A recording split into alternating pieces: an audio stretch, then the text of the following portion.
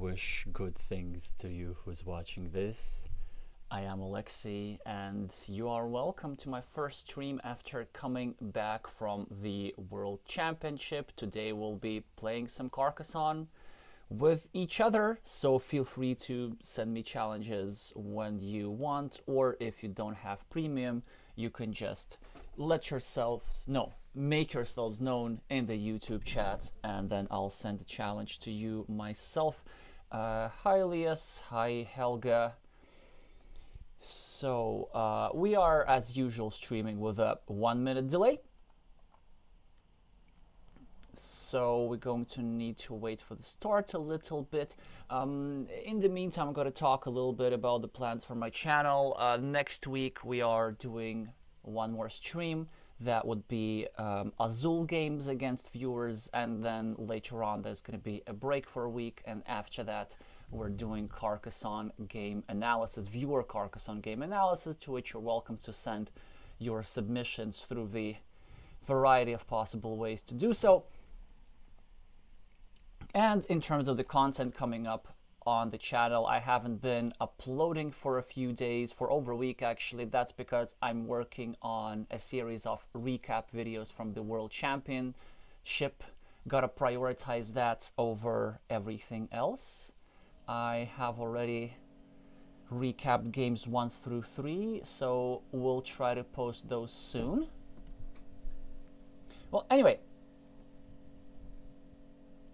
for starters, we have a challenge from Helga H. Good to see you. And it's slow speed, that's great, so I will have enough time to talk about everything. I have actually been practicing playing normal speed, which in reality is fast speed, because the World Championship is held with a rapid time control, 15 minutes per game, and in person that's really not a lot of time, because a lot of time is held by physically moving the pieces. Well, anyway, oh yeah, I see we'll also have a challenge from Self-Evident, so that will be my next. I see Helga was first.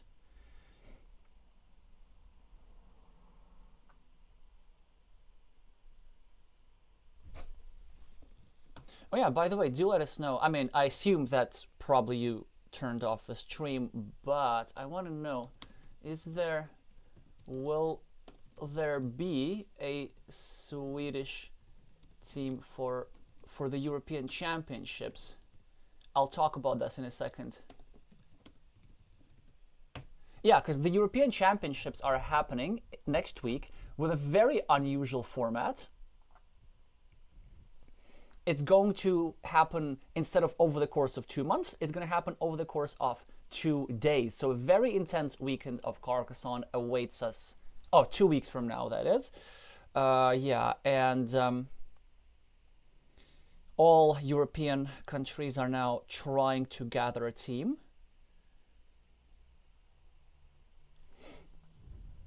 Team Latvia will be participating, just without me, because I cannot make it that weekend, but there are plenty of Latvian players who can participate. Anyway, so back to this game. We're starting with natural moves. I get 4 points, which is very nice. Also, as you can see, because the World Championships is over, I can finally switch back to the old clear artwork, so that's the tiles are clear for you and for me to see. But that said, practicing playing with the new artwork, with the extra curvy roads and stuff, it's actually really helping playing in person. Okay, now comes the real decision of this game. So my opponent is continuing their city. I think normally I don't do like this, but actually here, trying to break the city is a pretty good idea.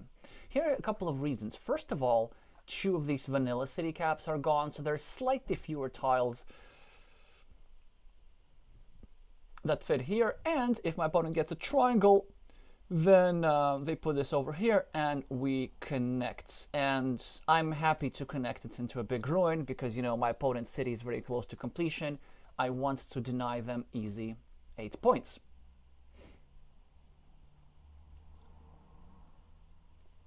And now, again, it's like an interesting situation. So what does Helga do here? One option is to go here with a straight road and push it into my city. But the problem with that, it restricts my city to the wrong kind of tiles, because this means that with any city plus road tile, I will be able to block this square over here. I mean, not any city plus road tile. I guess starting tiles are not good for me, but still. But, well, speaking of blocking, I can't really afford that. Because I kind of want to connect. Yeah, it's a weird situation, right? Because we don't know what's going to happen with that city. If I leave it alone, my opponent can finish it. But if I don't leave it alone, it will get... You know what? Okay, this is still the correct move. That was kind of the main point of my move. That was just trying to make that connection. Or at least... so basically, no, the main point was either I connect or I block. But the main idea was to prevent my opponent from drawing something what they have in their hand and finishing an 8-point city.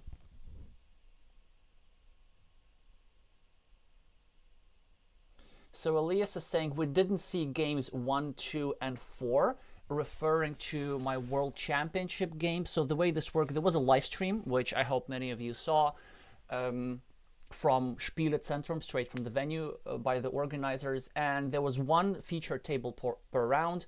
I played on the feature table in all of the playoff rounds and in 2 of the 5 preliminary rounds.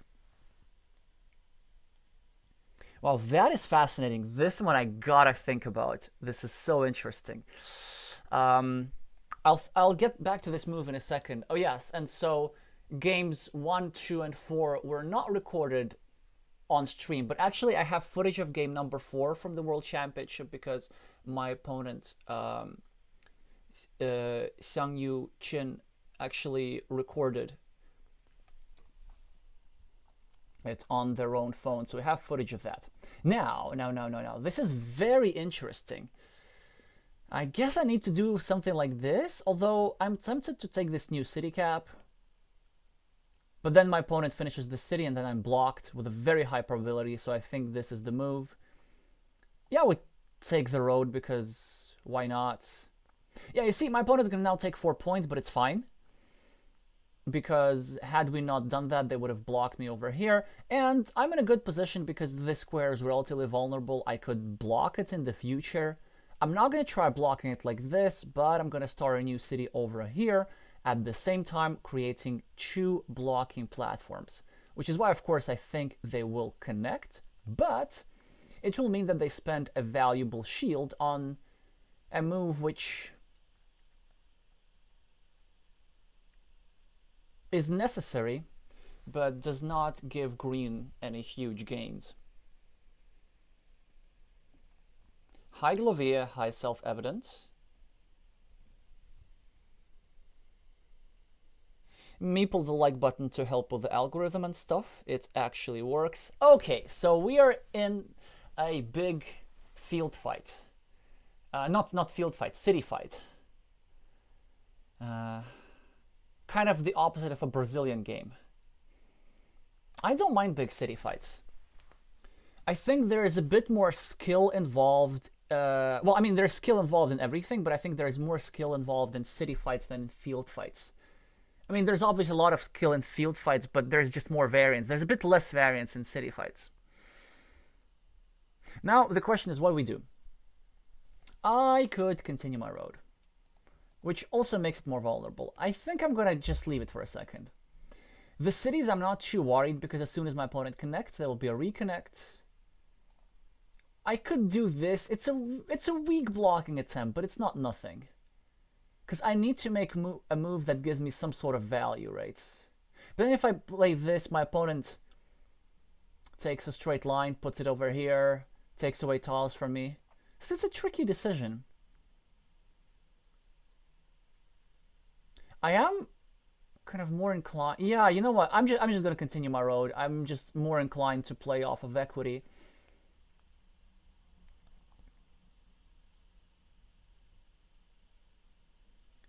Because, you know, a point is a point is a point. And for example, you see, had I placed this tile over here, where I wanted to initially, my opponent would go here and restrict my city, and that would not be nice.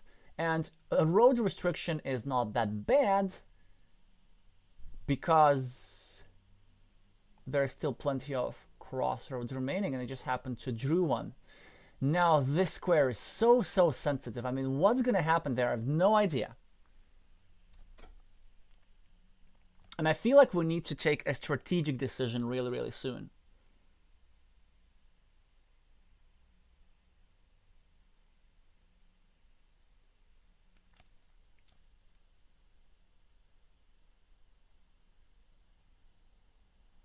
You know what? This does not look right. I mean, actually, why not? But this square is just so vulnerable in so many ways. Now, how do we play this? Okay, so let's just brainstorm our options. Option 1 is going here and just simply trying to block this square.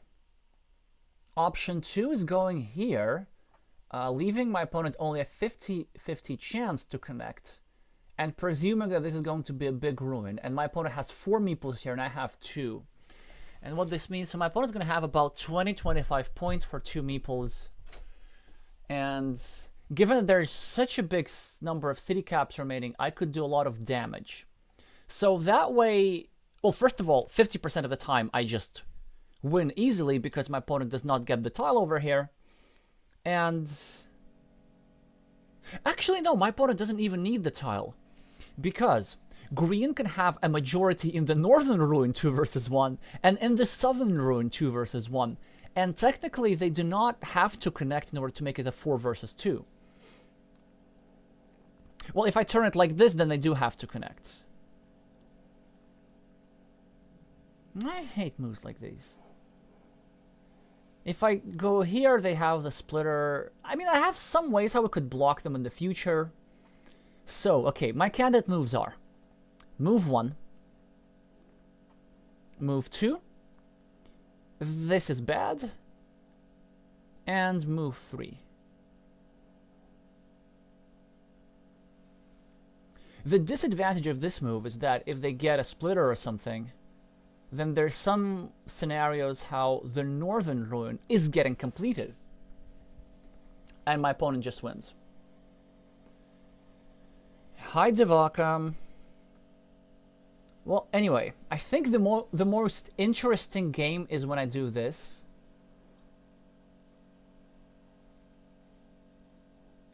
Surely this cannot be that bad. Yeah, but if I do this, my opponent gets a Dorito and just finishes a normal city.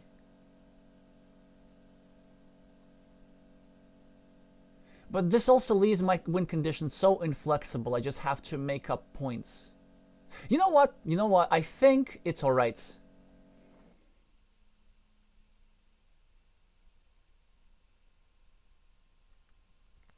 Whoa. Okay, so then this is paying off immediately. Why don't we start with something like this, actually? Let's see if we can get some sort of block going on.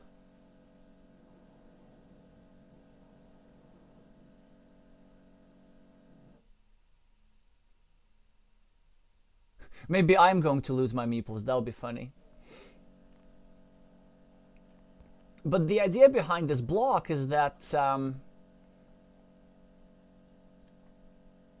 if my opponent does get a tile here, and they connect everything here, then I have a 2 versus 1 majority.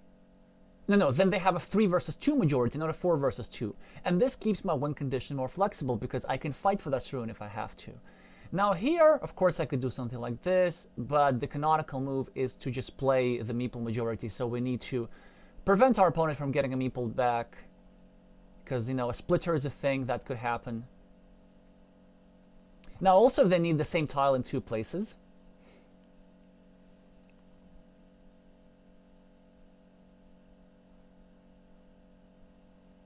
Which must be quite annoying for them.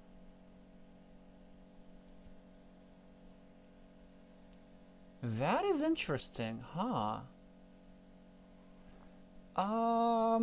Yeah, that makes sense. Maybe 1 lower is better, Just because you see, green needs a road. Green needs the triple city tile that they have committed themselves to. Green needs it to finish the road, and also this slightly restricts this square. I mean, I'm not going to do anything about it just yet. I'd rather continue my road over here and put some pressure on the other road. Okay, so we both get a meeple back, but the meeple matters a little bit more to my opponent than to me. Also, you know what? My opponent closing the city is not out of the question. It's possible. It's possible.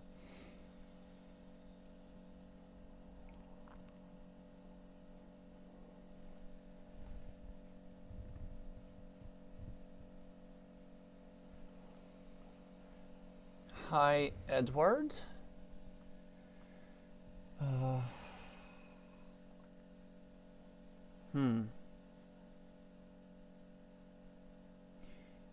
Yeah, this is a very nice road by green. Maybe that was the idea also behind their move, that I could sneak in this piece like that.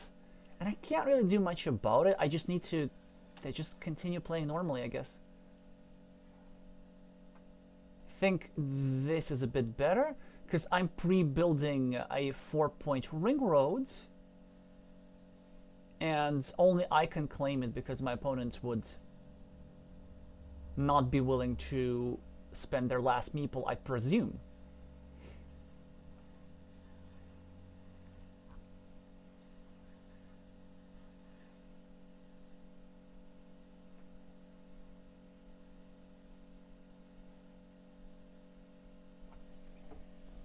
Somebody's working power tools outside in the streets. I don't know if you can hear that, but if you can hear that, there's like not much that I can do about that.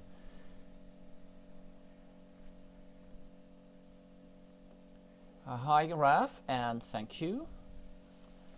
Yeah, so Helga continues their city. And I need to continue my city, the top city, not the bottom, both because of dagger asymmetry and because of putting pressure on my opponent's road. By the way, when I say dagger asymmetry, I refer to what kind of tiles have been out. And they are 2 right-handed daggers already out, and there's only 1 left-handed dagger out. So there's 2 left-handed daggers remaining, which fits nicely over here. So by choosing to continue this city, I get myself more tiles, and I think Helga here was a bit impatient. Maybe they wanted to prevent me from building my city here? From kind of building my part of the city, but they're subjecting themselves to a block, and I think instead they should have placed it over here and actually kept the chances of finishing the city alive, because now I'm going to go here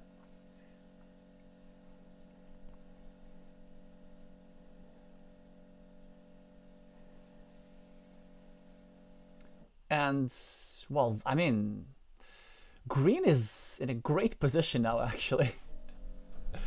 I mean, as I said, I signed up for this. They will be having like a 20-point ruin, but my idea is that I would have other stuff and meeples.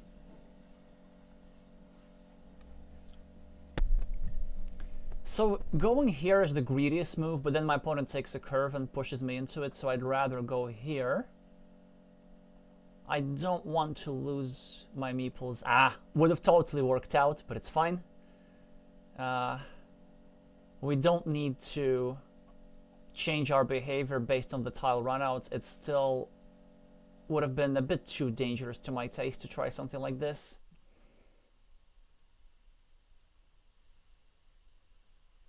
I mean, green is doing a great job, like playing with 1 meeple, because they're gonna get like 1 meeple back. And now, do we play timid or do we not play timid? I think we play timid. I'm just gonna get a meeple back here. Of course, the more aggressive move was to finish my road and get the extra 4 points. Yeah. Now again, interesting decision. Does Helga take 4 points? Or a new monastery?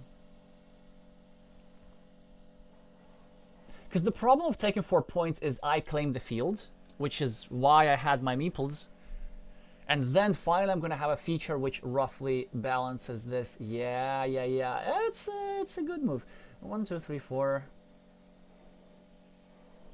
So then I'm going to just take the quick points. No big field, but it's fine.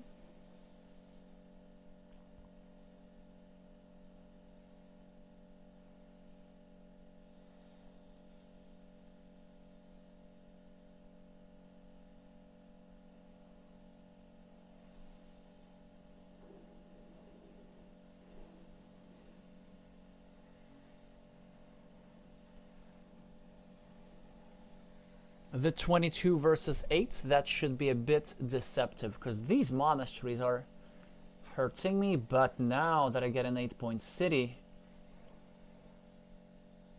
this changes things a little bit for the better.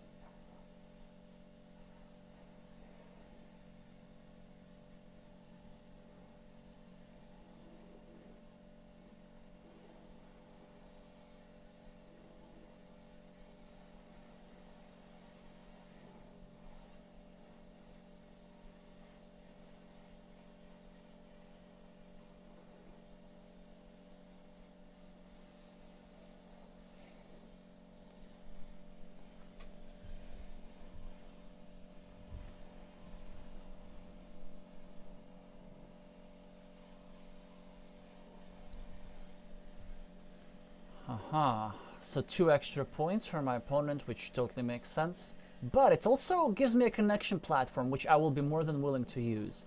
But not with this tile, because this tile is a road. Oh, shall I just share my opponent's road? Just make sure that they don't get any extra points. 1, 2, 3. Maybe that's actually not a bad idea. Or I can do this and pre-build the road. Yeah, I'm going to do this instead. The idea is that I don't want to risk my meeple. 1, 2, 3. Oh, okay, change of plans. So, what is more important, taking 4 points or denying? Yeah. So basically, the idea was I was kind of preparing to take this road, but now it's a change of plans because 1, 2, 3, 4. All 4 starting tiles are out. 1, 2, 3, 4. Yeah. So I'd rather my opponent not have a meeple because that's how we were playing this game. Just pure meeple restriction.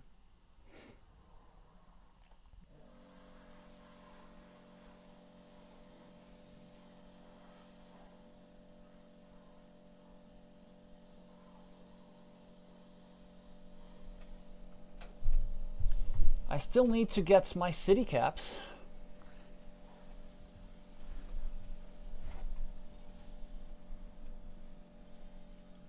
Because I'm still technically behind.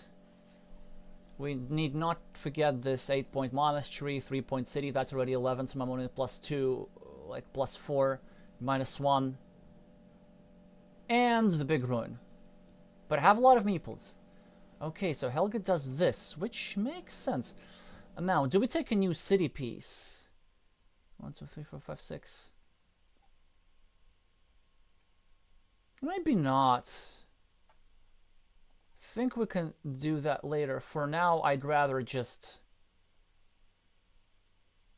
I was going to say take meeples back, but it's not like I really need the meeples. But given the large number of, how do you call them?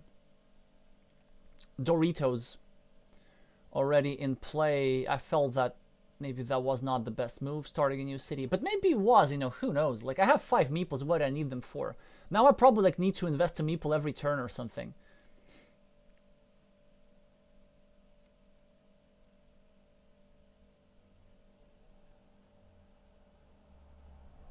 But 4 meeples, it should be enough to make up a deficit of like 20 points. 5 points per meeple.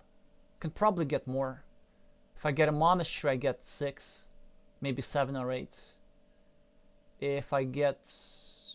I just need a boatload of city caps. That's the plan. And they're coming. Ah, you see, I knew it. That's a good move. Removing a monastery spot. Because my opponent knows that only I can use monasteries. But now we managed to win a big flip.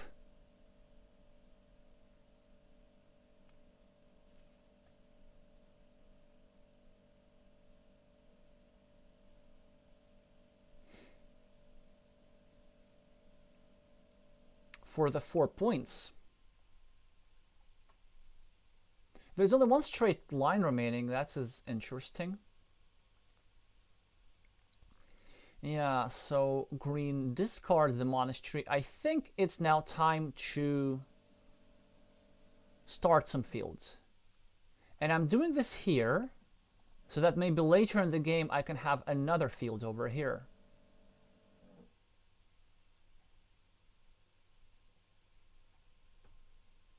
Well, that's the dream tile, right? Green can get 7 points with this tile. 1 point for this square, 3 points from here, and taking away 3 points from me. That makes it 7. And because of that, if I get a splitter, I will probably have to go here, just to prevent my opponent from taking these juicy 7 points. Yeah, 7 points is a lot. Yep, there we go. So let's just actually count this up. 1, 2, 3, 4, 5, 6, 7, 8, 9, 10, 11, 12, 13, 14, 15, 16, 17, 18, 19, 21, 22, 23. 23 points. As I said, that's exactly what would happen. 23 points here. 11, 34. So I'm down 13. I'm down 12 points. But I have 3 extra meeples. It should be enough. It should be enough. How do we play precisely? I could start a new city, which looks blockable. Looks very blockable. Or I could just go here, but then leave an empty city cap for my opponent, and my opponent just has a tough time with quick points, so I don't want to give them easy quick points.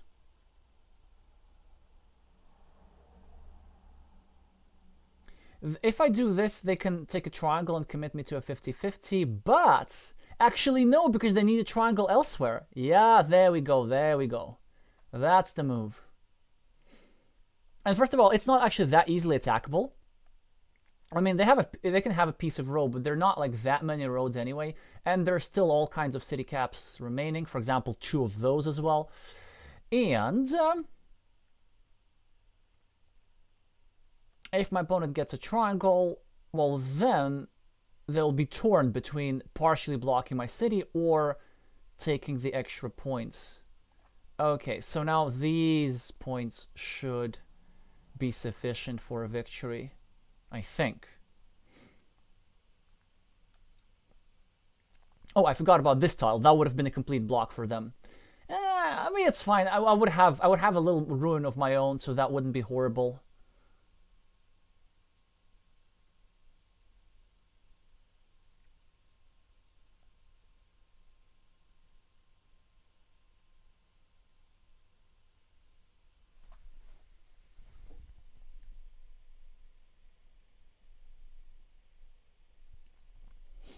Just gotta remind you about those meeples on the like button. That would help a lot.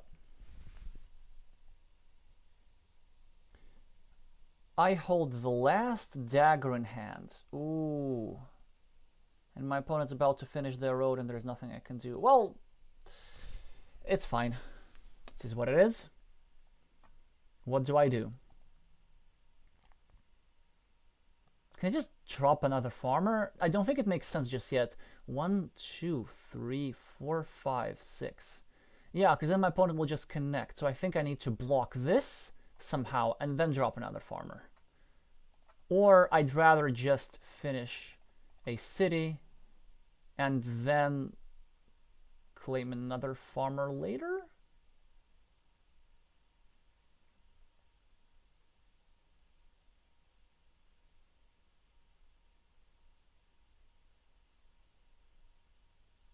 I am playing this way more passively than normal.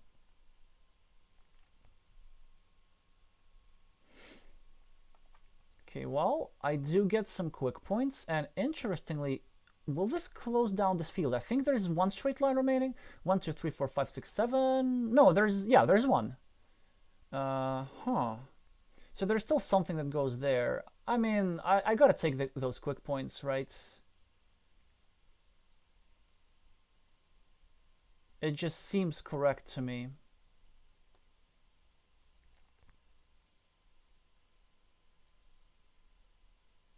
And honestly, like, green after a certain point was playing really, really well. Like, just manufacturing. What is this road?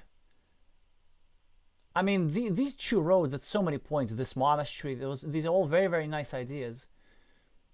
And this monastery as well.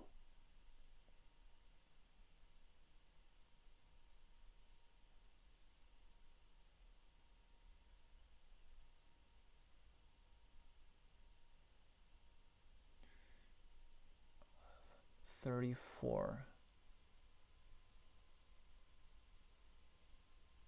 So if a triangle goes here, I'll be up +2. Not more than that. Okay. That's a nice city. There's a way to drop a farmer here. Maybe I want to prevent that. I need to spend a meeple every move. But do I do it like this? Kind of trying to threaten a new city?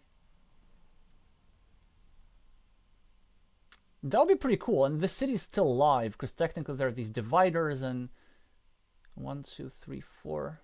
Yeah, actually. Why not start a new city if it's live?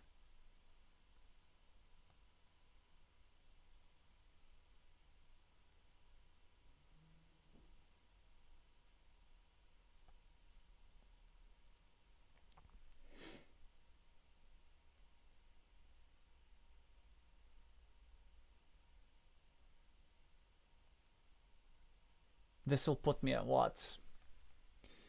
+6, I think. And again, I'm already counting the points here.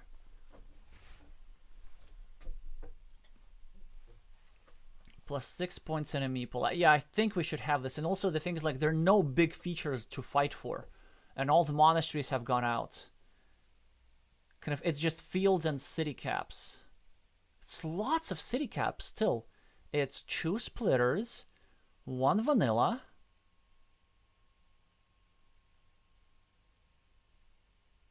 Oh, like that, huh? Well, then I have to oppose you, right?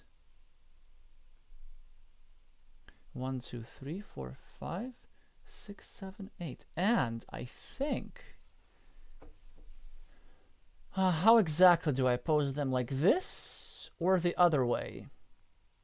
Because if I do this, then with a couple of roads, if I get a... Yeah, I think the other way is a bit better. Because it's direct opposition. It's also pre-building a 5-point road, which really only I can claim. 1, 2, 3, 4, 5, 6, 7, 8. Yeah, so there is 1 curve remaining. So let's just go here.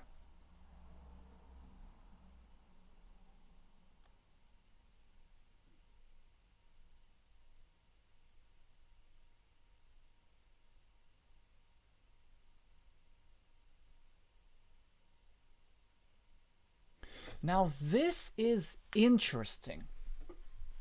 So should I give my opponent a meeple back just to claim some extra points? Or should I not do that? So what are the pros and cons? I mean, I honestly could just go here and then threaten the completion of this. The cool part is that it's actually a 50-50 chance, or even better, because there's 2 splitters and 2 triangles. No, 1 splitter and 2 triangles. Like, I could just complete this, but I think this is a bit better. 1, 2, 3, 4, 5, 6, 7, 8, 9, 10, 11, 12, 13, 34. Yeah, because it just caps my opponent's city. And this field will now no longer be up for grabs. So I think this is just the better move.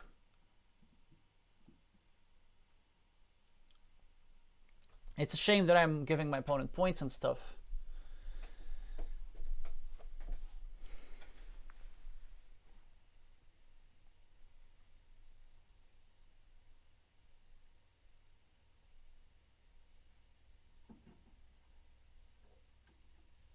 Still feels like the right decision. Oh, and also another idea is that at the very, very end of the game, depending on who has the last move, I could either take the curve and expand over here and get this city into this field, or I could take the one remaining straight line and expand over here and have this 9-point field.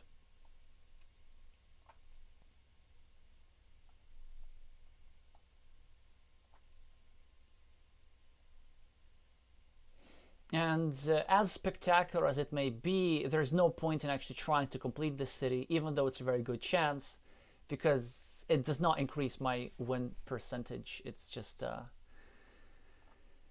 Whoa!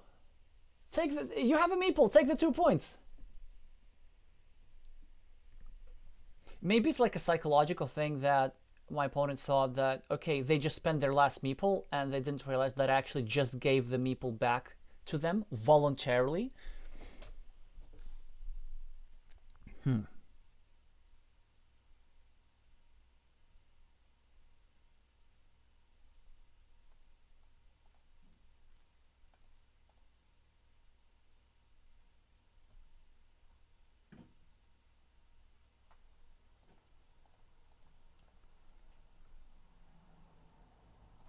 I think I want to do this.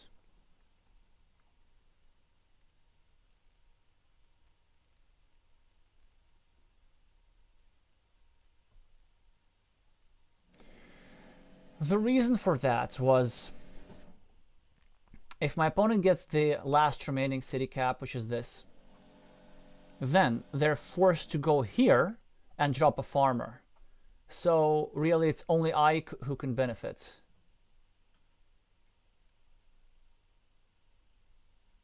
So I can take 3 points in any number of ways.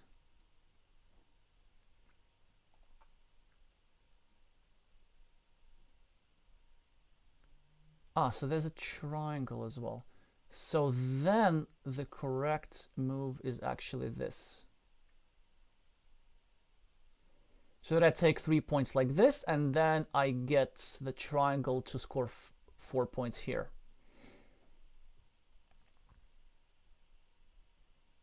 And unfortunately, none of my ideas about the straight line and this really materialize.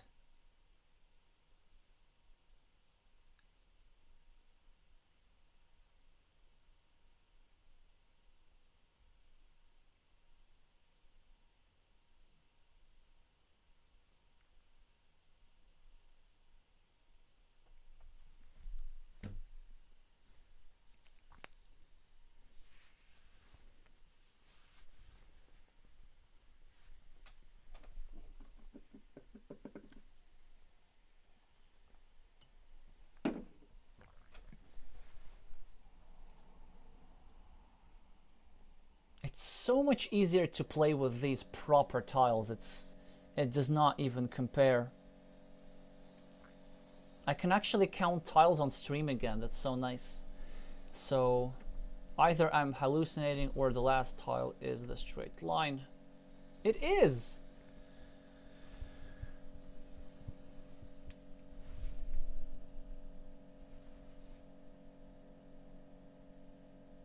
Elias is saying that it's a common thing to forget that your opponent just gives you a meeple back.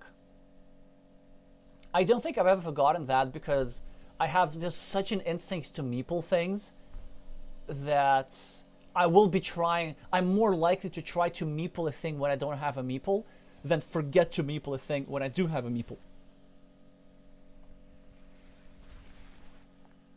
Like every time when I don't meeple something, for example, if I have to forego quick points, there's a little something in me that I need to overcome.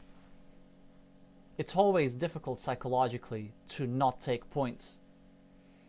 All right, thank you, Helga, for the game. I know this was really interesting and quite a rare imbalance. I mean, it happens. So typically, a more common imbalance is if you let your opponent have a field with +2 majority.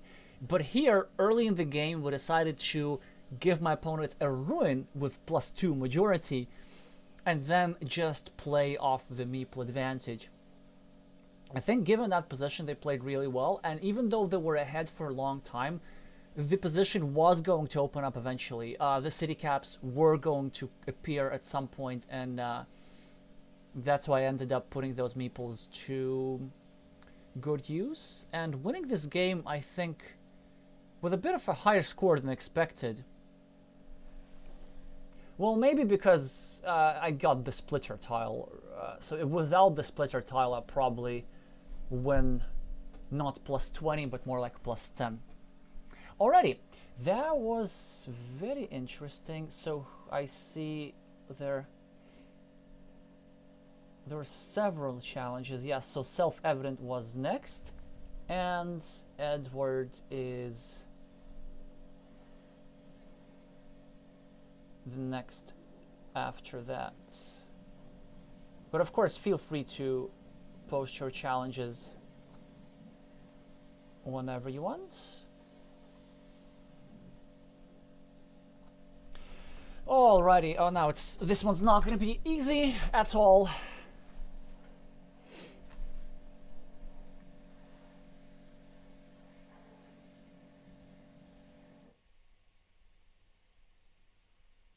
Especially I'm in a second position.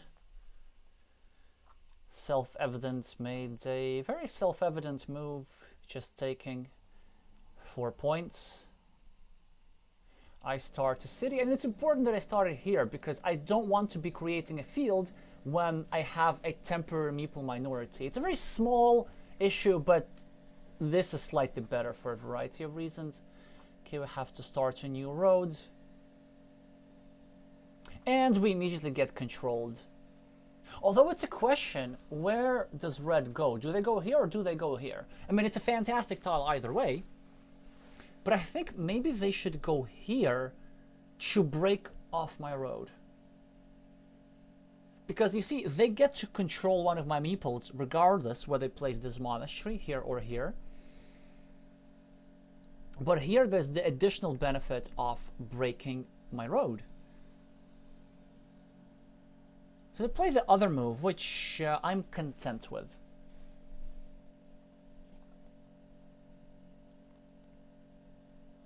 How do we go? How do we do this exactly?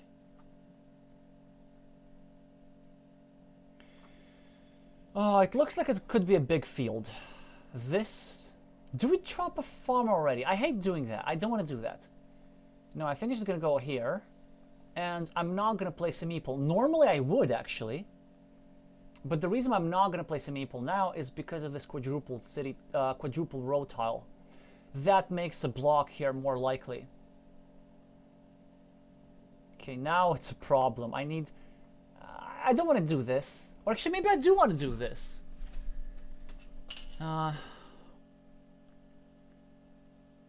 I mean, principle of 2 cities works with Doritos as well, but I'd rather go here.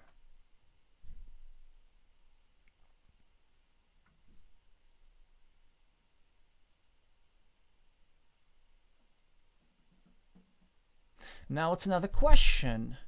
Do we just leave this alone, or do we go here? I think going here is not that bad. If my opponent has something here, they'll be making the monastery more vulnerable. Yeah, let's just do this.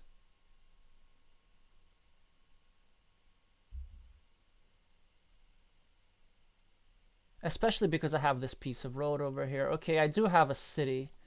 I need to finish that. And just let me survive 1 turn. Okay, they do.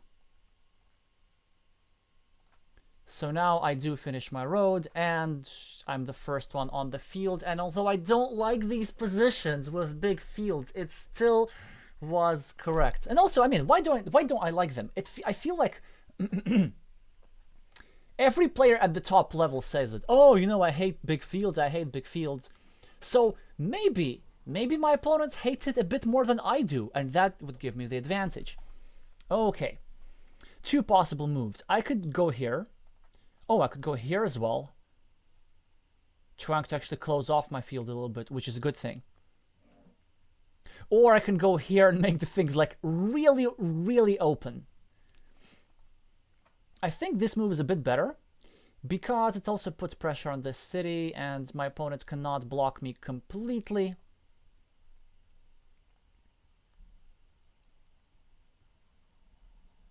But yeah, the downside is that this field is so... No, it's not a problem that this field is big. Again, why do I keep saying this? It's just because I don't like something does not mean that it is bad. Oh, maybe that was a bit more deep than I was planning to be, than I was planning to make. There's something that I want to do real bad. Something which may or may not be correct. So, I have been practicing with Brazilians recently.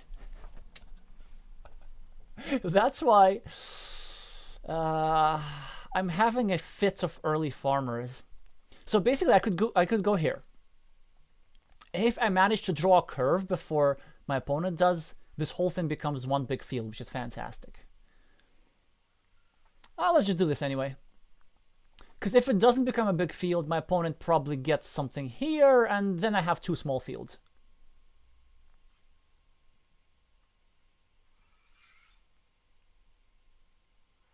Red has to go here. Yeah, that's correct.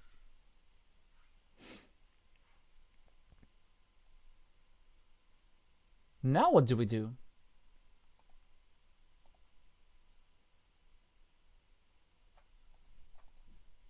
I could start a new city here, pre-building. No, I don't want to I don't want to pre-build this road because I want to take this little piece when I finish this road. Let's just try and see what happens here. Wait, if I do this, my opponent makes a big city here, and I have a 3-point farmer. If I do this, my farm kind of becomes small, so that's not cool. If I do this, though... Yeah, I think this is not bad. I mean, I'm not sure, but I think this is not bad. Just gonna let them take the road here. I'm playing this a bit weirdly, like I normally don't do stuff like this. I really don't. I know, I'm leaving empty road pieces. But I get to block here. I mean, I thought this pretty... It's alright.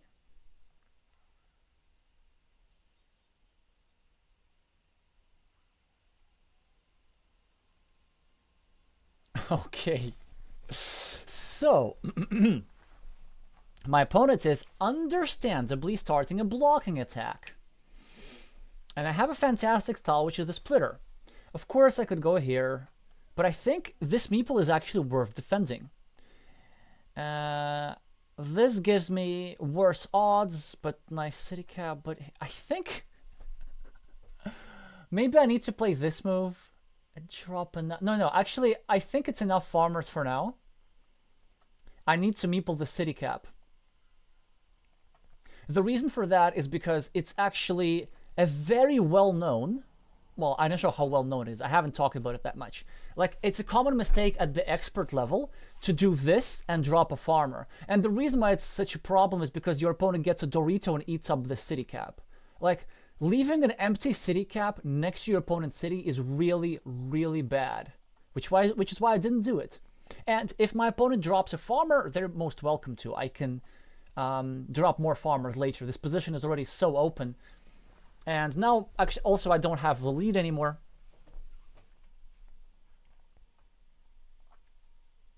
So let me just try block my opponent's meeples.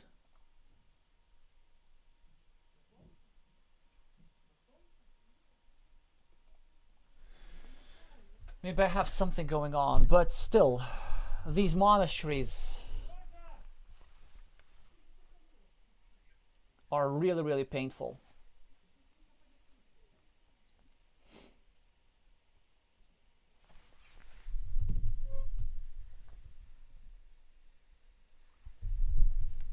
Elias, you said you would have played that farmer too. I think you mean the second farmer. This makes me feel slightly better.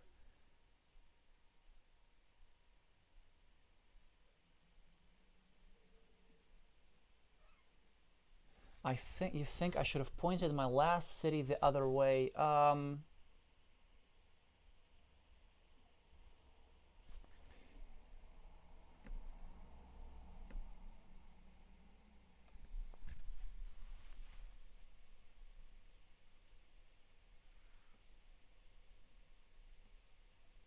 Oh, cool. There's a solar eclipse apparently. Oh, ooh, ooh, ooh, ooh, ooh, ooh, ooh. Okay, okay. This is fascinating. So, red is getting a tile which gives them a meeple back, but it allows me now 1, 2, 3, 4, a 50-50 block and a connection to their city. I think I have to meeple this as well. And all the splitters are gone. And I just need one more city cap in this field to justify this farmer, and I need to somehow defend this one. So let's do this and see what happens.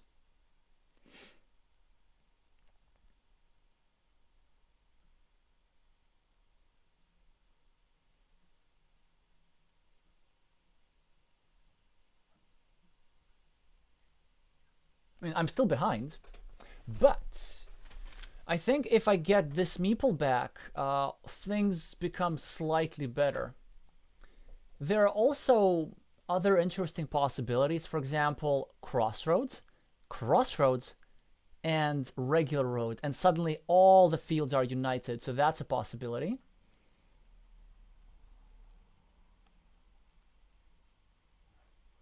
But there's not...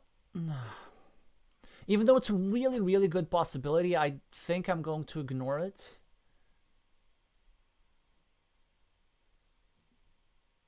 Just because I need to do something with this tile, and that something would be the creation of a blocking platform.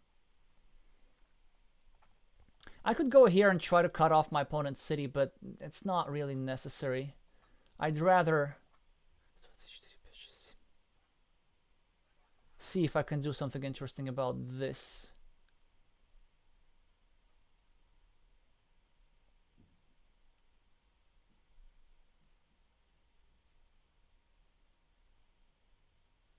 Now, what could I do? I could connect here, but this is not necessary. I'd rather start a new city.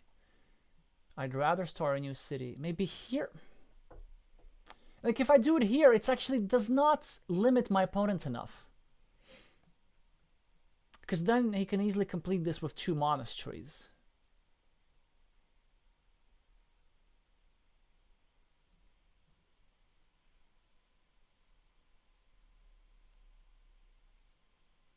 It still limits him somewhat. But I really want to be putting a piece of road here. Because you see, like, if I go like this, and let's say my opponent gets a monastery, at least I have a piece of road and an opportunity to block. So maybe I go this, despite the fact that it pre-builds a monastery spot for why did I not think about this? Oh, that's so bad. That's so bad. Oh, man. Why did I not think of this possibility? It's so bad. I should have imagined this.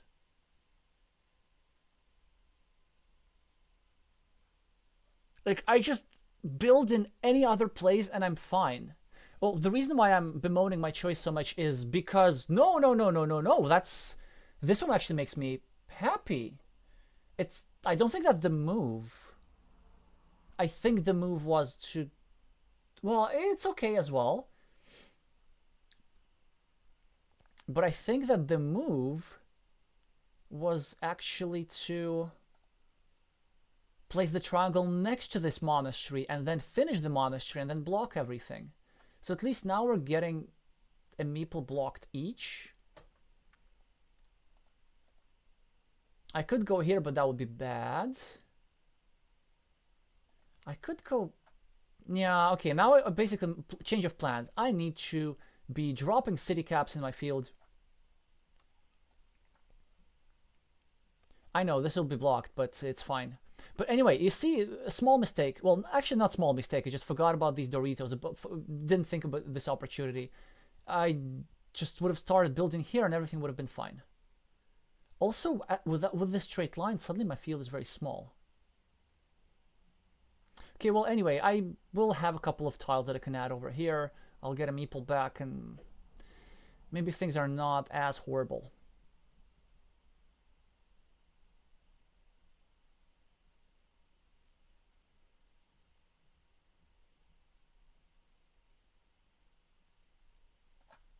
Okay, let's drop this one here. Expanding my other field.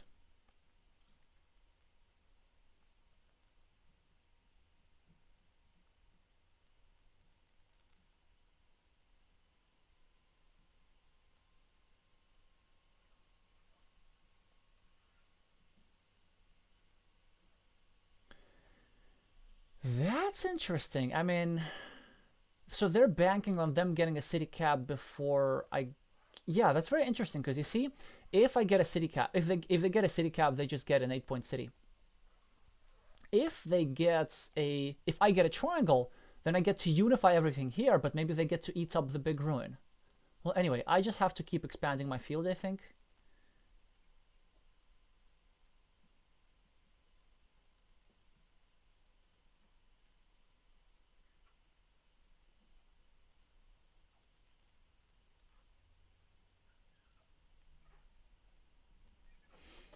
So now I draw a lifesaver. I can't really do this. They'll just eat up my ruin. I think I need to let them finish the city. I'd rather make sure that this here can continue. They do draw one of my tiles. And I think I need to drop this in the field again.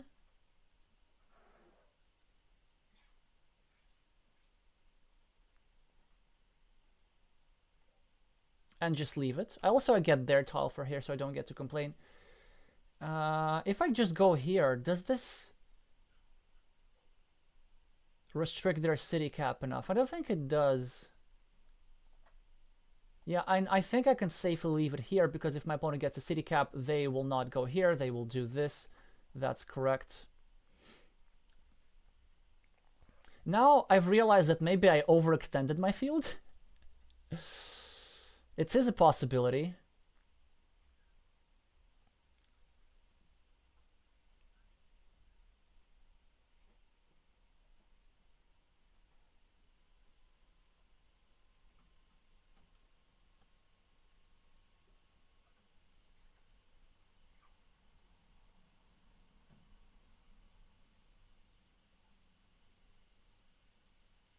But what could happen? What could happen?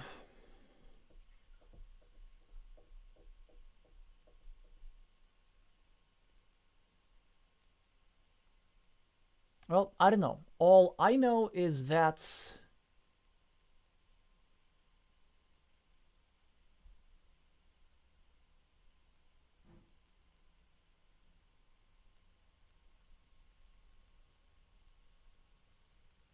okay, they place it here, which makes sense. But if I go here, it's an interesting idea.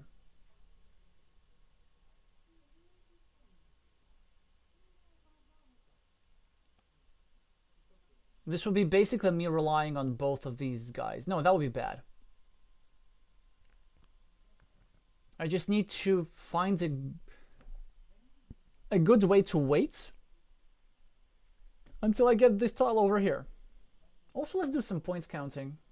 So -8, yes, -2, -3, -11, -19 equal. So -19, but I have 21 field points. I'm 2 points ahead right now. So this probably means that I can't really win without this tile. Or maybe there's some sneaky way how I can just hold on and then take away, my opponent attacks the field and I take away the field again, something like this.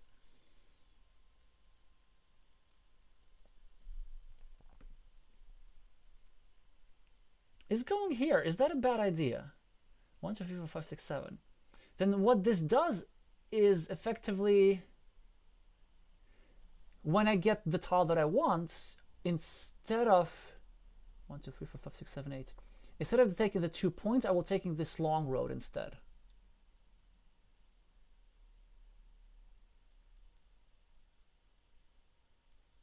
I don't know how much I'll like it. I'd rather keep the option of connecting all fields.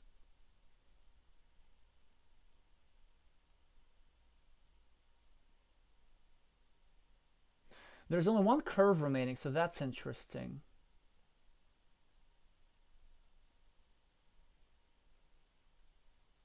I don't want to go here either. Maybe I just add 1 point to my city, something like this.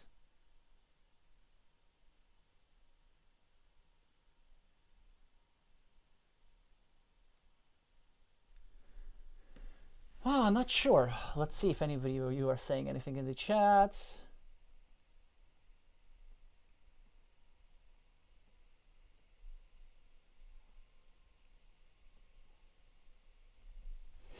Okay, okay.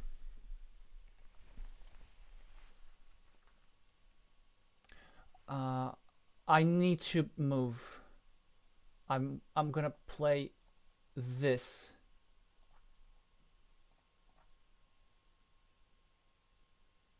There were some reasons.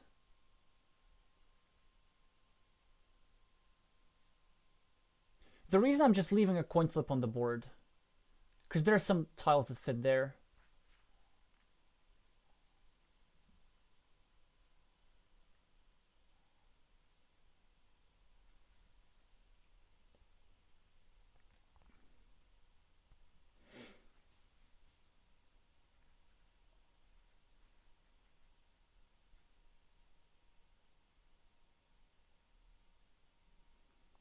Yeah.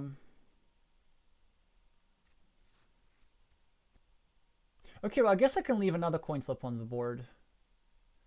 Now we are technically equal. I mean, my opponent will attack the field at some point. And the question is, do I want to try and close down all the connections? Well, I will if I get a triangle or something. Maybe I can put something here. Or do I want to open things up? I think, first of all, I'm going to start with this. Mine. No, no, no, that's mine. That was mine.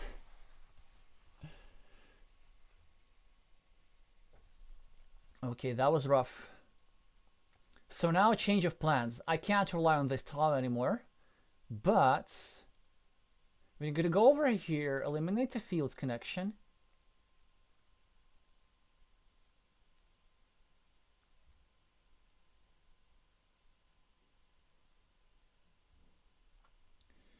I guess I have to go here. Or do I have to go here? But this also creates another 9-point field.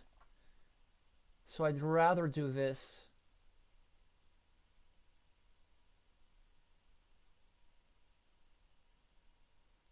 Because these are already 7 points. Now suddenly my field is not that easy to attack. I mean, everything's blockable.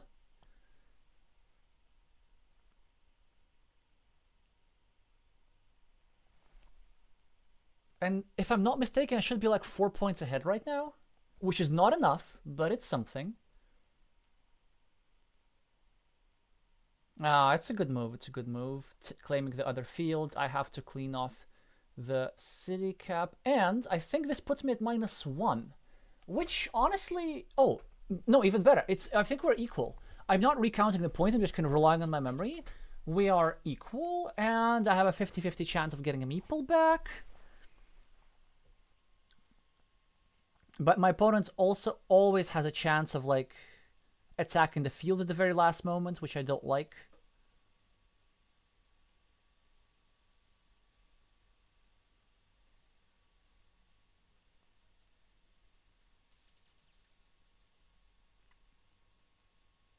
They could do it right now.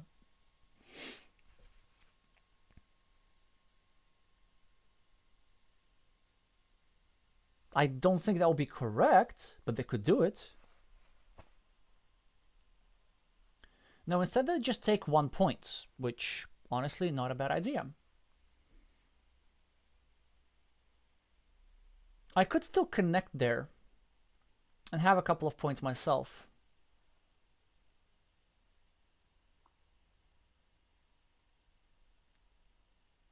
There's 1 dagger remaining, so we might just put... actually we might put up a flip for the dagger like this.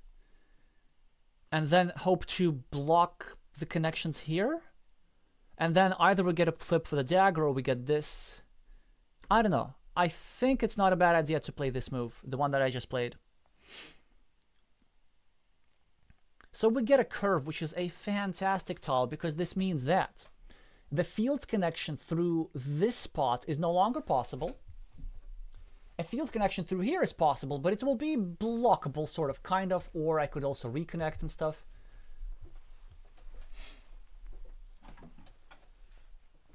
This is an exciting game. More exciting than I hoped it would be.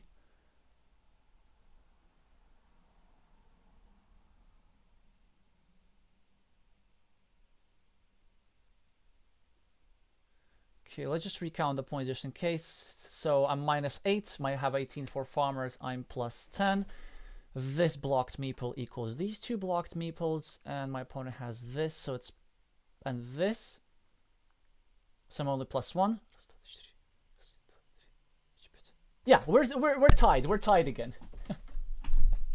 That's so interesting. We're tied.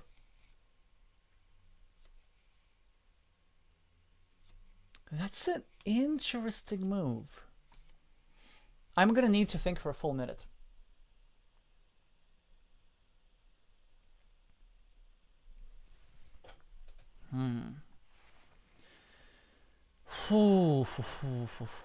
Do we just save that spot? I feel like we should.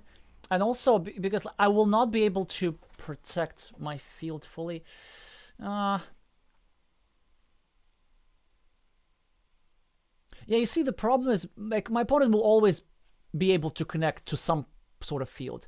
I could also 1, 2, 3, 4, 5, 6, 7. Ooh, I could also pre-build this road actually for me to claim if I get this. But it doesn't matter, because if I get this, I probably win just with the extra meeple. So I'd rather just preserve the coin flip. Lo and behold, it looks like it's gonna work. Unless, you know, if I get this, my opponent gets the crossroads, then I get 7, my opponent gets 6. So it's like nothing. It's not, there's no difference. And the problem of controlling fields like this is my opponent will always have an option to attack them at the very last moment.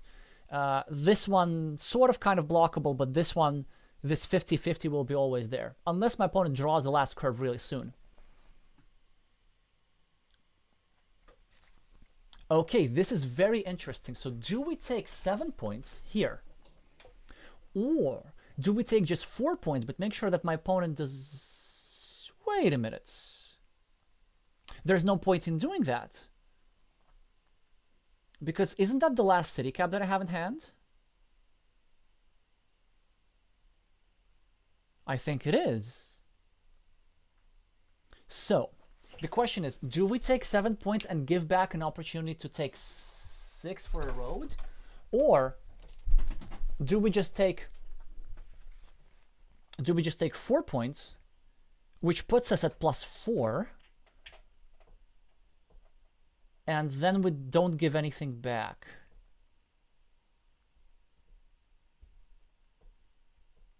The good thing of being yeah, you know what? I think we need to do this. Weird, right?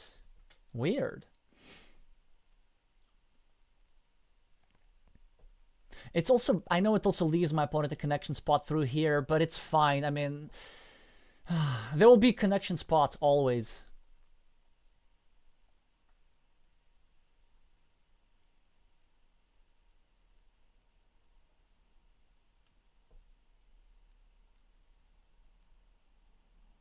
So this is blocked, which is fine. So I think I should start thinking of my own things. I could just meeple a 5-point road and hope for one of the 2 road ends. I'm +3. This puts me at +2. It also eliminates an opportunity. No, it doesn't. It sort of eliminates a field connection No, it doesn't, because there are no Doritos. There's only, well, there's one of those.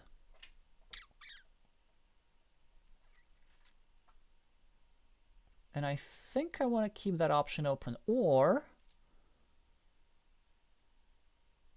yeah, let's try this. Let's see what happens.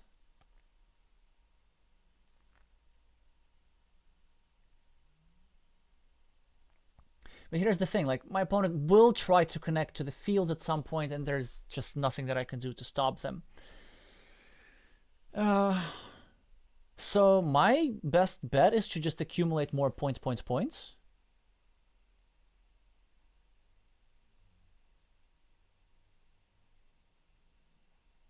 And I hope that I can make enough so that if my opponent does connect to the field, which would leave them 11 points if they do this, right? Because they take 12 from me, and then they also give me for this road. Then I would have enough to survive. Just place my last meeple on, I don't know, like a 5-point road over here, something like this. There's one tile that does that. Actually, no, let's do some tile counting. So the remaining is obviously the crossroads, the Dorito of the road, no curves. Let's just double check for straight lines. 1, 2, 3, 4.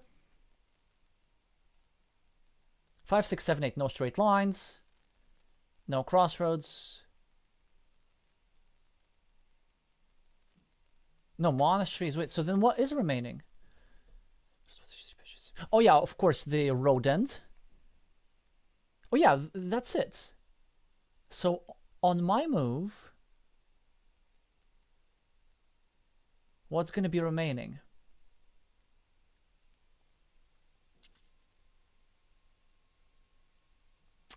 I think it's impatient a little bit because I get to block. Yes, I get to block. And the thing is,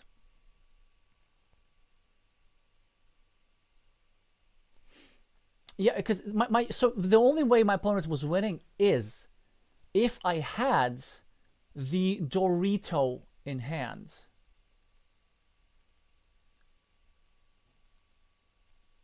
And yeah, because with anything else I can block, and so now I can just block and win.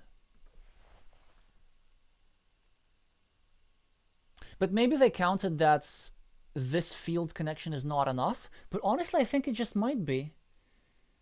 Well, anyway, I'm glad I managed to come out on top in this one because okay, what's the most extravagant way of taking 3 points? Because I think I made a mistake with the city placement because I blundered. I didn't see actually this option for my opponent and then just managed to somehow dig out of this. How did that work? Also, never got my crossroads meeple back.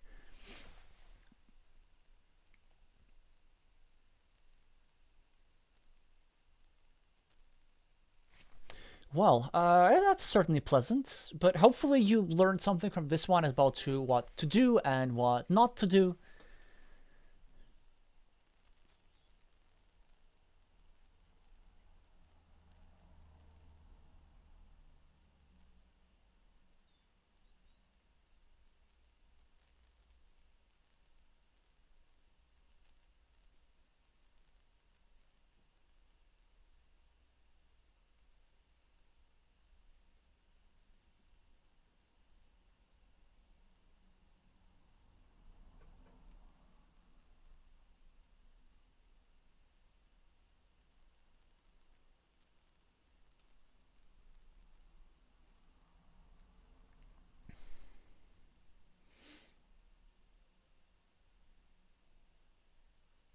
Yeah, so my opponent is down only 6 points, but it's interesting because the position was so dry, they had to attack a field.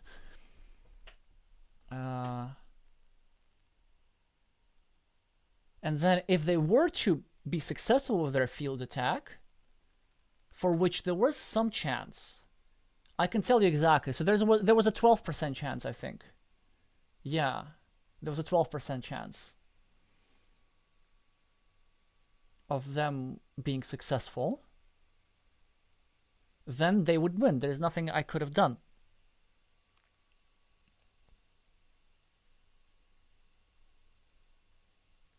But I'm trying to think of something else. If they instead took this farmer and attacked here, so they would be making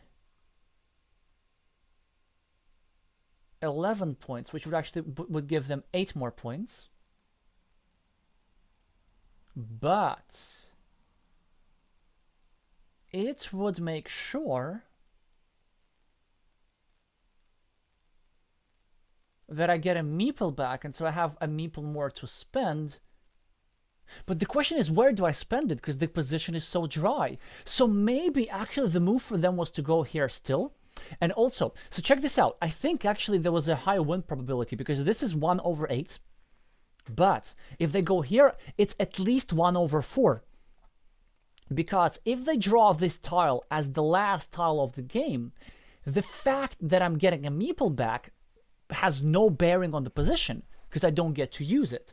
So I think there they had at least a 25er, and they actually did get this as, no, they didn't get this as the last tile, they got this as the penultimate tile.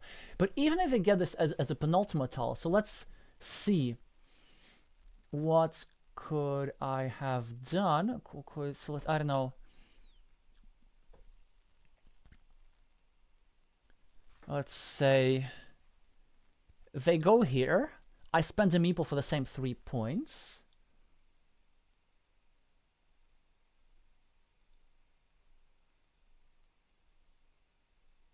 Yeah, and you know, and then they give me a meeple back, and I have 2 meeples, and I have only 1 move to play. I think that's how it works. So yeah, they actually had a greater winning chance if they go here instead. Then I would have to either find some way to re-attack the field, which honestly I just don't think exists, or simply accept the coin flip. What an interesting position. So on one level, I'm glad I made those mistakes because it resulted in such an interesting position.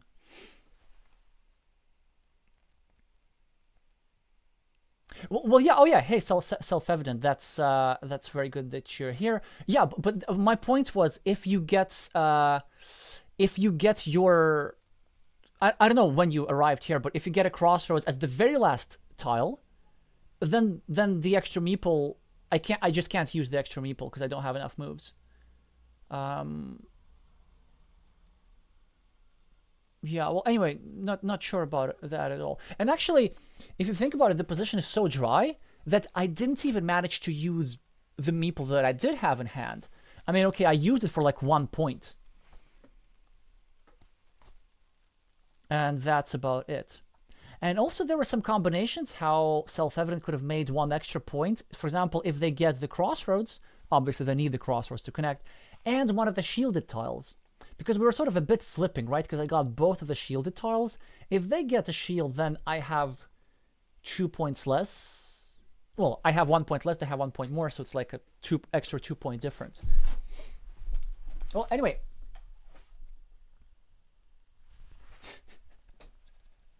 The Nightmare Road Monastery. I mean, you know, we had 1 road monastery each. This is fair. This, of course, refers to a game we played in person, which I'm not going to spoil until I release the actual video. Okay. Oh, I missed so many things in the chats. Hi, Crafty. Hi, Horim. Yeah, you're still in Germany. Still have not come back from the World Championship. Todd B saying, could they have won if they joined with the crossroads? Well, yes, of course. I mean, that was enough for them. Alrighty.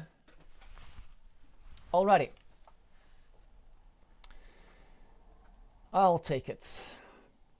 So Edward was next, I believe. I'm going to accept this challenge a little bit later because Edward was first.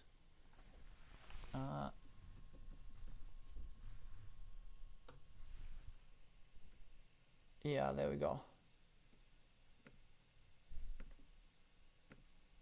I'm gonna put it on slow just for talking, but I'm not going to try and prolong this on purpose. I had to think longer for this one because just this game was so hard. hopefully we get to play an, like, classic open position with, I don't know, lots of farmers or whatever. Not too many blocked meeples.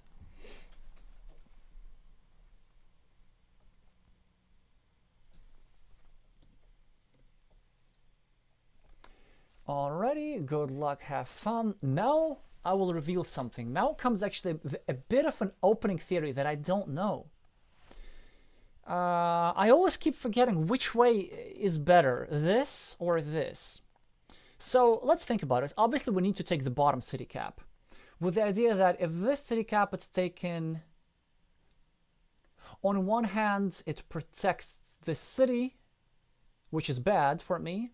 On the other hand, if I know, like, if my opponent gets a regular city cap, then there's some blocking opportunities. But it's the opening, so we don't care that much about blocking opportunities. If we turn it that way,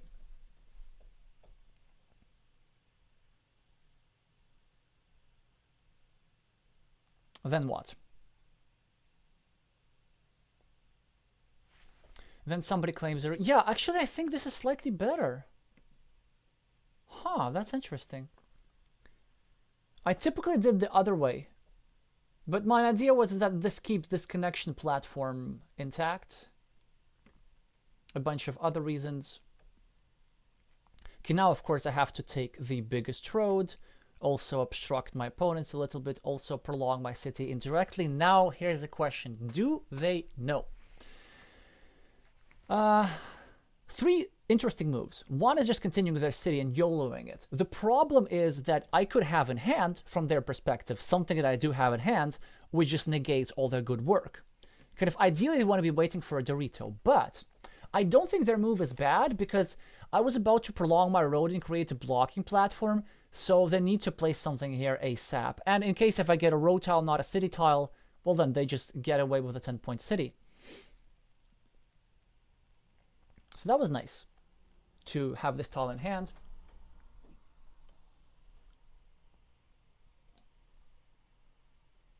Okay, this one I think is a mistake, because it helps me more than it bothers me. Like, just think how long it will take to block, and this move was okay with a meeple on the road to enter a 2 versus 1 winning mini battle. But for now, I just get to continue my road and enjoy this. Yeah, exactly. And so what will happen, I will claim a new road just as I finish my city. So red just ended up building a city for me. So my main advice would be to, like, players at the sort of early expert stage is don't block too much in the opening. Block only if the payoff is really high, like, I don't know, you're threatening to block 3 meeples or whatever. Or if the probability is really high. For example, imagine if 3 of these tiles had already gone out. Then you could try doing something like this. Or block if you can make the same move and score points. So for example, if this was the same move but with a crossroads, you would be scoring 2 points and pushing a road into my city, which would of course make sense. But now, I mean, yellow has big advantage here. Well, not a big advantage, but it's a 7 points advantage basically. I have 2 roads and my opponent doesn't have anything.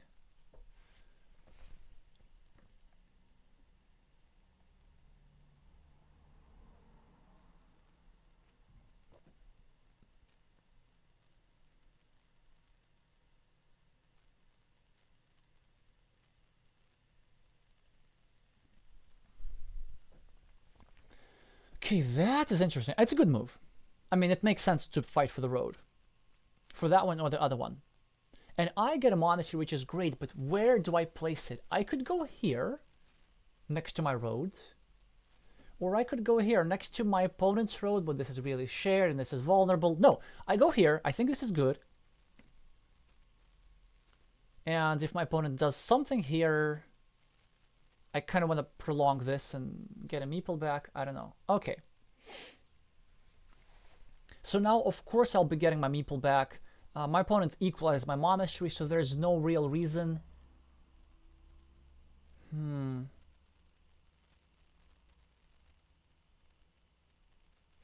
for me to fear blocking. Like, my opponent could get a straight line, but then they'll be blocking just both of us. I think the real question, which we should decide, by the way, before placing the tile, do we drop a farmer? I think the answer is actually no. The tempo is not worth that much. And if a straight line comes in here, then suddenly this field is very, very restricted. There are a lot of scenarios where we end up with just 6 points. On the other hand, if my opponent gets a curve, then they can drop a farmer and the field becomes really good.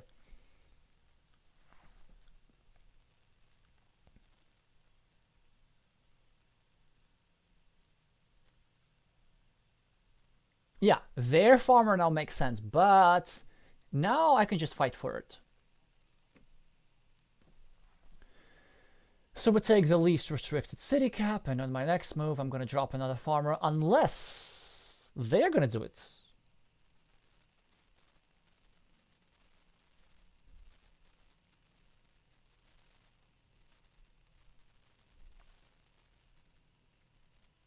But if they drop a farmer, maybe we can draw something like this, put it over here, and keep the field fairly small.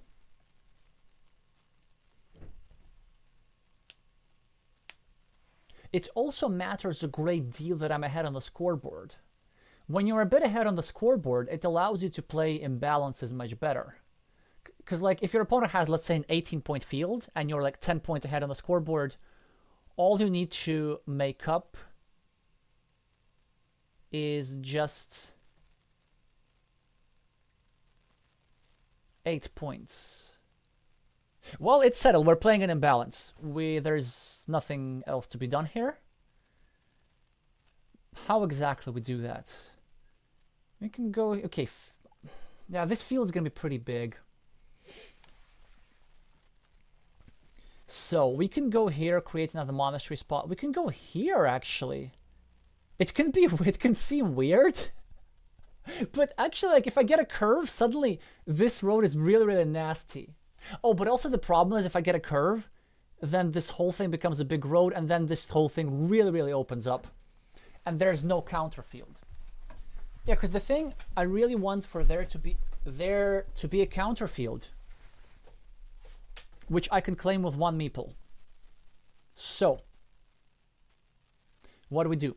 I could also just take this road, actually. Don't think that would be good, though. I think I either need to take this road or do something like this. But my move is going to involve a meeple. Okay, Sunny 369 also noted.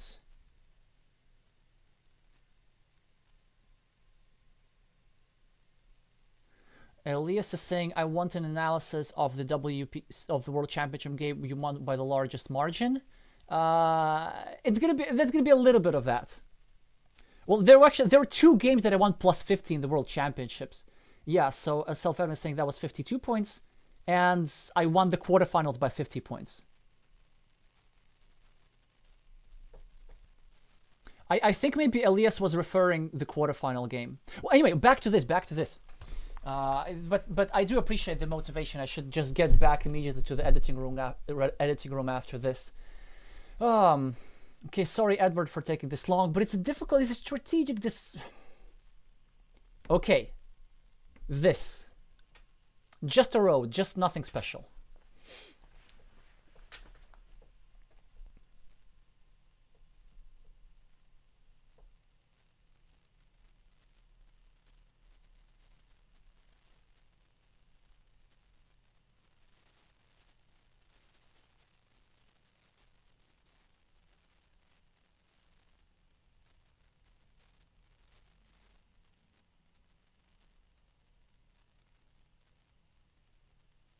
It may look like a weird, vulnerable road, but it's not that vulnerable, and it's a road. Like, it's 2 points, it's better than 0 points. Especially since we're probably going to be playing an imbalance, then that's how it works. You score a lot, and your opponent's field is not enough to win.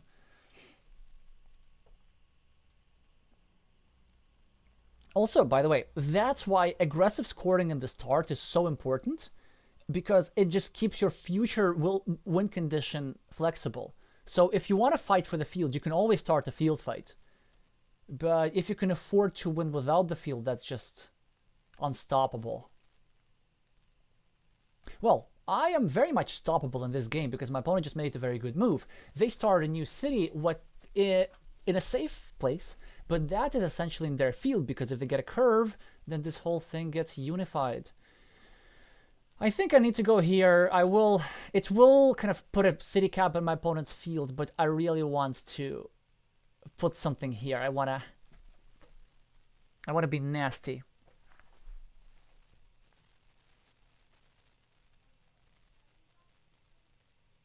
Okay, so they play a natural move, but another really cool move would be to place this tile over here and just wait for the Dorito. Okay, so we need to break their city. Now we're playing a meeple majority, and now they are in a pickle because they get the tile. I think they need to still go for this, I think. Yeah, they still get, because it's still 4 points. But at least the field is now much smaller. And this guy is not in the field. Do we attack the... No. I want to wait until red builds this up a little bit more, and only then attack.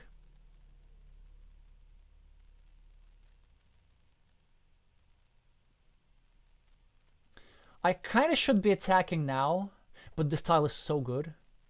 So I'm doing this at my own peril. It could be a mistake.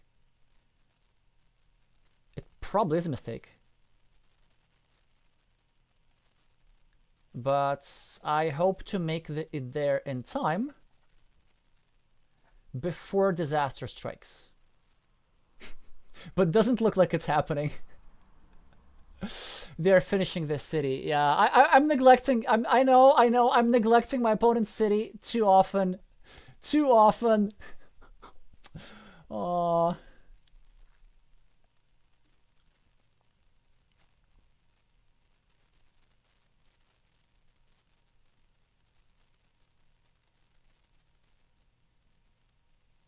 Well, they can expand their field over here, I guess.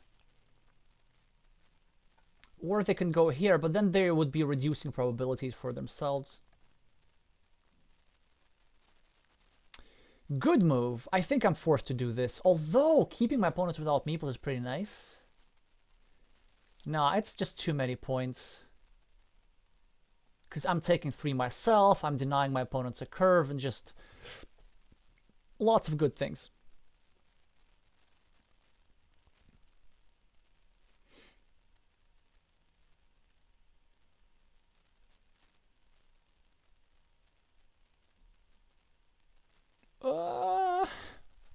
Will I end up without my city? I don't know. Actually, I feel I shouldn't protect it, because if I do like this, then it's easily blocked. And there are not many road plus city tiles, so I'd rather just go here and either connect to my opponent's city, which is not going to work, so they should cover it up. That's well played by them. And at least I get to finish this city. I should have thought a little bit longer as to... No, everything's fine. They get a splitter for the top, but it's fine because I can just finish that city. They should use that splitter there, I think. It's a good use of a splitter. There's a monastery spot, all kind of interesting things. Yeah, by the way, so it may seem like it was a horrible decision for me not to use this tile to attack my city. It's not horrible, but I think it still was a mistake. But it's not a horrible mistake because, look at this. These 2 tiles, with which I did not attack my opponent, they gave me 8 points. And I still have blocking out for this. So I'm going to try and do that.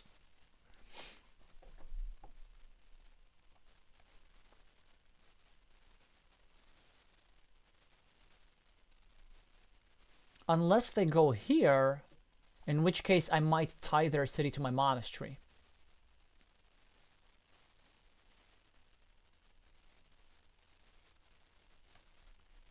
Speaking of monasteries, look at this square. If I get a monastery, I'm putting it there, even if it's a regular one, which is blockable. Doesn't matter how blockable it is. 8 points with one move. And my opponent's field is relatively small. Yeah, that's what I did not want to happen. Well, so this is a fantastic blocking tile. Like, that's what this tile is designed for. If I do this, I shouldn't do this because there's actually not that many city caps remaining.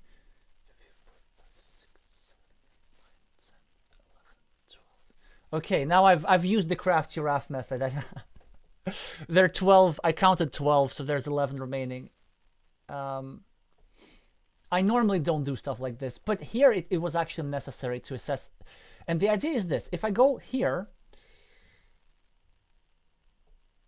I take away some good tiles from me, because if I get a curve, that's how I want to finish this monastery, or if I get a monastery or whatever. So I'd rather just have some more blocking out and maybe hope that if my opponent gets something like a city cap, then they are forced to defend. And now that they might be forced to defend here, because it's like make it a 50-50. So maybe it's not so bad.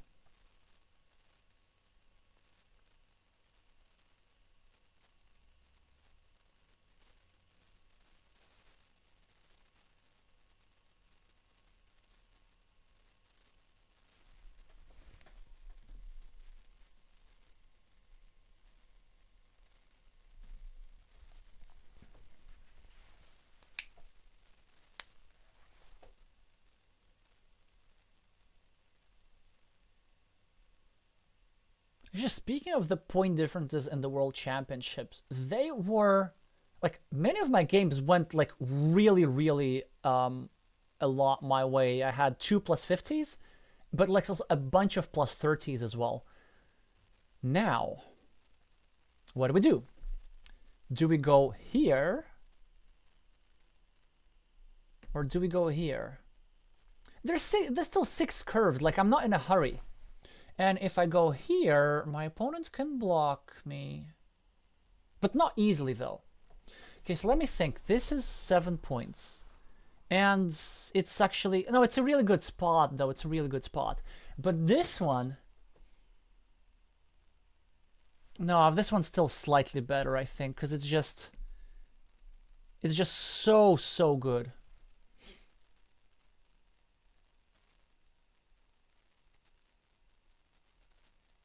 It's just so good.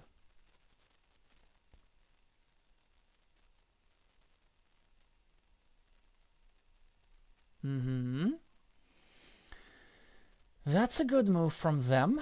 Do I make it a 50-50? No, I don't.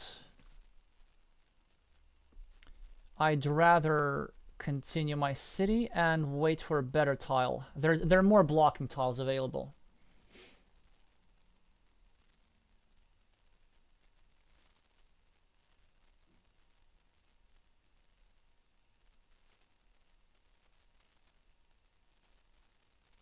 Well, I assume they will be expanding their field, or they will be blocking me in many of the possible ways. Maybe actually here is a good move, just so that I need that tile everywhere, so that I need the crossroads everywhere, but there are still many crossroads. And even though this road meeple may look silly, it is coming back.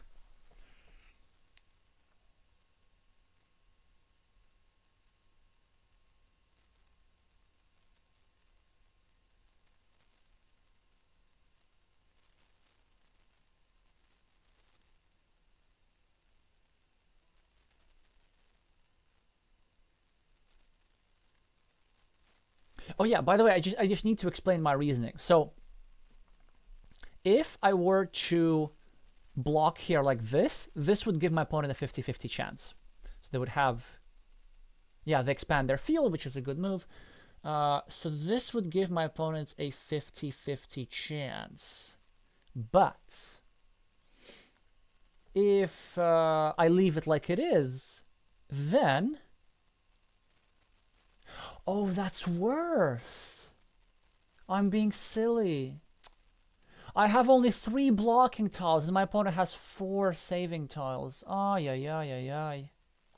So actually, if I block for a 50-50, I get better odds. I mean, this move has also positional merits because I'm adding, like, indirectly... No, this is not bad. Because I'm adding a point to my city as well. So I'm getting slightly worse blocking odds. But my idea was that I'm continuing my city. I can get one of those and I can get 2 Doritos, which are still in stock. I like to use the Brazilian term now. Yeah, so there are a bunch of useful things that can happen. Let me just try blocking my opponent a little bit.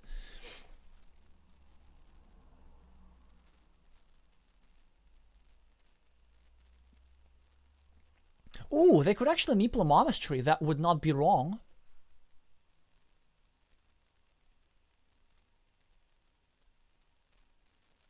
Because they would still have some tiles that give him a meeple back. Well, 2 tiles to be exact. So maybe meepling the monastery would be wrong. So I think a strong move for them is to place this monastery over here. Well, where I put the curve. Trying to actually expand their field with a bunch of curves.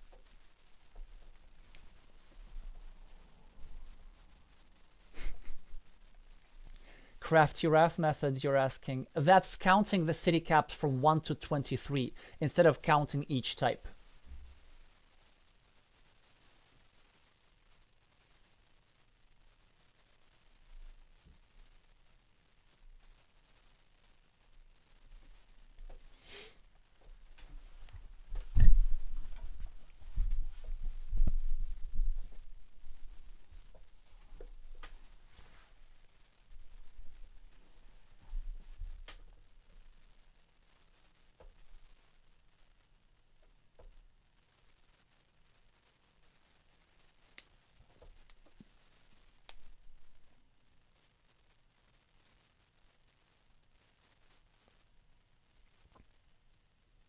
Oh, okay, expanding their field like this, that totally makes sense. Well, I think I'm gonna get a meeple back here. I might get another one later.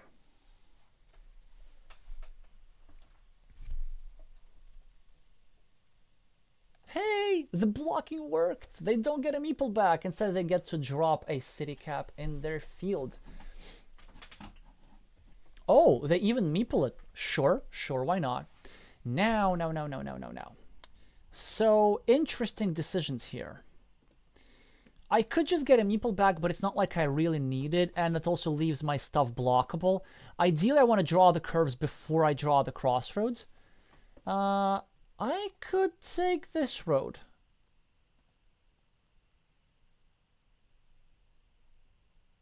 It's a good road. And that's what I'm going to do, because it's a lot of points.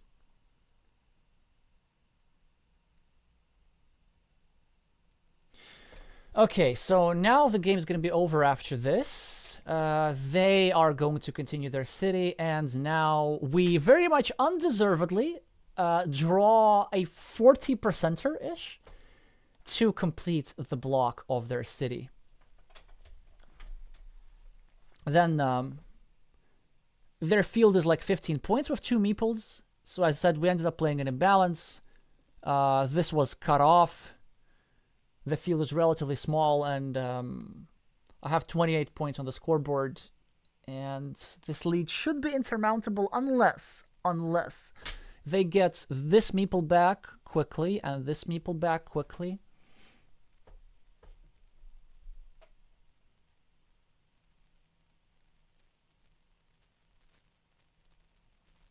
If I were them, I would try and start blocking my road. Maybe by going over here, then getting a straight line. And wait, 1, 2, 3, 4, 5, 6, 2 straight lines, yeah?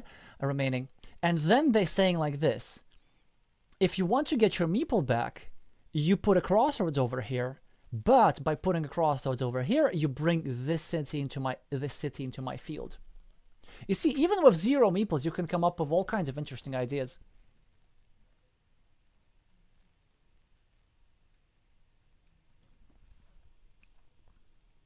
Instead, they choose to block another meeple, which is fine. That guy is just irrelevant. I think I'm gonna go here, get this meeple back, not drop a farmer, because I'm not trying to lose. They get a monastery.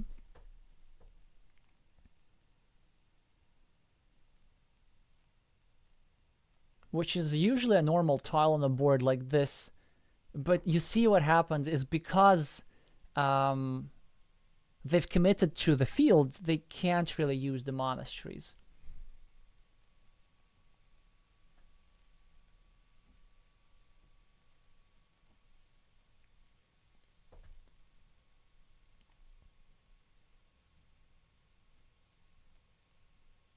What should they do, though? I have no idea. I have no idea. Oh, maybe just create a blocking platform for my road. That would make sense. Yep, good move. Luckily, I have a fantastic move. I get 3 points, and I get to preserve the chances for completing this city. Oh, they get their meeple back. There's still some straight roads, so maybe it's not necessary, but I kind of feel like lying down. I am very often too impatient with stuff like this.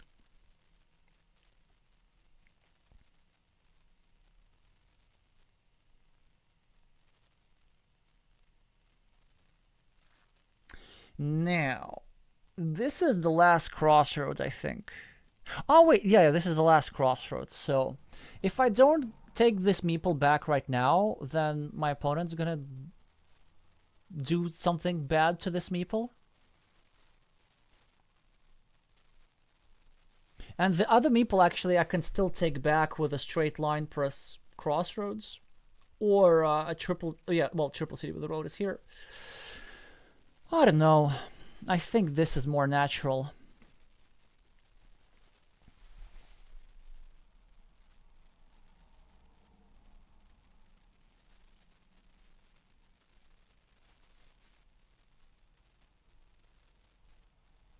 Oh, another field. I would have just dropped this city cap in their field. Ah, there are no vanillas. Oh, that's fascinating. Their field is big but kind of small. There was no place to drop this city cap.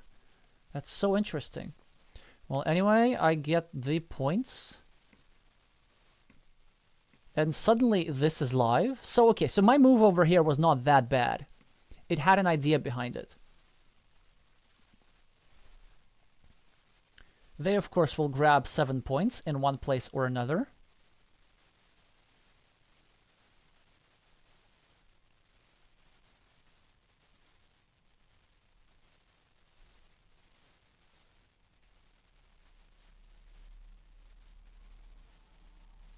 I could just connect their 2 fields and that would give me 3 points.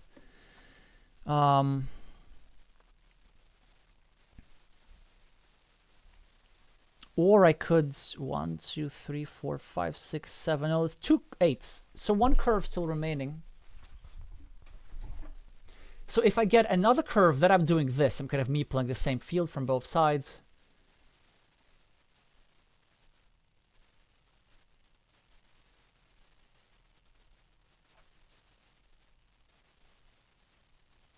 I shouldn't be caring about getting meeples back, right? Just take the 3 points. No. This looks too pretty. I can't. I have to.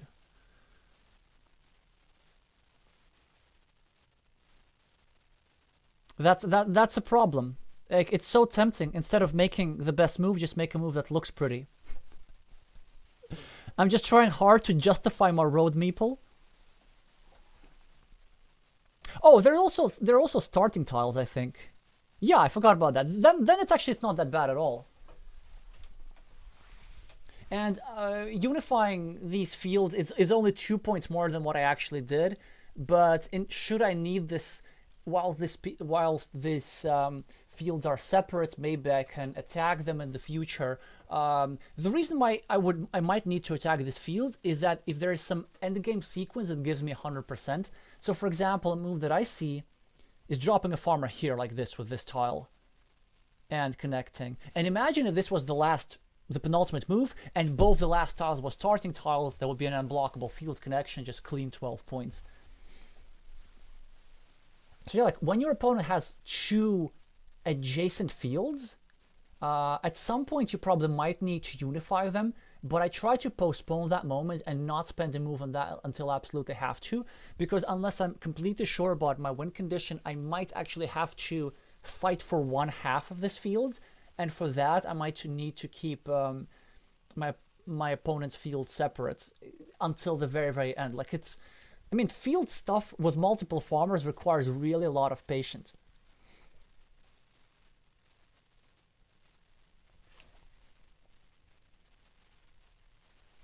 Ooh, oh, so much stuff in the chat. Oh, Nallerheim's asking to play. All right, cool. Yeah, I'm up for it. But there's one more person with a screen name DX something, and I'm probably gonna play first and then you.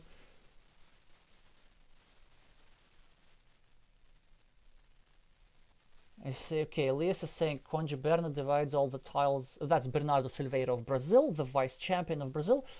23 caps, 22 cities that are not caps, 6 monasteries, and 21 roads. Well, that's a lot of tiles in the double digits, but maybe sometimes it is necessary. Melvin is saying, I'm pro at Crafty Rafts method. Okay, you miscount very precisely, got it. But although I don't think I've ever seen you try and count like 23 city caps. That's too much. I can't count that far. Okay, we gotta make a move and then I'm gonna read the rest of the chat. Oh, sorry, Edward. It was just the chat thing. I mean, I know I had a very obvious move of taking quick points over here, and I'm just spending time on this. So yeah, sorry about that.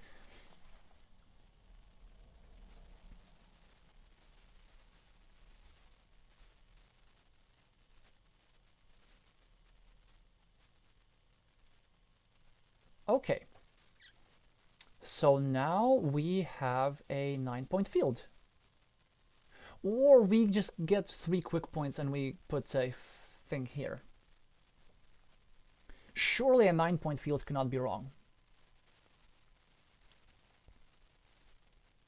If there is something I learned from endgames is that if you have a 9-point field, you take a 9-point field.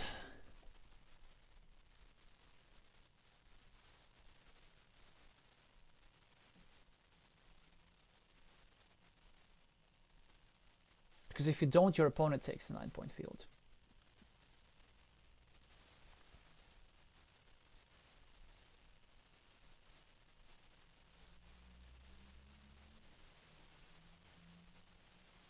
And now, finally, I get to finish the city that I wanted. Or do I?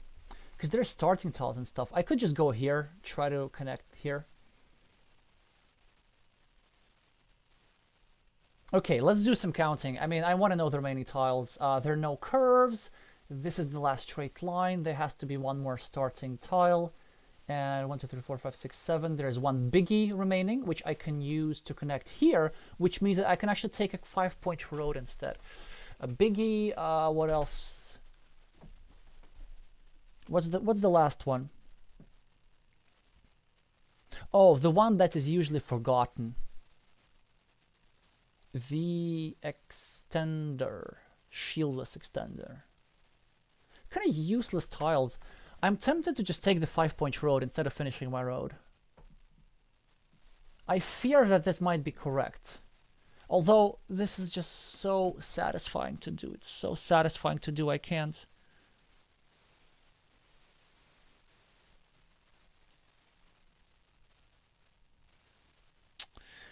Fine, I'll play the move which is correct, but just wanted to show you. See, this meeple was never in danger. Just I don't need it. It would be such a beautiful road. Fine, I'll play the move that's correct. The reason for that is because I want to spend my meeple now on 5 points rather than spending it on 2 points. Because for my last move, I have 2 possible moves, which give me value without the investment of a meeple. So here I get extra 3 points by finally equalizing the city, and if I were to get the starting tile, then I would get these 2 road points, but a little bit later.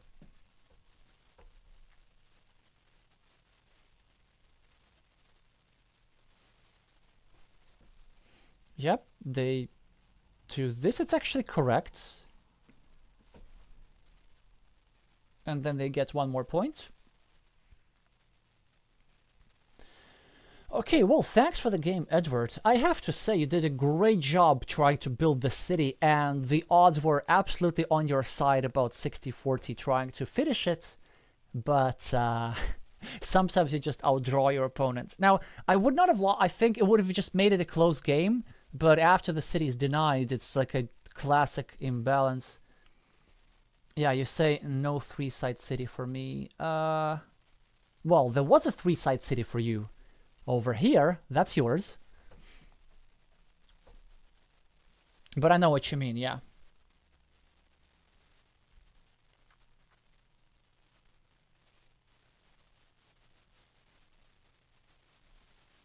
Oh, this game is a bit closer than I thought, because I forgot that fields actually score stuff.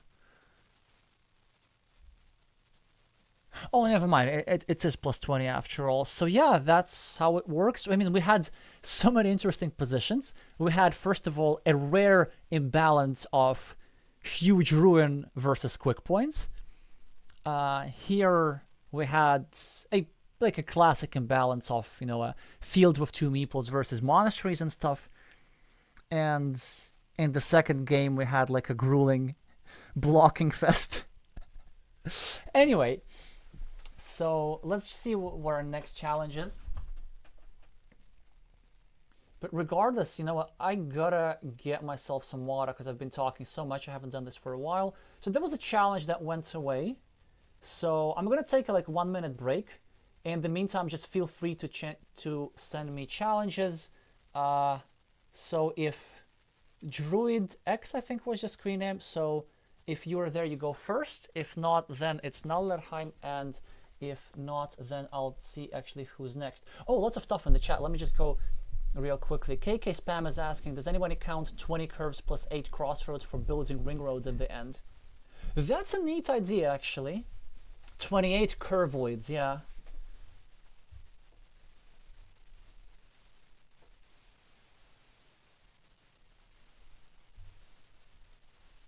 Oh, Divaka is saying, wait, maybe Divaka was first. No, Nallerheim was first, then Divaka. Okay, perfect. So we'll definitely play.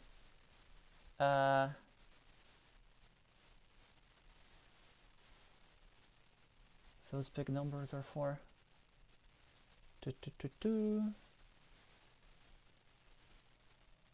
Oh yeah, that's a good point, Elias, about tile counting. So the big numbers are for if you need to urgently count in time travel on a specific turn. That would make sense, because you can't expect every game to be perfect, and so you might do that. But if you're doing tile tracking, then it does make sense to categorize them further.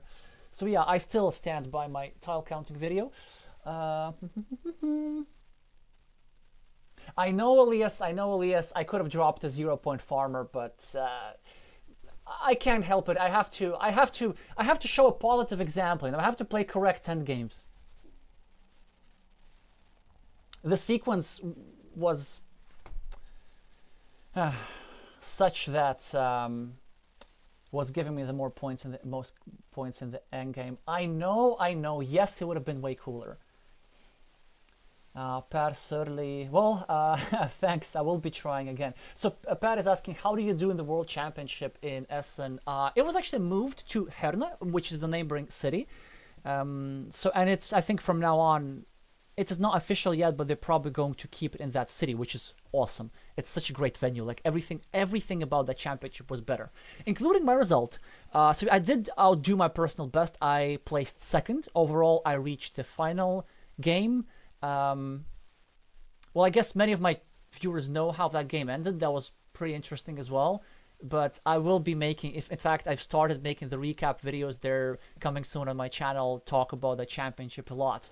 Because luckily I got into an early tournament lead, and as a result I was placed on the feature table, which was filmed.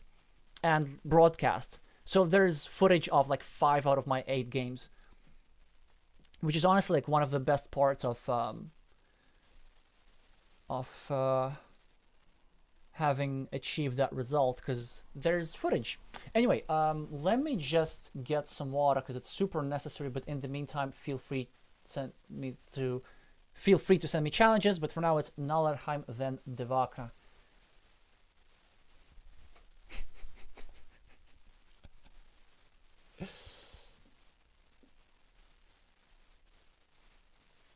We also have an invitation from Ear9, so then Ear9 you're playing next. Okay, but water first. First things first. Thirst things first. Sorry about that. Yes, but I am thirsty.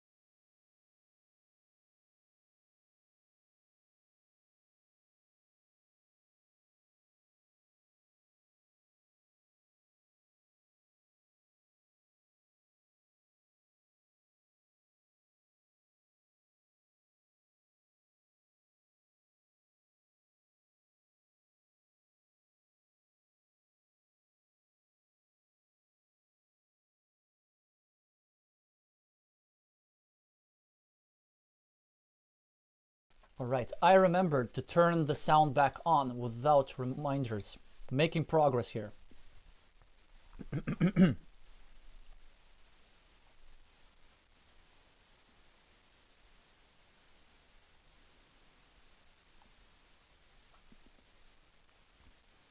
Okay, I'm fine. I'll I will play more games. Maybe we'll make today's stream a little bit longer.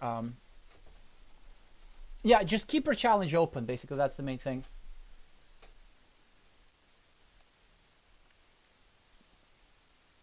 So that I can see it. Whoa. That's interesting. So normally as green, I would meeple the road here. But I guess the idea, the fact that there is a green monastery here makes it different. Because this 2-point road is controlled by this monastery, so there is no urgency in taking it.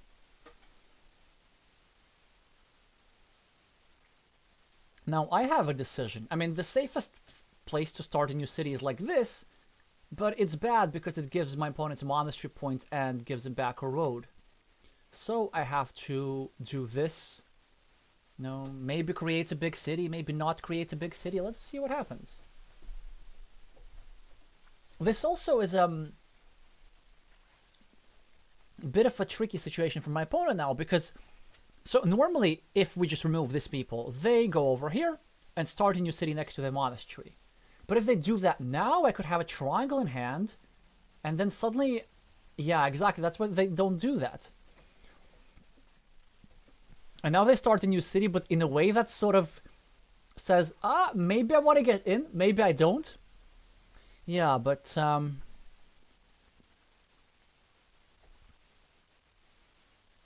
look at that, we're 1 rating point apart, so cool. Yeah, actually, wait, I think, whoa, by the way, just for content, I think you're literally now witnessing the match between the two highest rated players on Board Game Arena. I mean, these online numbers don't matter. Like, I care about, you know, the World Championship and stuff like this, and much more than this, but just for fun.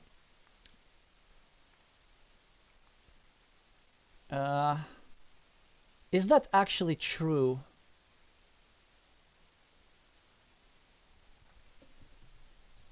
No.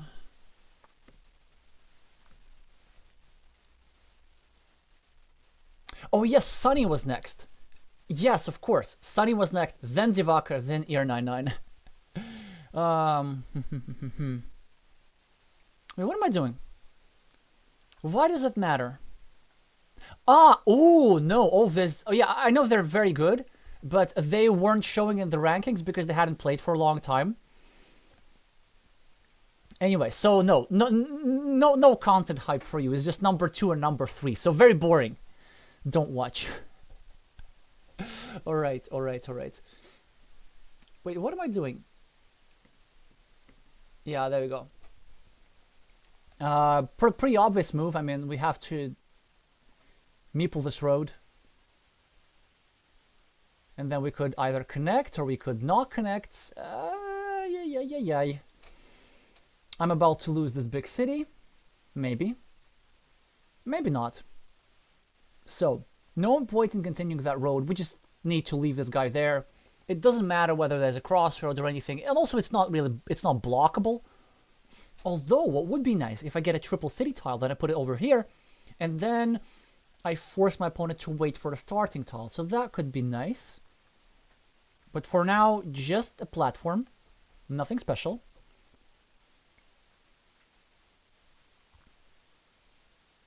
But do they want to connect? That's the question. Maybe, maybe not.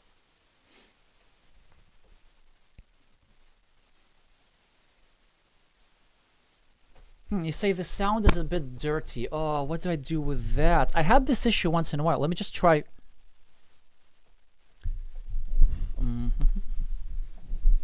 Let me try this. Is that any better?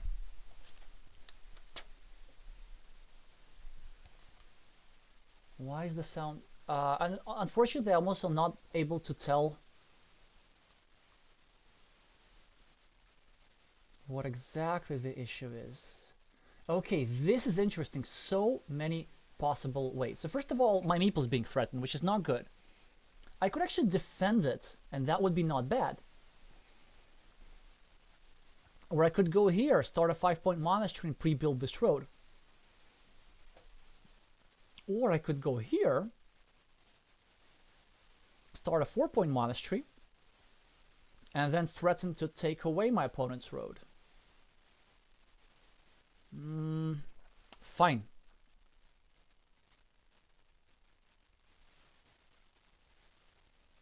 I think this is the move that is the most annoying for my opponent, because it also forces stuff like this, right? Then I get to save my meeple. Anyway, yeah, with the meeple, we're still at that stage of the game.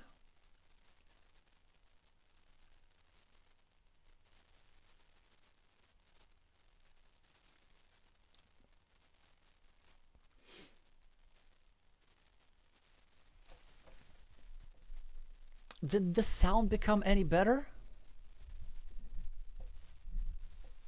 let me know if not. I mean, there's some other things that I can try.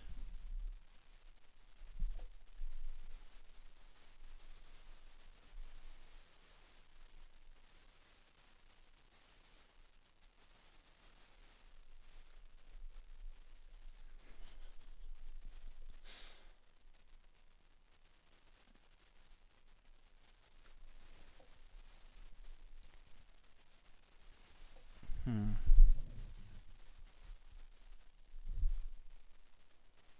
So they do get this, and oh, this is so tempting to play like that, but not with this tile. Here, I think this is the best. Continuing a roads, creating some threats, creating a ruin.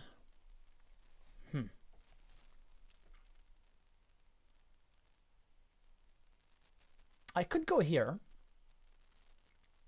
but that would be bad. I'd rather go here. Actually, I'd rather like place a line here, maybe. But you know, we don't get to choose. Let's just go here.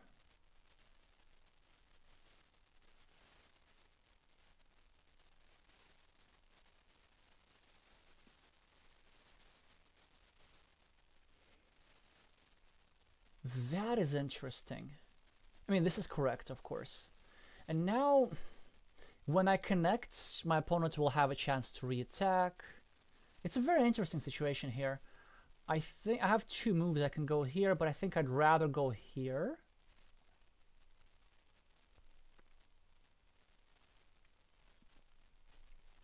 Now, I could actually try and take over this road, but this wouldn't really be correct.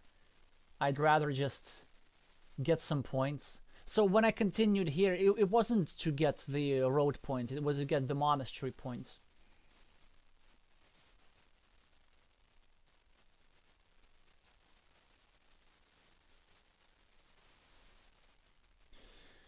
Oof. Oof, oof, oof, oof, oof, oof. Now I have to do something I don't like doing, but I have to. Because you see, if I don't do this, my opponents will have a splitter, and then they split everything, and then they win the city.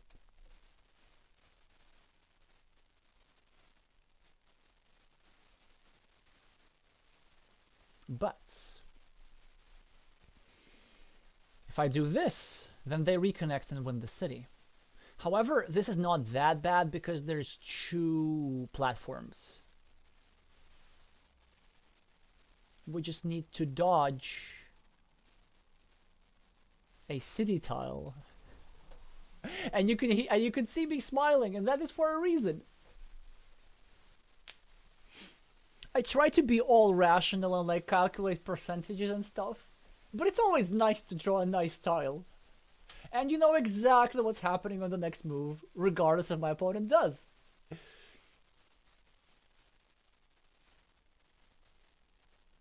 So, either I'm gonna have a huge city and win, or I'm gonna be a meeple down.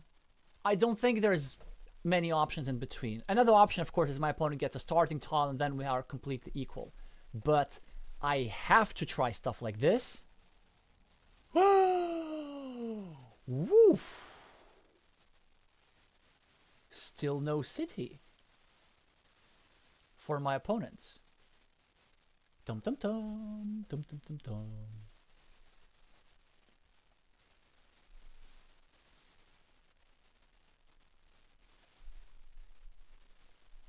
Elias is asking, is Sapperlot a first or a second account? It's a first account. They just don't play with Team Germany, but they're still really good. And okay, and they're also very good at Azul, by the way. They're rated over 1,000.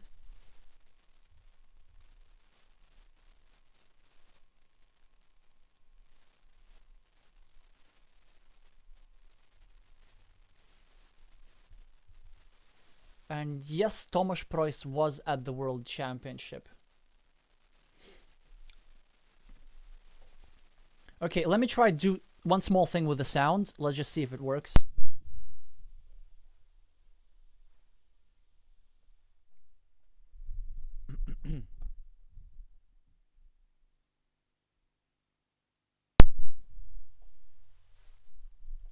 any better now?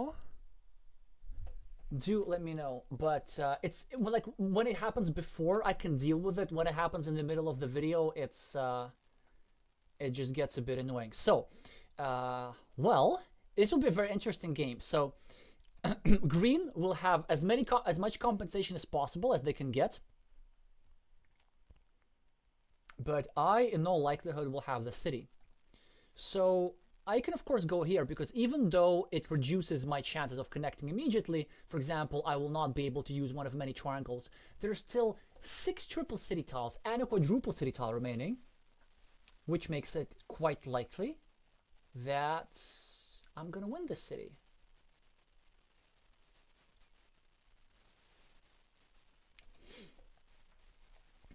Oof.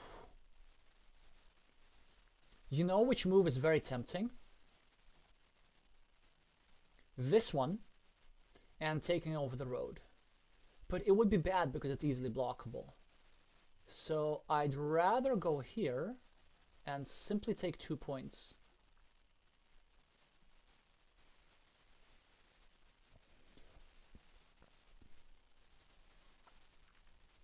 There's also a big problem with blocking stuff like this. So you might be surprised, like, why is, for example, Nallerheim not going over here? But he's not going to go over here because that would be bad, because I can immediately defend. So the only way how they can go to that square profitably is with a city tile. And then I will probably get a straight line, some sort of indirect defense, and we're going to have this situation.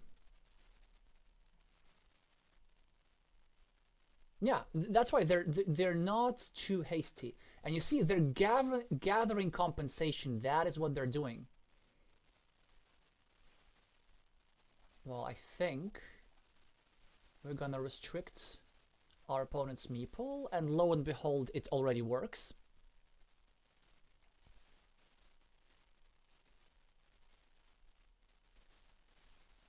Yeah, honestly, it does seem to me that green is just preparing to lose the city and trying to find as much compensation as possible, which is probably the right approach.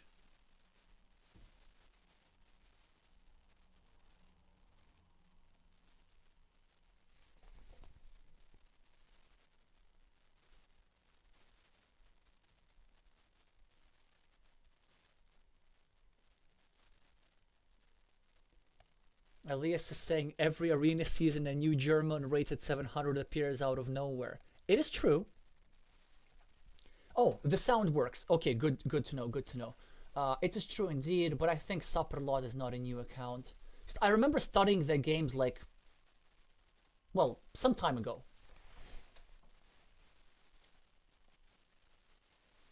And you see, now Nallerheim might actually go there. Or not. Honestly, I think they're probably going to ignore that. Because they only have one meeple. Huh.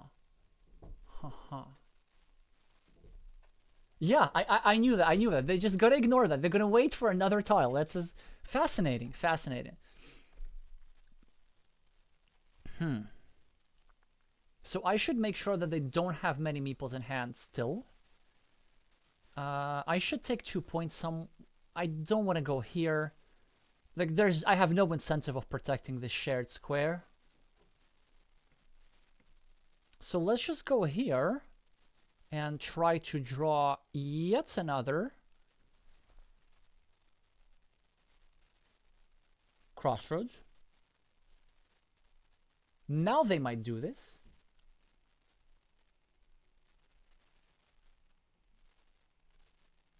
They won't. They're gonna start an 8-point city. I'm telling you, they're just saying goodbye to the city. Like, I know what they're doing.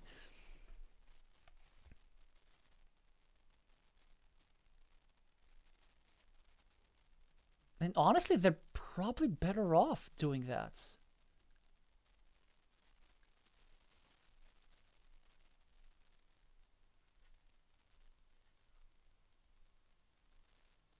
Okay. Well, I guess our answer is obvious. So we take a 75%er. I wish we could have taken like more, And we just go with it. We say that we have 75% for pretty much the game, and then maybe we can try winning through other means. If we do this, it's not good enough. Like, nothing's good enough. So let's try and survive.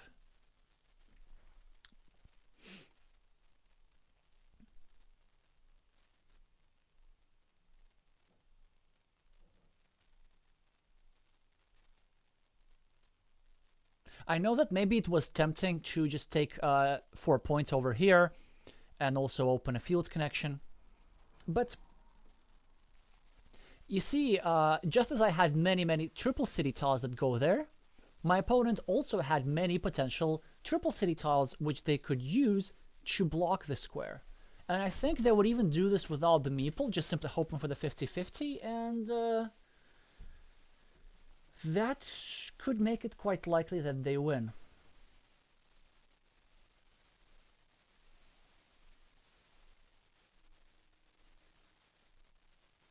Also, one thing that I started doing shortly before, but also after the World Championship, is I started valuing 75%ers more, especially against strong players. And you know, like if we look at our history, for example, there's no way I would be able to win 75% of games against such an opponent. That would be like a typical win rate against, I don't know, a player rated 600 maybe. So if we are in a position where I have 75% for essentially the game, it is a good position. So here, the principle of two cities does not apply. We want to get that over with as soon as possible, get a meeple back, get 8 points. Now they're going to start a new city, which they should.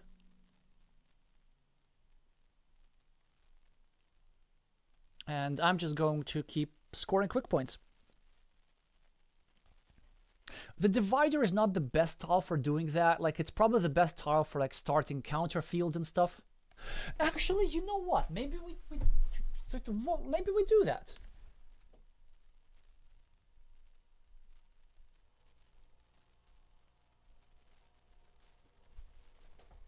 Maybe we do that. How about a counter field over here with also a blocking attack? Huh?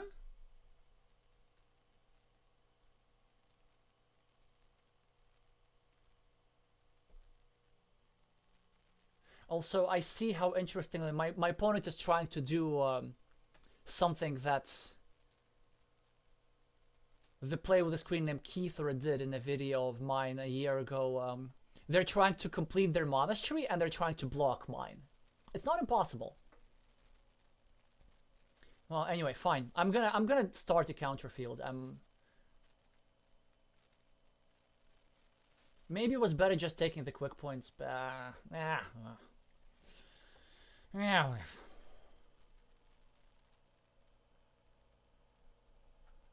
Do we block and make it a 50-50? No. Do we go here? No. This move... yeah, sure, why not? It's just delaying the inevitable, I think.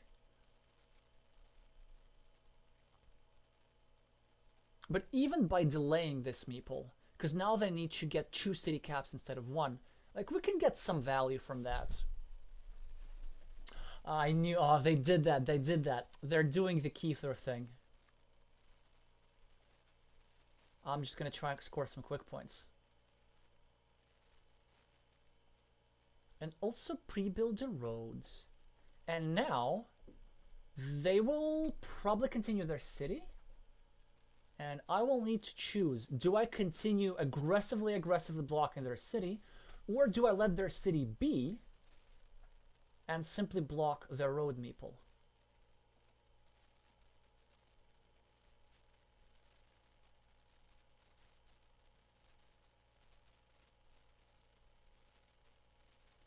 I'm ahead 18 points. 1, 2, 3, 4, 5, 6. It's going to be 12. Okay, if they finish the city, I'm still going to be slightly ahead, so it's a decent decision to do this.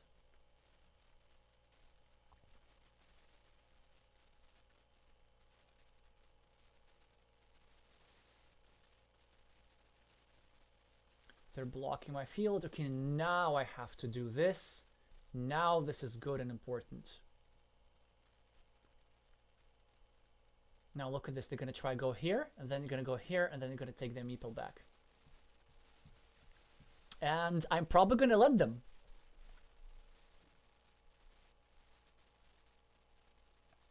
Ah, no, they get a joint meeple back, so they want to score the road for themselves. Well, in any case, I'm just gonna take 7 points here. I'm glad I finally did this. I think I make this mistake, not mistake, but I make, so with the splitter, I started a new field, and it does seem to be working out, but very often instead of starting a new field, I would actually just keep finishing cities on my opponent's field for less value. This is equal.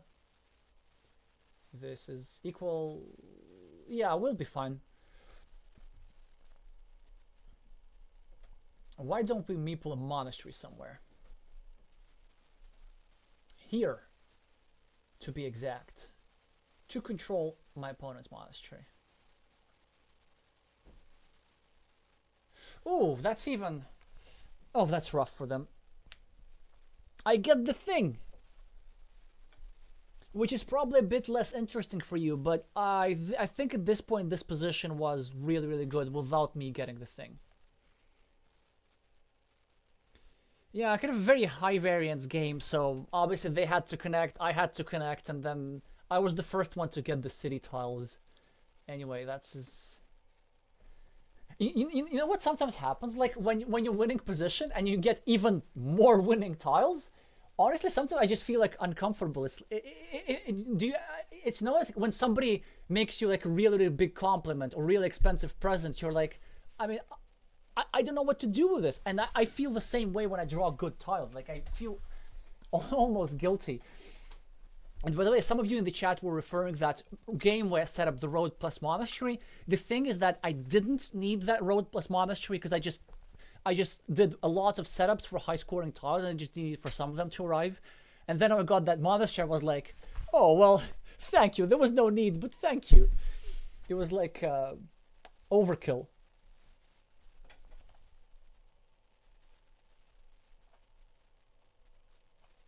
Okay, let me try again something.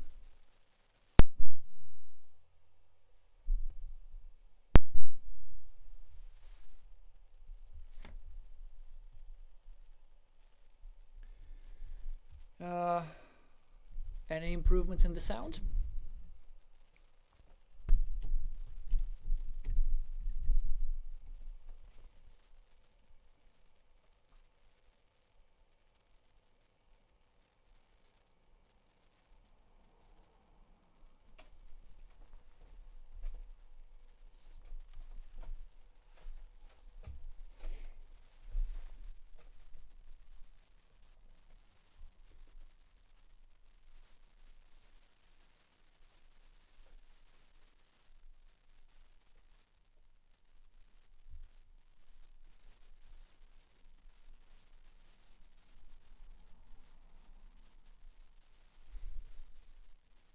Well, the interesting thing about this game is that at the very least we have an opponent who will keep fighting. For example, by doing stuff like this. Okay, they could finish this theoretically, right? That's what 3. 1, 2, 3, 4 pets. Are there city caps? I don't think I can see. No, there are city caps. There's one. So we probably have to 1, 2, 3, 4, 5, 6, 7. And we'll probably have to attack it. I guess that's like the correct thing to do. Although I don't want to. I would rather just do something like this.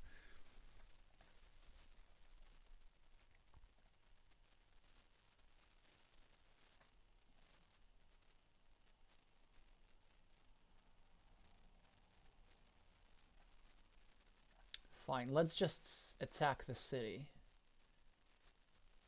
The sole reason of attacking a city like this, it's just preventing the disaster scenario. That's it.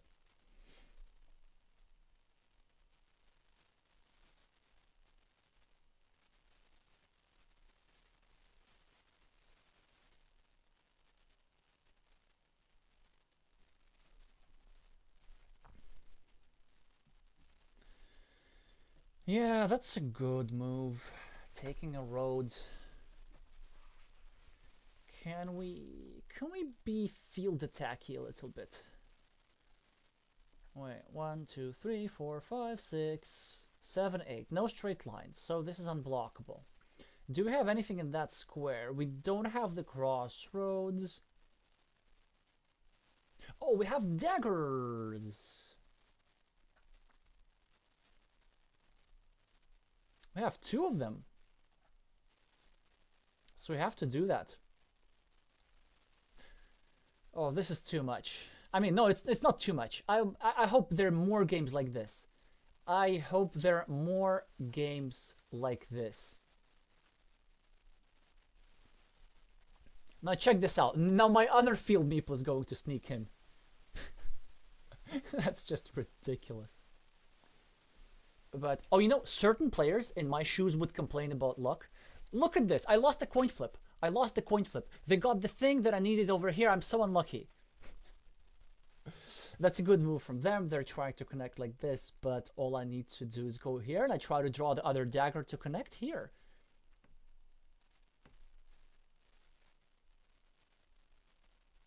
Or this thing for that matter.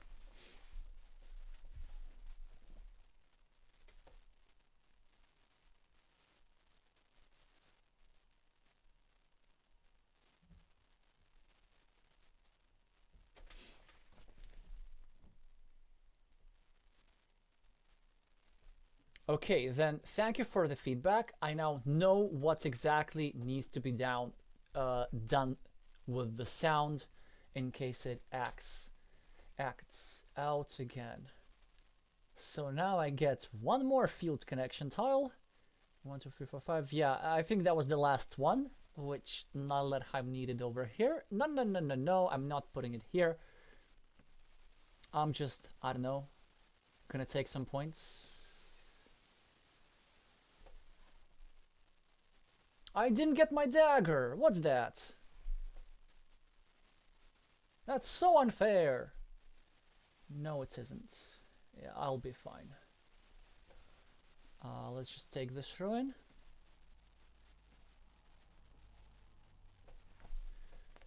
Put it over here. By the way, that would be like, I think that would be very an unsportsman thing to do. Have you ever had those games where it's so far in the lead and then like the last few tiles, the opponents, instead of conceding, just helps you? But of course, they're not going to do that. I mean, actually, if you have a look, that was a really excellent attempt for them to, because when they were really behind but they didn't give up, try to take this field and trying to build a city, which was kind of close to working, really. If not for my meeple over here, then the city would have been completed and the game would have been much closer. Although, I mean, I wish I had gotten that dagger. That would have been a bit more satisfying. Well, anyway, some games are like this, just high variance stuff. I think we did what we had to do. You could make a case for, I don't know, should they have attacked my city earlier? Maybe, but they didn't have like the best tile to do this. Maybe they should have considered placing a meeple on this tile over here, as awkward as it is. Because if I do get the city tile here, then they probably never win. Well, no, maybe they sometimes win if they really, really get a lot of compensation. The problem is that they didn't... Somehow they didn't have a meeple advantage, despite my meeple waiting over here for a long time. Let's look at the stats, by the way. Okay, Sunny's next. So stats. 30 points for roads from Nallerheim, 77 from cities. I don't remember ever having that. Oh yeah, fields and 23 meeples plays. That's just brutal.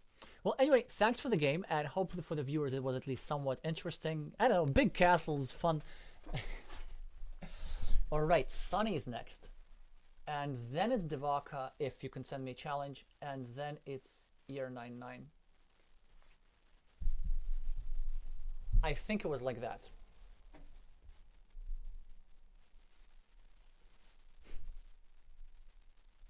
All right, it was Friday the 13th yesterday. I should have streamed yesterday, and it would have been my, and it's also my 13th stream.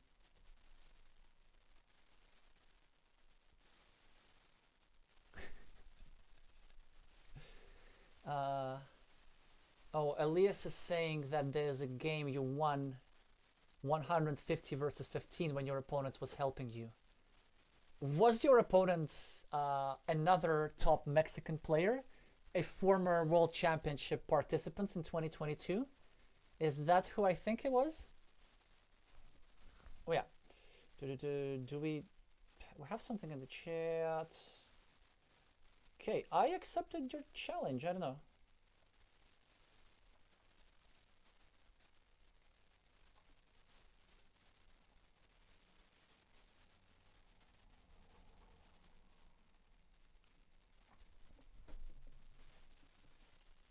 But the thing is, like, actually, I can't see.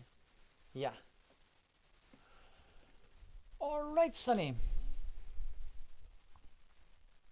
So rated just below 500.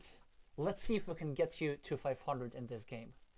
Obviously, if that happens, that's... Ooh, man, everybody wants to play today. Wow, why not? Why not? Why not?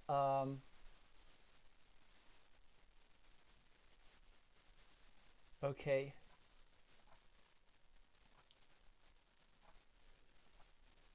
Well, as much as I want to give the former world champion and one of my favorite special guests on my stream preferential treatment, we have to go one by one.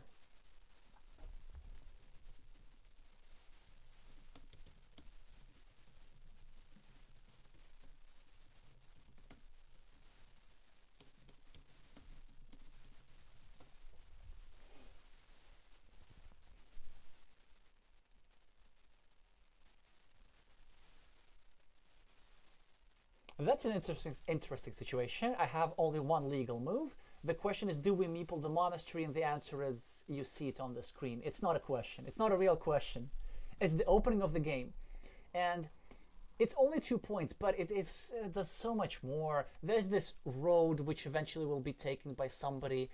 And also, all the green squares for starting new cities, I'm controlling them. If my opponent, I don't know, let's like finishes their city with, I don't know what, this thing, or some sort of curvy tile, then they might need squares to start new cities, and where all the squares are next to my monastery, so I'm controlling them.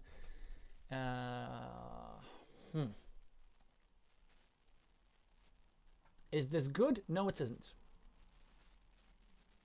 Well, it's a 0-point move, which is not bad. It creates 2 monastery spots nearby, but I think I'd rather play this and then make the roads ugly from both sides and also create some sensitive squares next to this road.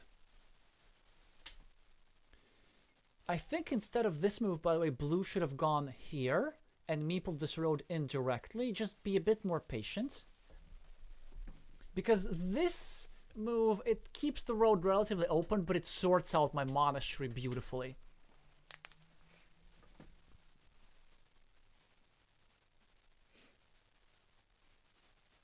Helgi's asking, what's the biggest city you completed in classical Carcassonne?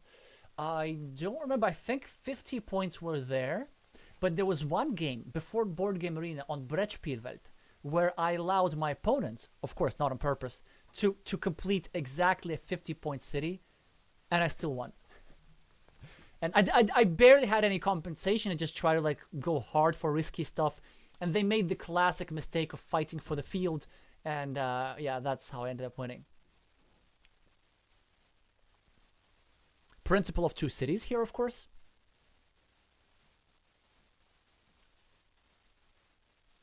Adding monastery points and preparing to do something like this, which is not going to work because Sunny's going to finish their city and take the lead. But that's okay because we have an okay-ish tile. We get to continue here. We have a monastery spot, and now all we need to do is draw a Dorito.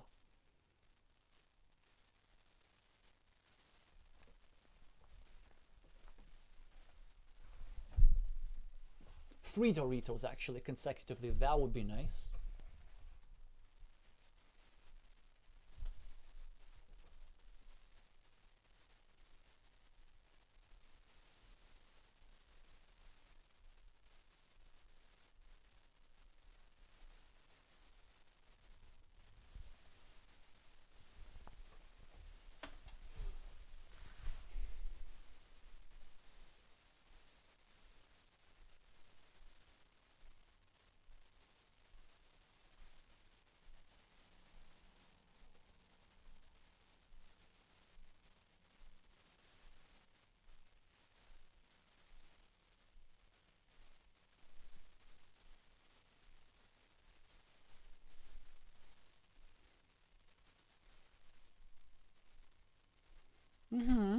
That move makes sense, and I think what they're trying to do is maybe block my monastery.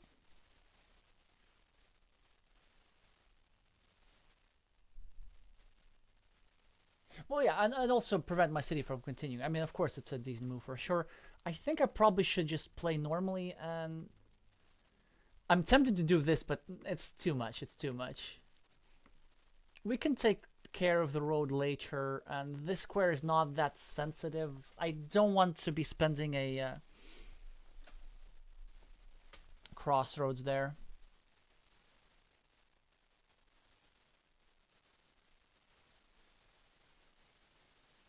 What should they do? They should start a new city somewhere. But where exactly? It's a good question.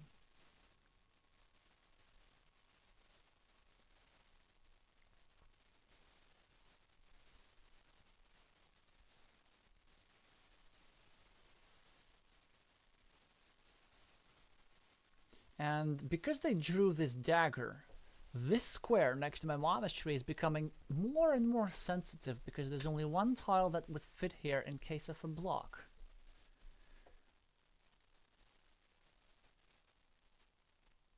They start a city here, which I think is the best move, and it gives me a dilemma. Well, it's a nice dilemma to have. It's like, are we having caviar or lobster? 5-point monastery move, 5-point monastery move. This is actually pretty good positionally because it takes out the best monastery spot on the board, controls my opponent's city, controls this road end. But this is stacking, and stacking is power. But all things considered, I think I should do an exception. I should make an exception this time and go for this move instead of stacking. It's a bit of a complicated decision. But there are some reasons.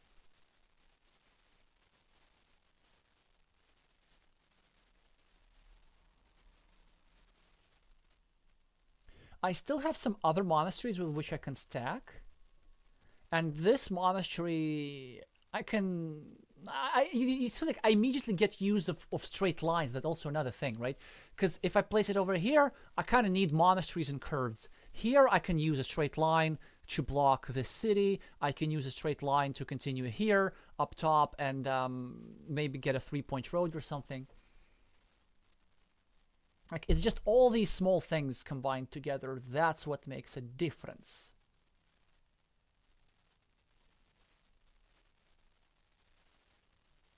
Oh, that's good. That's good. Oh, that's okay. They came to play.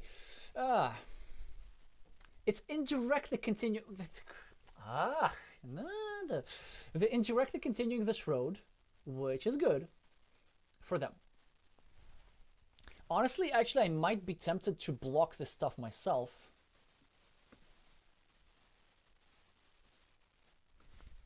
But I don't want to do it just yet. If I do this, it's sort of useless because they're going to connect anyway, but I think I just need them to connect at some point just so that we have a meeple exchange. Because otherwise, it's just this guy for 2 points, but I think this one's a bit better. And we're racing for the curve. If they get a curve, they get here. But I need a curve or a straight line, because if I have a straight line, I can connect here. It puts my meeple in jeopardy a little bit, but it's fine. Fine. I don't have a patience. Let's do this.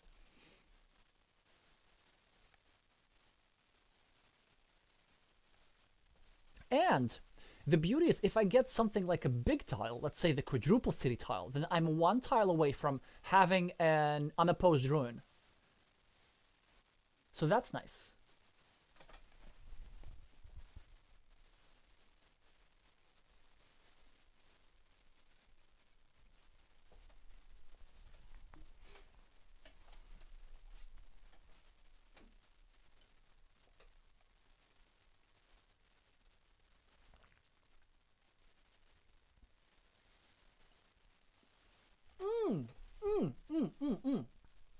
Look at that. Exactly. So I don't stack the monasteries, but they're now equalizing my monastery, and I'm sort of okay with that. because they're now taking not the best monastery spot, but I get to, and I get to stack here. We get a beautiful tile here, and I could have attacked the road, but I don't want to do it just yet because they could draw this tile and re-attack this road. And now, if they place this tile here, then I attack the road. This game is like a lot in this game is about patience. I love these standoff positions, especially with farmers and stuff. But let's think, what is Sunny's objectively best move? I'm not sure. Maybe filling in one of the curves? Or maybe just going like this, kind of. Or maybe just going here, attacking my city. I don't know. I don't know. All I know is that I'm still not attacking that road, actually. Yeah, you see, it depends. If they do that, then I attack the road. But if they don't do that, I can't attack because they can re-attack. It's such a... Oh, it's so much fun. Yeah, I have to do this. If they cut me off, so be it. This still doesn't change the fact that this move has to be correct, I think.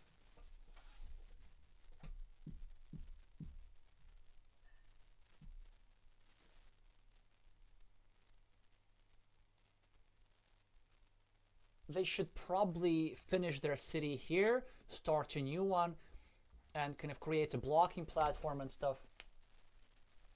But this leaves me another juicy monastery spot, especially for the monastery with the road, because I get a monastery with the road and get 3 road points. That's just so huge. Yeah, it's still the best move. I will play in a cowardly fashion, and I will just simply get a meeple back, because this thing was relatively vulnerable.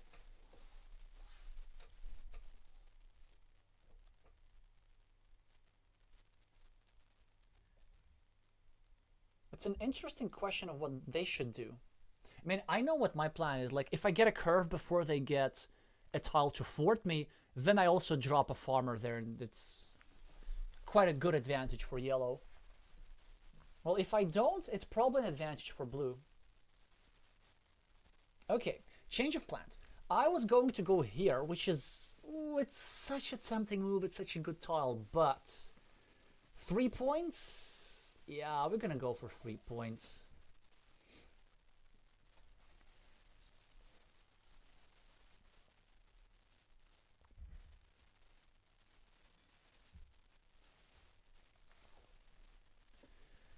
So, are they going to continue their city? They should. They should. It's just too good of a tile to pass up.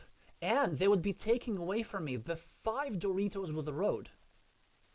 The Dorito with the road is the worst tile for that because it also messes with their city. So blue should be continuing their city here.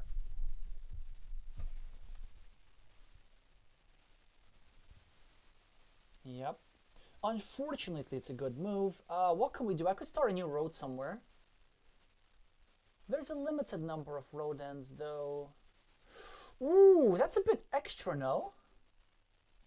Because even if I do something like this,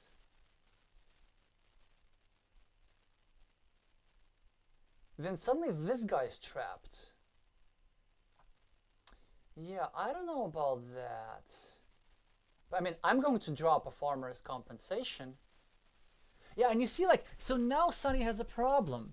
Yeah, this farmer was a mistake, because what are they going to do? Are they going to go here and block it? Well, they leave themselves a 50-50 chance, which is, like, not a lot. Okay. What do we do? I could go here, which is honestly now not that bad, but I can do it later. I want to do something that's more annoying, and I'd rather go here or here. If we go here, we create more blocking threats, but we have another problem, is that we have 2 cities with a similar shape. Because I'm not going to start needing triple cities everywhere. If we go here, we get worse blocking probabilities, but... yeah, actually way worse blocking probabilities. But we get a city which is like 2 city caps and a triangle, and that's pretty good. Another thing, if we go here, we know that our opponent is likely to have a triangle with a road, because there's still lots of those remaining, and so they'll be turning it over here. Okay, overall, given the large number of tiles remaining, I think this is still slightly preferable, just because of the better blocking probabilities here.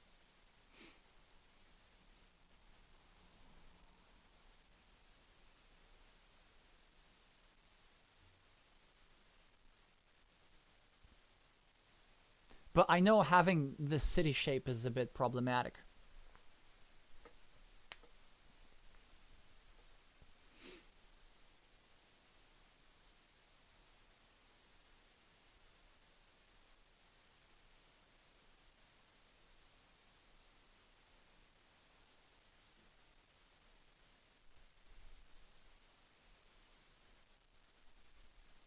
But my idea was that I'm not going to use triple cities here.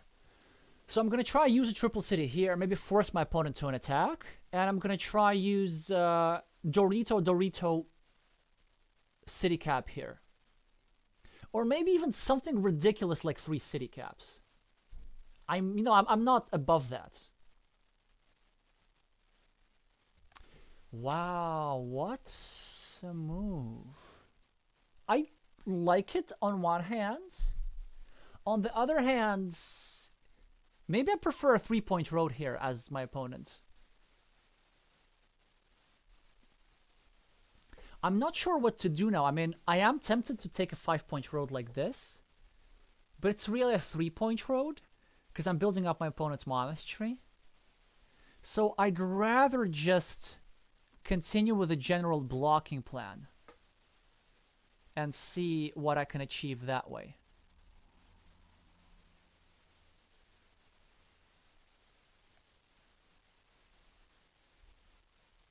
They should be meepling this.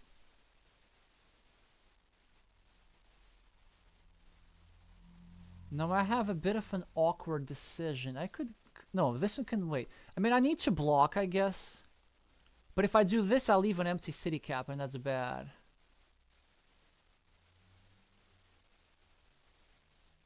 But I really don't want to spend my meeple there, so...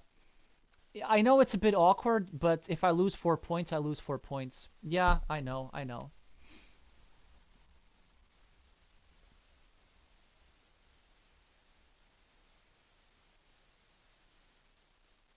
Because I don't want to be spending the meeple whilst this situation is still here.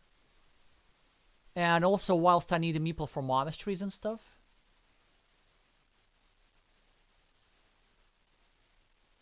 So, as unpleasant as it is, I'm going to leave another city cap open. Just simply hope my opponent doesn't get it.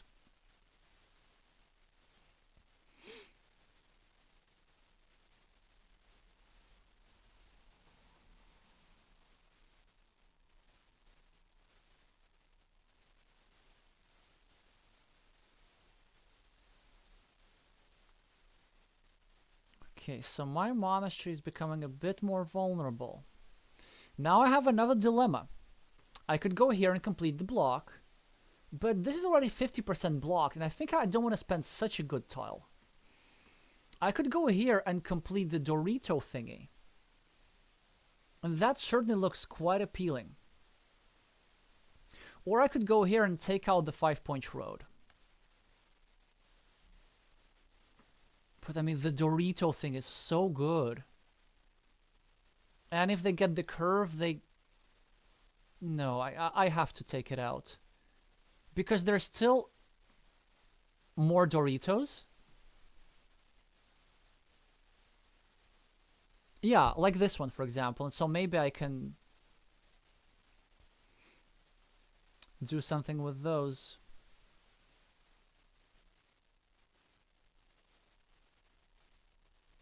It's just too many points to pass up.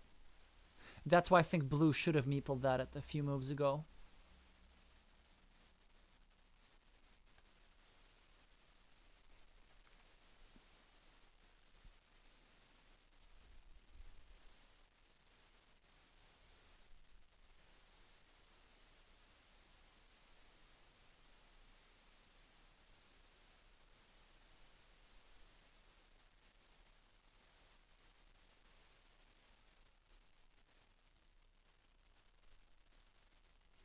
By the way, this square over here, where I'm never putting anything here. I want my opponent to fill the square and free up my meeple. The reason why I'm not putting anything into this critical square, if you can see my mouse, I think you can, is that it gives my opponent 2 points and it gives me 1 point. So in a sense, my monastery is controlling these two monasteries. Now, what to do with my information? I'm not sure what Sunny should do here. Maybe they could probably just start a new city. I think that's best. Or they could defend this, but I don't think it's really worth defending because they're having a lead, so they should be playing more pessimistically, I guess.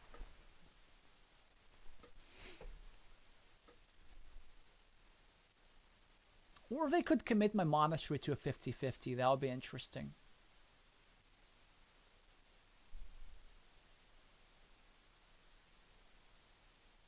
It would be interesting for sure. I'm just not sure if that would be good.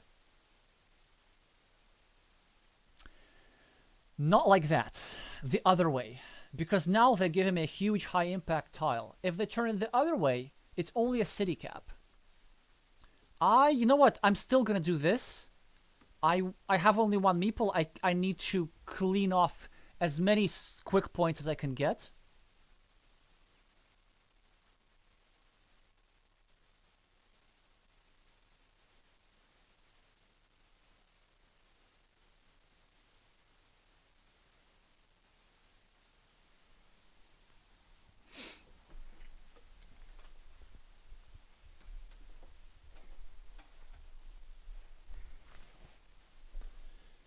And then later I can block. If my opponent does not defend. But now they should, because like what else are they gonna do?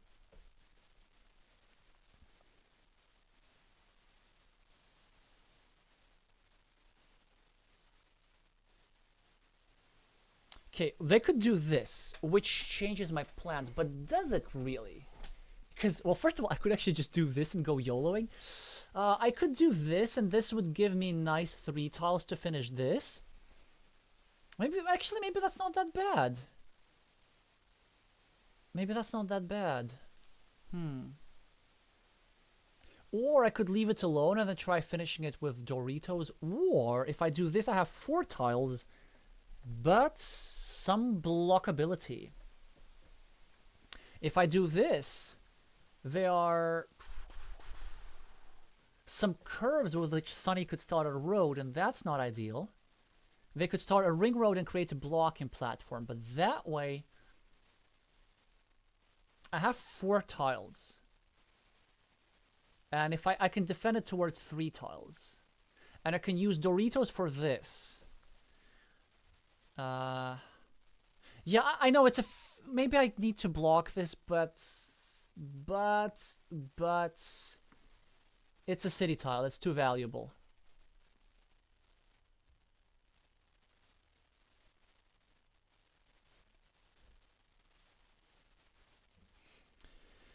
So, now they need to answer a question. Do they want to give me a meeple? Ooh! They don't want to give me a meeple. Okay, fine. Fine.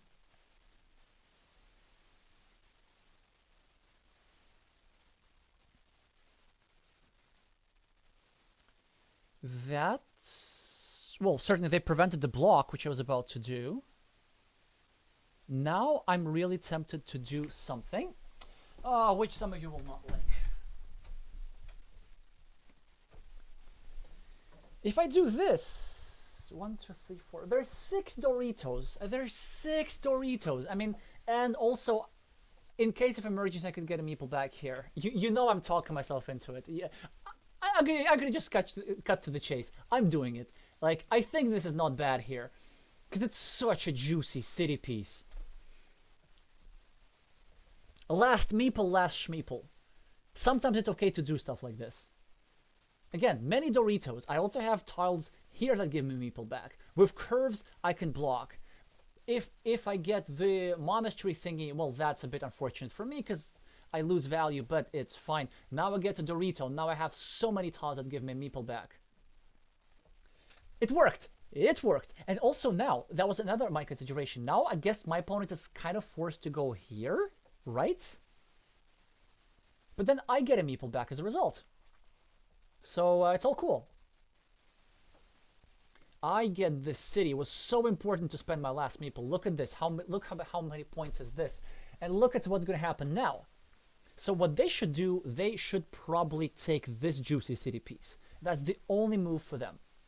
Yeah, and that's good. But now I get this, and I get to lie down, and now we finally have ourselves an open game of Carcassonne. Okay, we sorted this out. We sorted this out. Now the machine is turning. How are they supposed to win this? I have no idea.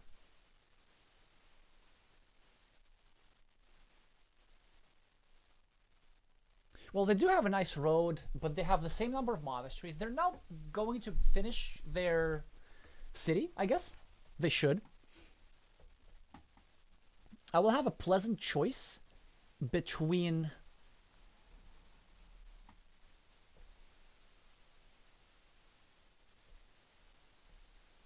continuing my city or dropping a second farmer, and I'm even inclined towards the latter.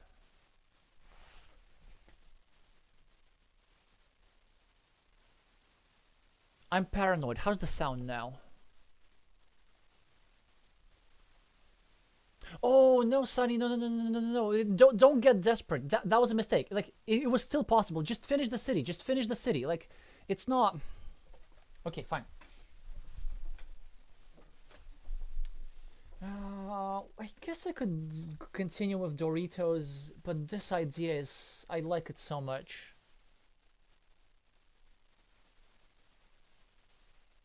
No, I'm gonna wait. I'm gonna just use a Dorito tile as a Dorito tile. And then what I'm gonna do, I'm gonna get something more up top. And then I'm going to threaten the completion of this city as well.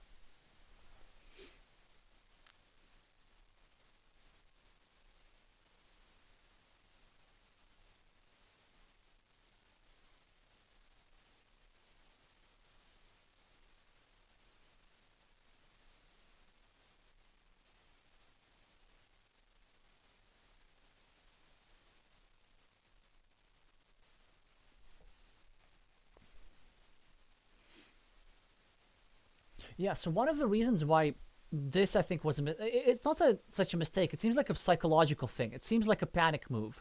Because you see, like, I just finished 2 back-to-back cities. And it maybe just, like, triggered some sort of emotional reaction. But the reason why it's a mistake, it's for 2 reasons. Well, first of all, one is the last meeple. Second is, I mean, there was a move that gives you a meeple back and finishes your city, and this city is not guaranteed to be finished because, like, I could grab the quadruple city tile and just completely destroy Blue's game here. But the third one is because it doesn't accomplish much, because when you claim a field with a city cap, it creates another platform. Because I now can reconnect through here. And the final reason was that this field was actually not that urgent to attack, because look at this over here. It's also a field connection platform which can be used later either by me or my opponent. Speaking of field connection platforms, let's do this. And the idea is, well, first of all, I could get my monastery and just win. But if I don't get my monastery, I can connect through a curve here, or if my opponent does this, Then I can connect through his city into this small field right here. Okay. Now the next question. Do we do this? I don't like moves like this, so I'm not gonna do this. And it's just adds points to my opponent. But this move denies my opponent a meeple, indirectly protects the city, and creates a platform here. So I think it's good. An alternative is this, but I don't think I actually need to finish that city to win. So I'd rather keep it like this.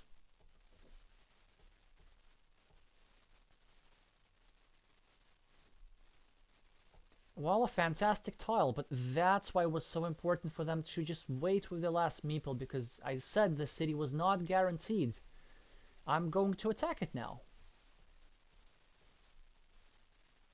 I think.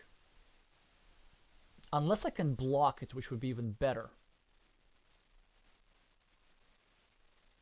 I don't think I can, because this tile over here is still in stock. 1, 2, 3, 4, 5, 6, 7, 8 Doritos are played. So we're gonna do this. Oh, I kind of forgot about that option. I mean, my move is still correct, but yeah. I kind of forgot that was possible.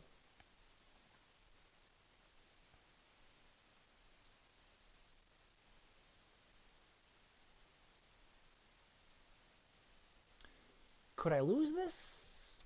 Maybe, maybe.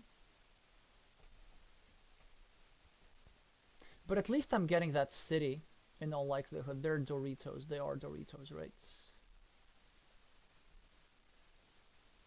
I need to double check the city caps. All daggers are out. Wait, do I have to make something like this? No, no, surely not.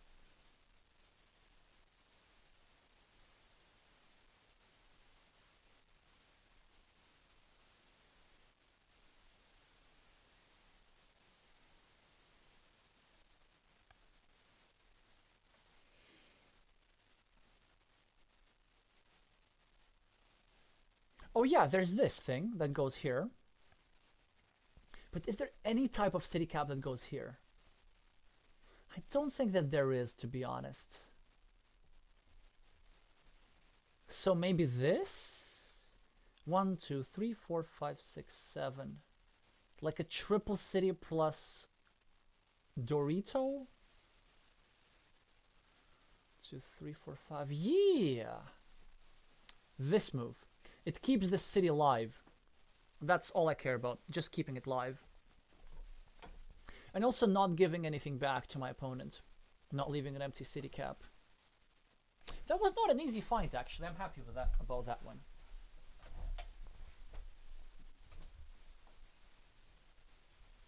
Yeah, 3 points. Makes sense. Now I guess I should get a meeple back. But now my opponent has 2 meeples. I'm even afraid to ask what they can do with this. Oh, of course, there was still the starting tile. Duh.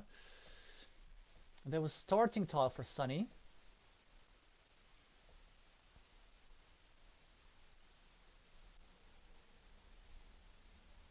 Oh, that's smart. That's smart. Do I want to go here? It's only 2 points, actually. So what's the point? Actually, no, it's negative points. That's so fascinating. Now, I could drop a farmer here and kind of secure everything.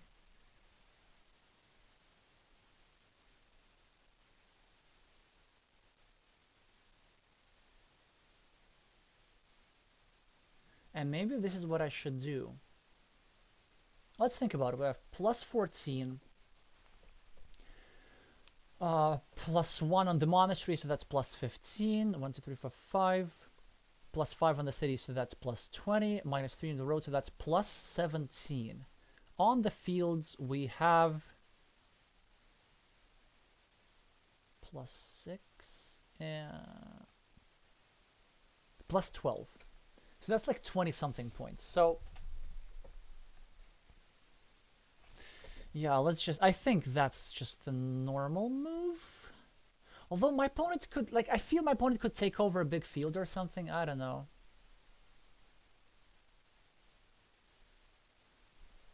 But if I do this, it's a 6-point field.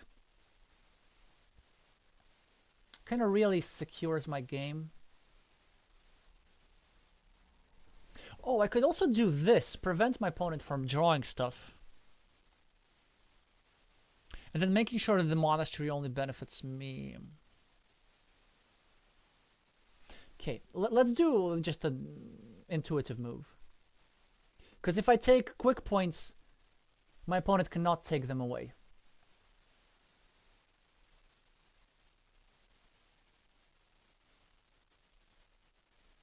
Okay, so he's now going for the big move.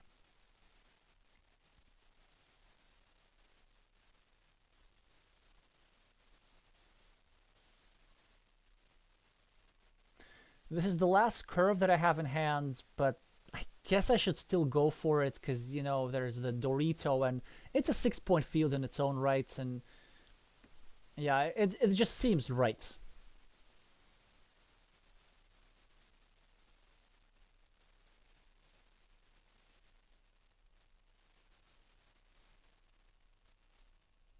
And the thing is, I don't think my opponent has another way of connecting to the field.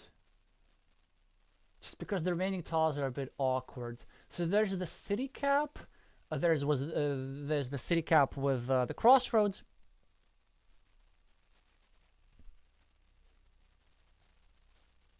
Which I like to call barbed wire, because it looks a lot like barbed wire. And then there's the Dorito, of course. And what's the third one?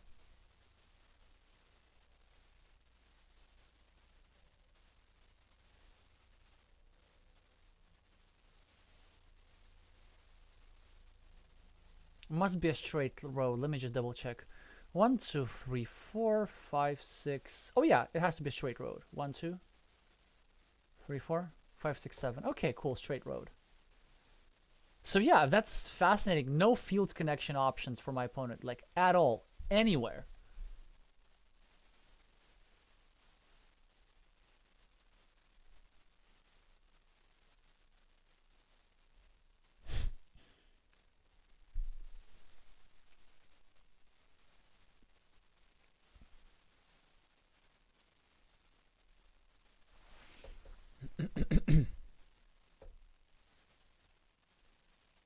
Elias is saying, as blue, I would have taken this field early. Yes, completely agree. So basically, this thing should not have happened. Like, this field should have been compensation for this city.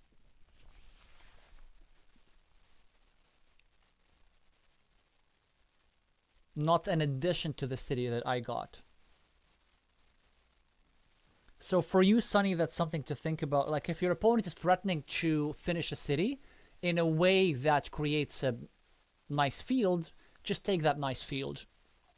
And I think even without the city, it was 6 points. There were these two cities there, and the field was like really open.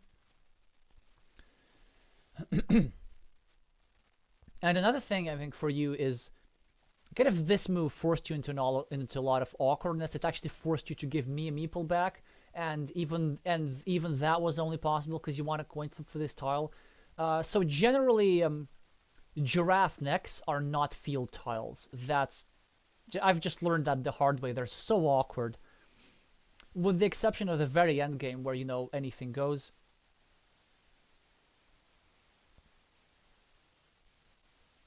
Yeah, so you get 1 point, which makes sense.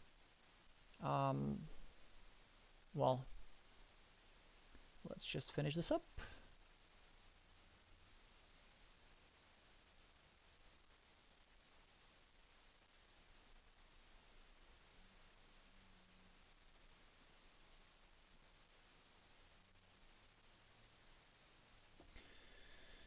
That was my Dorito, but that's okay. Yeah, also, like, at first, very nice idea with this road, kind of tying it to my monastery and building it. But yeah, then something happened to your lead at some point. I think one of the things that I managed to do right is just to have a lot of threats in different part of the board and to build cities of different shapes. So one is just recognizing that there were 4 tiles remaining like this. First of all, one is recognizing to start the city in the first place. And as I said, remember that when you start a city with these 2 tiles, it does not always have to be a lip-shaped city. Sometimes city caps are just fine, or like 2 Doritos and city caps. And look, I happened cities of different shapes. So this one with 2 Doritos, this one with multiple city caps, and this one, which is actually not that far from completion with more Doritos and triple cities. It's just I didn't draw the tiles for this, but I did draw the tiles for the other ones. And the crucial moment was recognizing the need to spend the last meeple on this city. Even though this city was 2 tiles away from completion, first of all, there were a lot of Doritos remaining. There were 6 Doritos still in the deck, which was like, I don't know, a fifth of all the tiles available, if not more, because we were more than halfway through the game. And another thing to recognize was that I had other places where I could get a meeple back. So it was not only okay, but it was actually necessary to spend the last meeple there. Well, anyway, this one ended up being plus 20, but I think it could have been much, much closer, let's say, if blue were to take over the field. So, game number 4. There was only number 4. That's weird. I felt like I've been playing for hours and hours. Or was that 5? I think it was 5. So many challenges. Oh my god. Okay. I think the order was Druidics, Devaka, Ear 99. And then if you have time, then Girappa. Oh man. Well, I saw Druidics' challenges earlier, so has to be that one. Then Zivaka, then Ear 99. And normal game speed, that's perfect. We should speed things up a little bit. Also, I need to talk to the organizers of the Blitz tournaments. We haven't had those in a while. That would be nice.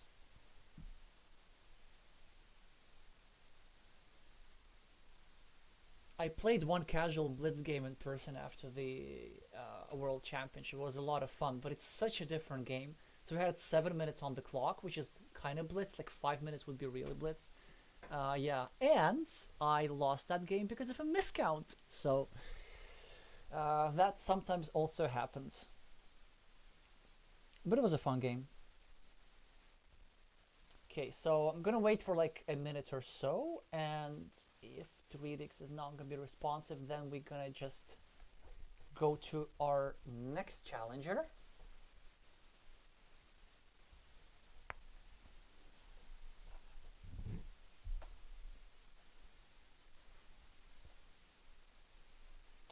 Elias is saying, I don't, yeah, about the name for the T cap. I actually really don't like that name. And I don't think it's just in Spain, it's just what Juliano Apostata uses, which he's obviously within his right to do on his stream, but I find that too tacky. So I prefer to find an alternative name, and I just came up with, I know, in my mind I call it just barbed wire, because that's what it looks like.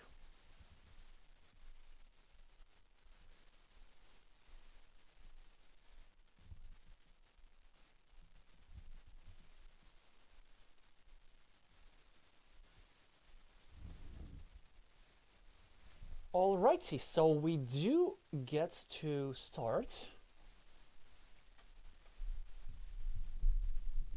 And I get to start.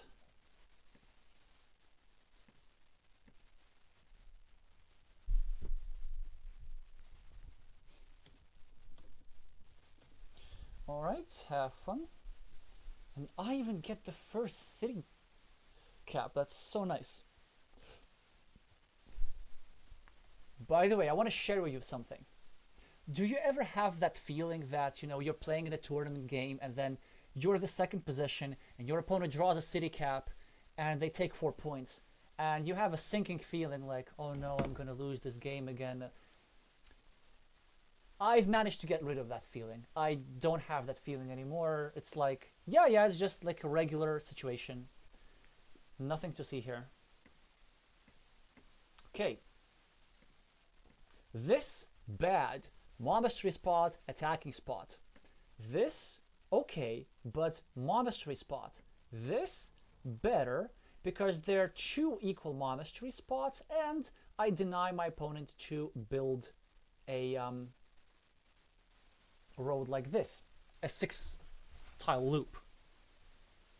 Of course, what they're going to do instead, and they're going to have a 4-tile loop, which is bad enough, but so that is interesting. So it's not like a mistake necessarily, but if you want to get to a really high level, you have to score more aggressively. Just keep this road open and instead take the other road, which I'm about to take. First of all, you would get 4 points yourself. Second, you would harass my city.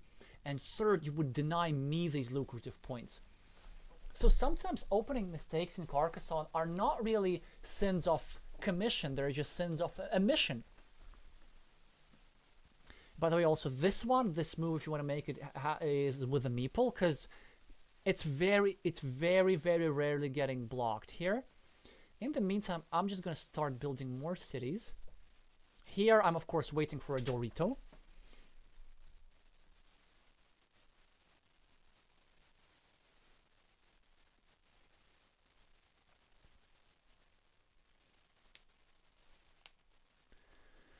I'm also trying to restrict the road.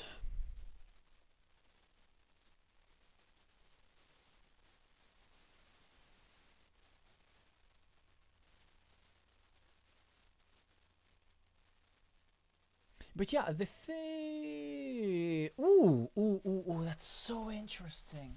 What do we do now? Because a logical move is this. But I hate moves like these so much.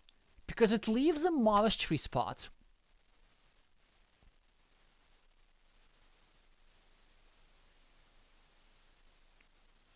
And it also makes my... No.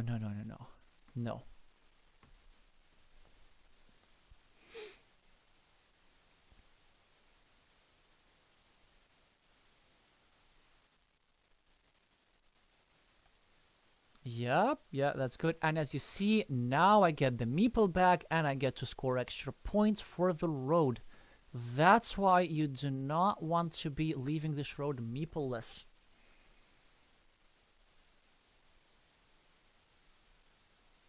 But other than that, your moves are completely fine. It's just there are a couple of these situations where you allow me extra points, and then this makes my future win conditions so much more flexible. Alright, see, yeah, then I'm gonna have a piece of that, thank you. Also trying to create a blocking platform over here, and this is just ridiculous. I'm the first one to draw a monastery on such a wet board. That's a good defense. But an 8-point monastery, unblockable, it's just cataclysmic.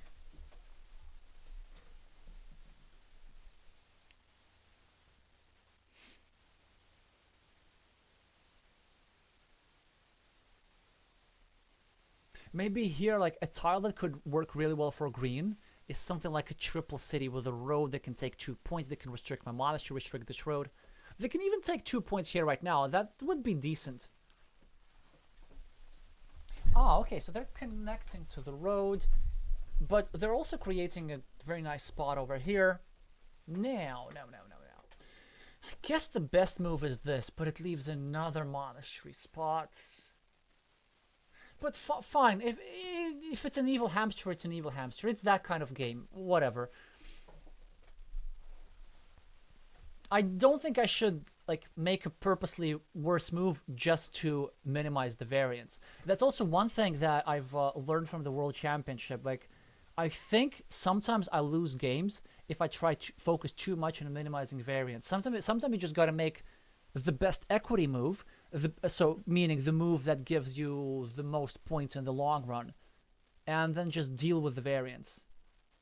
Oh, look at this! So now, I like this. Green is recognizing green's behind, green's just creating monastery spots. Okay, I'm gonna... Well, first of all, I could just do this. But I think this is more annoying. It's much more annoying.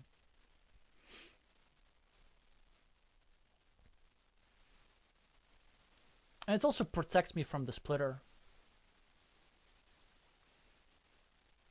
And honestly, now Druid X could probably finish building his monastery spots.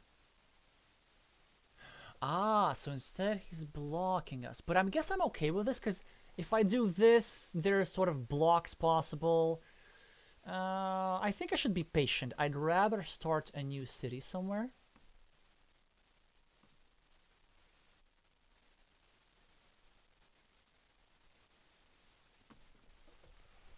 And also preserve the extra 2 points in the mini battle. Oh, no, I don't think you should have done that. Because you're just much better off taking 3 points over here. And also you're giving me meeples back. So that's just a tip for you. Don't give your opponent meeples back, especially when you have the meeple advantage. Again, I can do this, but there's no need. So I'd rather just do this.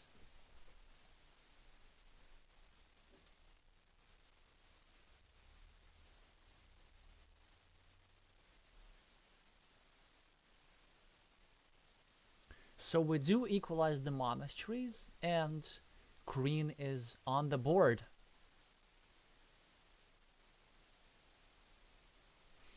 I'm tempted to take this city, but I won't, because that would be bad.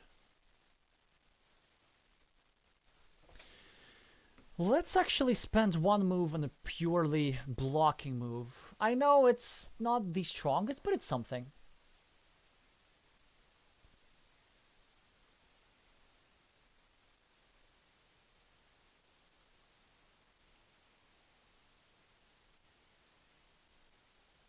So now the fate of this city and road are tied, but I'm completely okay with that because they're scoring roughly the same number of points. The road will be 6 points and the city would be 7 points or even 8 points. So I'm going to have a slight advantage there. And I'm going to have one tile which gives me the city and the meeples back, but it does not give my opponent the meeples back. Now, if the game were equal and if I were behind, the move is this and drop a farmer and just fireworks.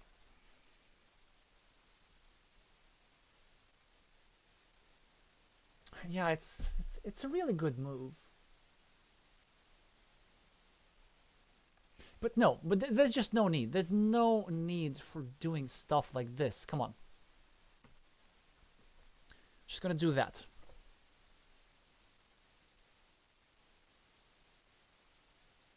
But like if I were behind, for example, such moves are really, really annoying to deal with because like there's a 6-point city, there's a 4-point city lying around, there's a farmer, there's just so much variance and it's just ridiculous.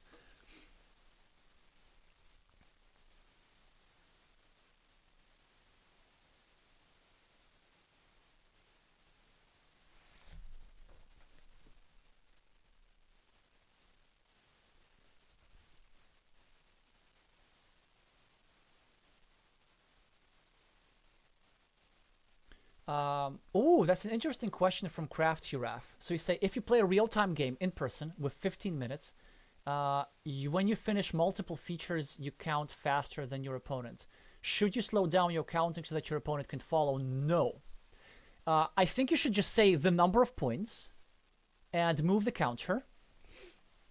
And if they want to double check you, they can do that on your own time. Like, to be extra sure there's no cheating, you can say maybe like, whatever, 18 from 30 to 48. Although that's, for example, what the reigning world champion Matt Tucker does. He says like this, which is actually very nice of him ethically. I like to just say simply 18, and then I move from 30 to 48. And I make the physical movement relatively slow. But there's no need for you to go 1, 2, 3, 4, 5. No, like if they want to double check, they can do that at their own time. And also, there was another thing. I mean, what I don't know if self-evident is still in the chat, but like, there's such a quick counter in person that's just ridiculous. And some opponents had like really have trouble following them, but and also they don't even say the point. It's like, but no, it was all accurate. I double checked. Yeah, it's. But I think just announcing the score is still good. But no need to slow down the actual process because you're doing that in your own time. You're losing time.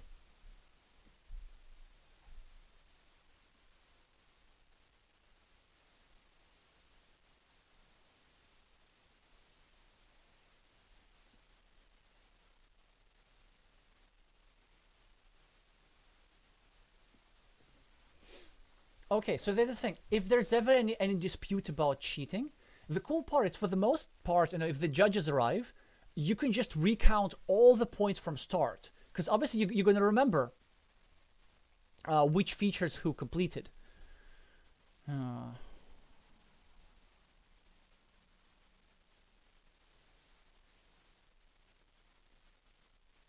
So Druid is continuing the city. I think it was better as green, to turn the city in a different direction. I kind of have to do something about that city. Do I do this? Do I attack or do I block? I don't have enough equity to block.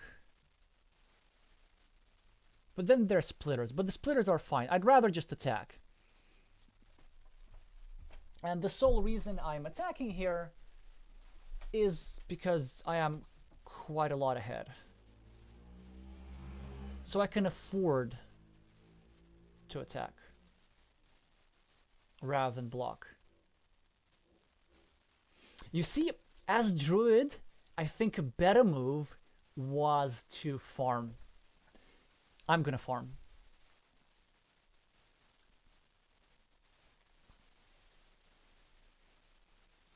Yeah, because like typically, here's the thing. When you're leaving many city caps,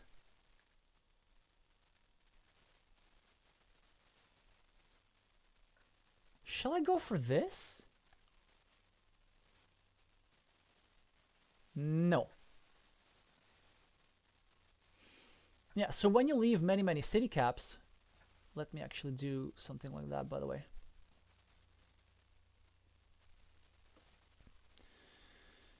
Then there's no point in claiming one of them. Because like the only reason you're claiming is so that your opponent can't claim. But because there's another city cap open and I need to get this city finished anyway, it's okay to just farm initially and leave this open, I think.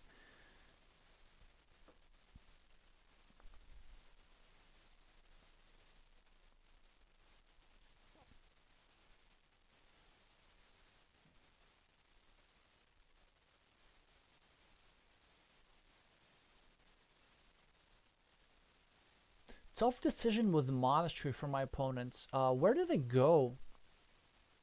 Normally they could go here protecting the city, but it's not real protection. That's the problem. So now I get to attack the city in one of the two possible ways. Well, this is better because there's only one tile remaining for my opponent to hit. And I also draw that tile. Wow, immediately. That's not having a bad day here at all. So I'm kind of tempted to just go here, meeple the road, then go here, meeple the farm, and then complete the city through a starting tile and drop a 6-point farmer in the middle. That would... no, I'm not going to do that. I'm still going to try and just play good moves. Yeah, I'm going to finish the city. Would have totally worked, by the way. Would have totally worked. Yeah. Well, I'm not going to get the farmer into the main field, but at least I'm going to get the farmer into the small field. And I'm not going to get that road, but that road's going to be blocked. No matter what, after my move. Regardless whether I complete my city or not.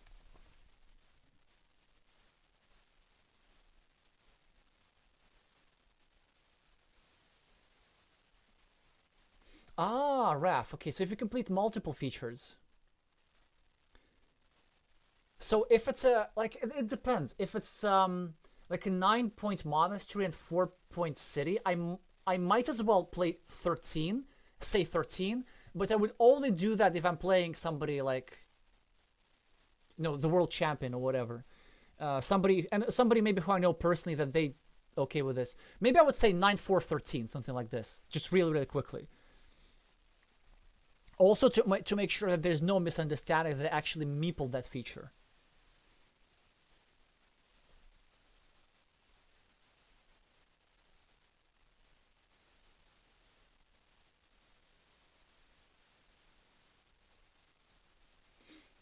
Ah, okay. So Elias is saying, oh yeah, sorry. I mean, I need to, sorry.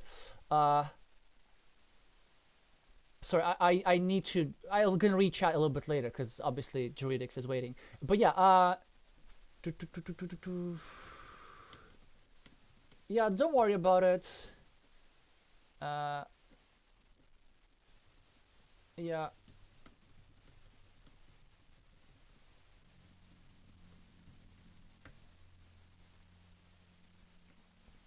Okay, I have only one legal move, so I don't have much to think about. And of course, I will be blocking this square here to prevent my opponent from getting a splitter.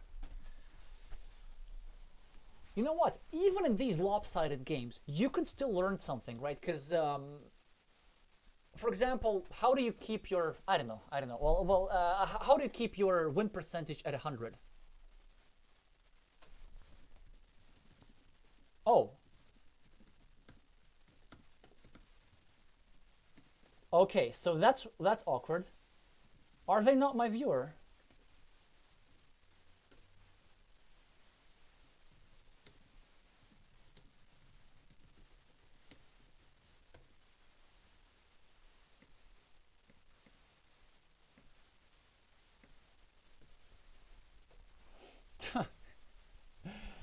Oh well.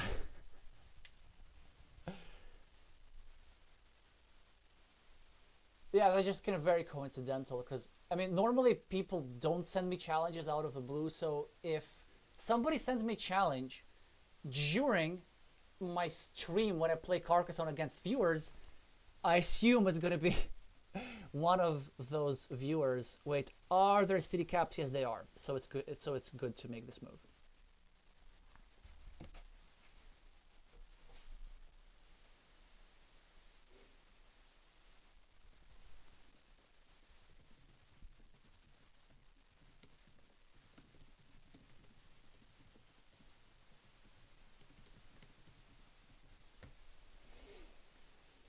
Yeah, I'm just saying them to try and make the best move regardless of the situation. Well, the best move was defending this meeple, but what do? We just build things,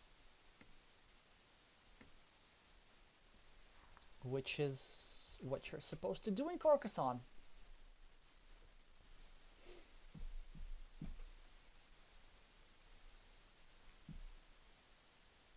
Okay, that's all right. That's creating a blocking attack. But do I have many? Yeah, I have many city caps. I can afford to do this. I can meeple more stuff. I have meeples.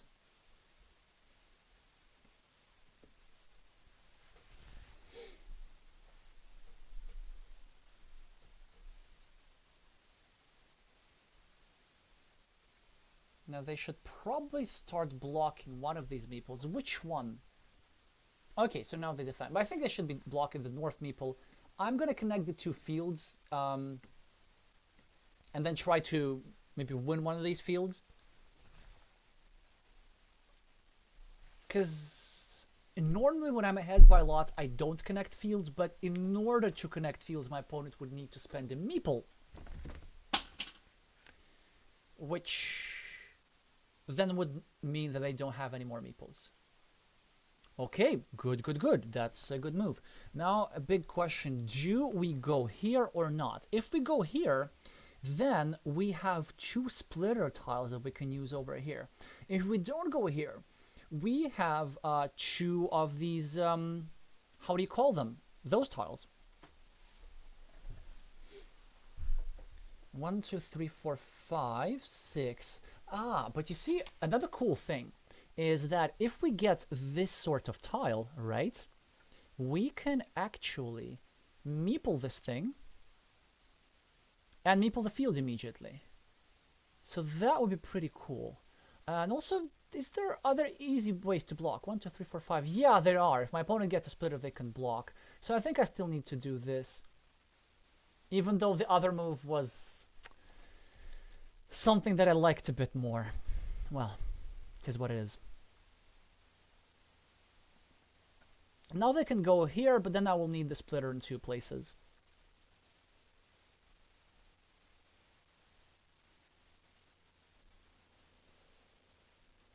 But I just don't like to leave a situation in such a way that gives my opponent 100% block. So that's why I decided to do this and preserve my chance for 1 of 2 splitters. Okay, so they do pre-build a new city instead. Now I get that beautiful, beautiful thing. They do get a splitter. And they start a new city and, like, honestly, I'm not even sure that finishing this city is correct. In fact, it probably isn't. I think it's correct to go here and meeple a farm or whatever. But it's so much fun that I'm going to do it. It's too much fun. I'm not resisting that.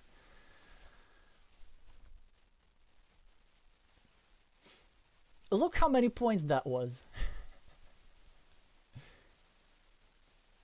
Okay, well, they get to finish their city.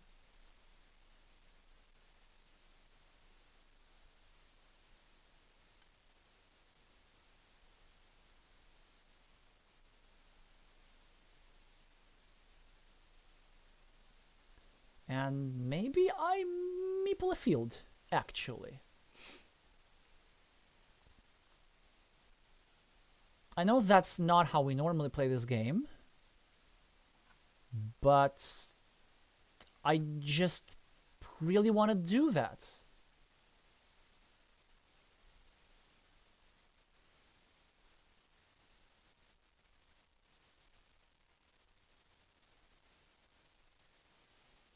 And there's still 2 tiles that go there. It's just too much.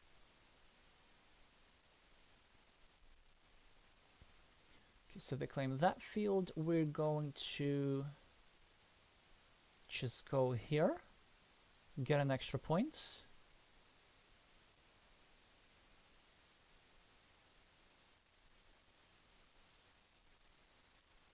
Well, both of the remaining tiles should be straight lines.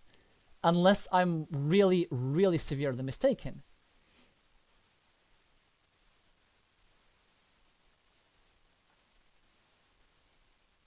So we just need to find the highest scoring monastery spot. Maybe here.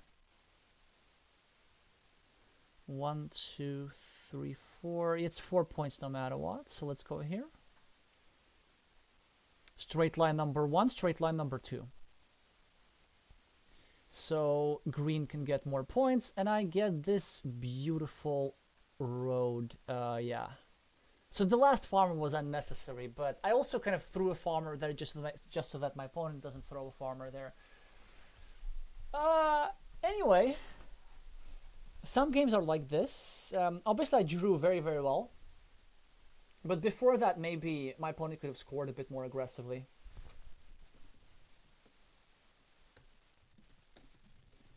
All right. Now, okay, I see. You have more.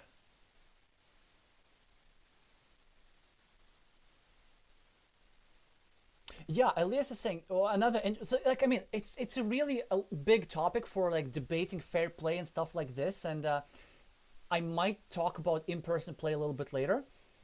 But this World Championship, surprisingly, people were always using their meeple for scoring, even those who were counting points really fast. And I think now it kind of become customary. Basically, if you don't physically place the meeple, then you don't take the points.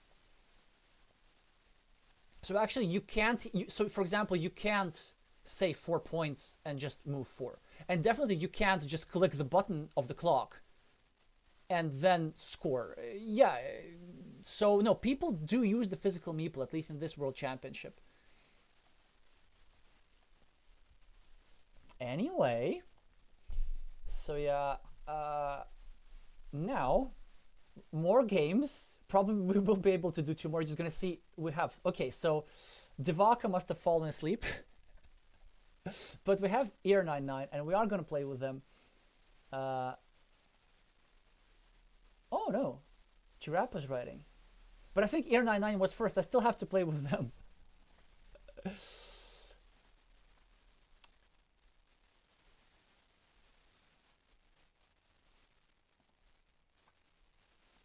Yeah. Well, if it's then it's Giraffe, and then we're probably wrapping up. Unless Divak is still here, but this is so weird. I've never had so many games in one stream before. I might need to think what to do about in the future. Maybe like time slots and sign-ups and well, anyway, hope you're enjoying some of these games. Just make sure to meeple the like button and stuff. Wait, or was Divaka first? I think Divaka was first.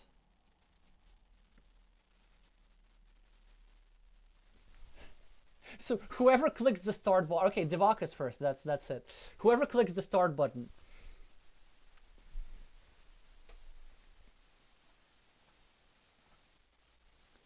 And I get to start again. Oh, 600, nice rating. Interesting situation. Here or here?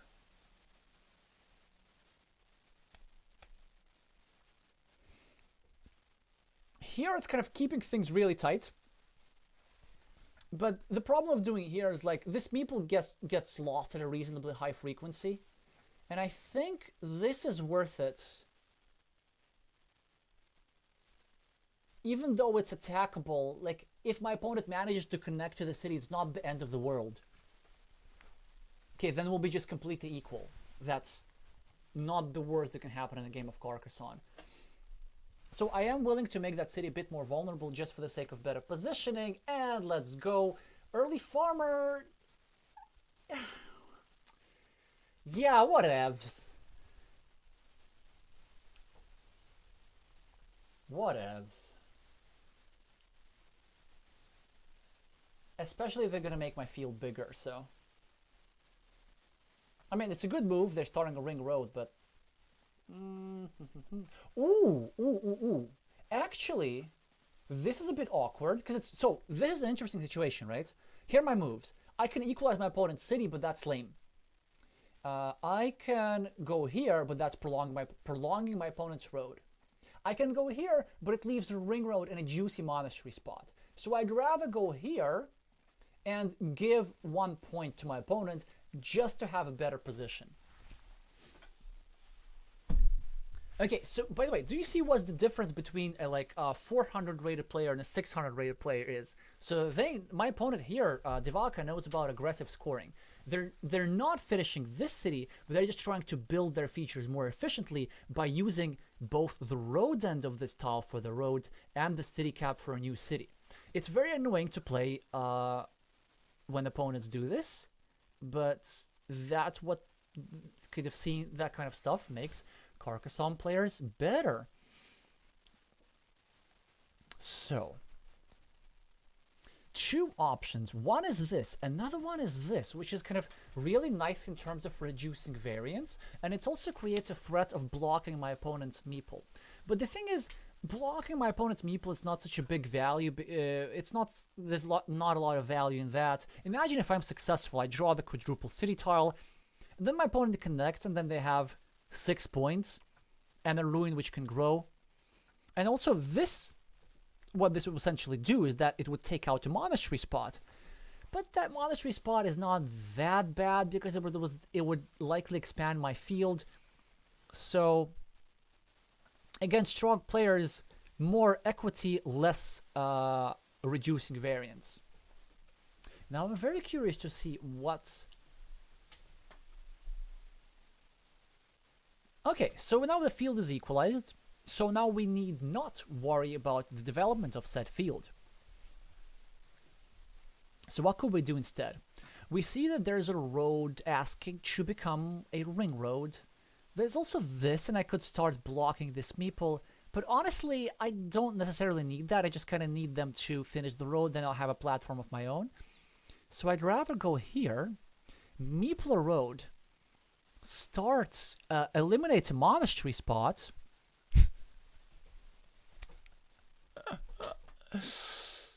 and create an attacking platform on my opponent's city. So speaking of eliminating monastery spots, that's not going to happen. Because I have to do this. I might even farm here, but that's, I think, a bit overkill. Because, like, the field's not that big. And I have to do this, otherwise I get blocked. Why am I speaking? I can speak much more calmly. So, I think if I go this, it's okay. But this is slightly better. And the reason is, if I go here, my opponent can draw one of these tiles and score 2 points over here, which would give them 2 points and an attacking platform, all with tempo. But if I do this, now they need to spend a move just on creating an attacking platform. So this move is marginally better than its alternative.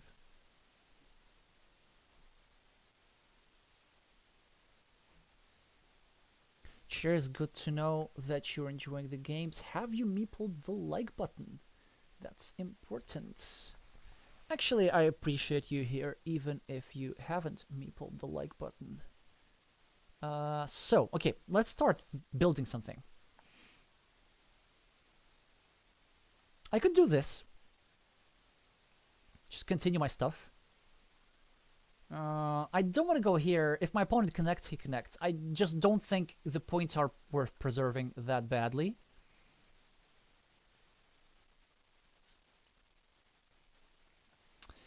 Fine. I don't normally... Fine. Yeah, I know. My opponent connects. Nothing we could have done. Ooh. What about a monastery here?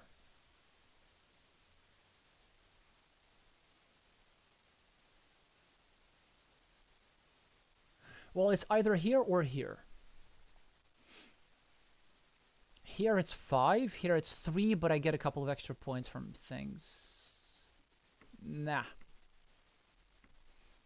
Let's just take the high scoring spots.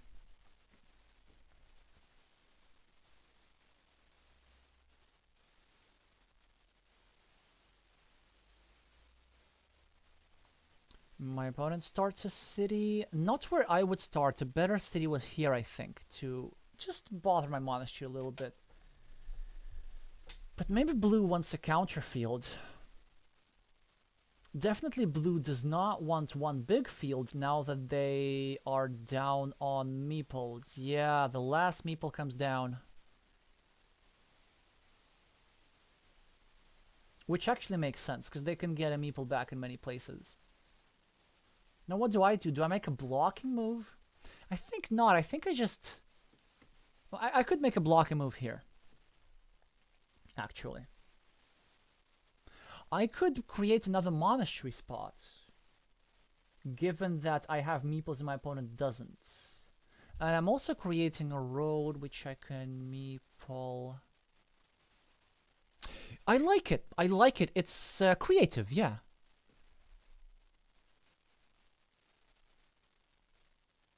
Okay, thank you very much for that little road piece. Now, very, very interesting situation. I think the best move is here. And without a meeple. Because my opponent has very few defense tiles. And any defense tile that my opponent can draw here, they will end up costing this meeple.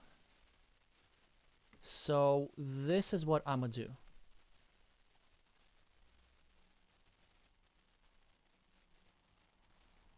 Yeah, of course they have to play this. Now, finally, I get to block my opponent's meeple and enjoy some advantage as a result.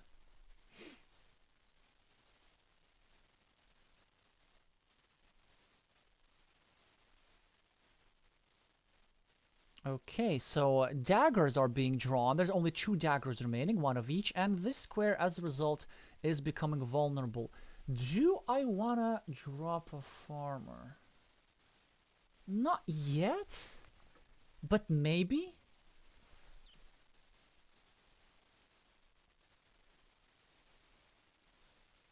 Well, it is a 6-point field at least, and if my opponent gets anything there, yeah, then I get to connect. So I think this farm is actually pretty decent.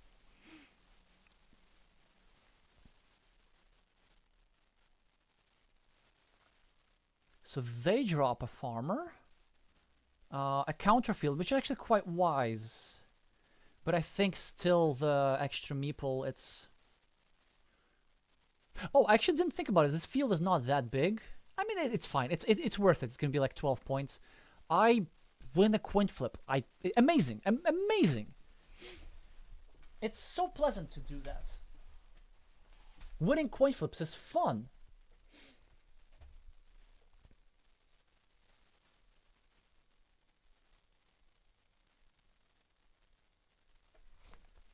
Yeah, my opponent gets this, then I'll probably get here, and I will have like a nice 12-point field.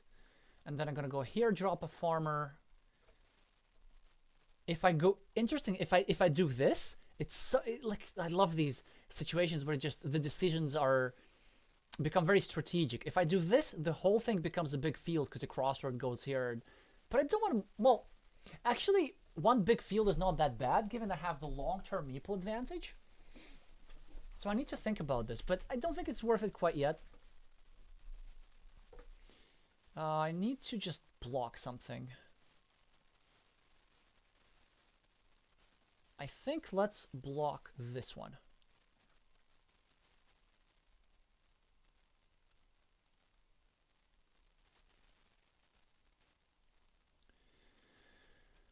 You know what I'm thinking. Is it worth it?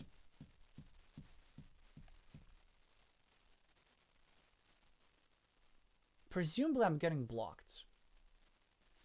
No, it's not worth it because on this board, a meeple is worth more than 8 points. Huh. Yeah, you see, but my opponent is going to use the spot that I don't use. Now, do I go here and actually create a 50-50 block?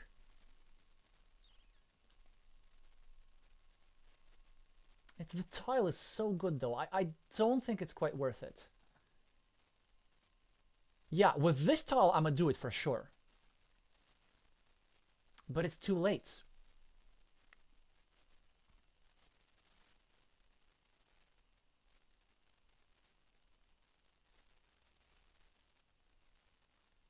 I could very well conceivably lose this. So let's just start by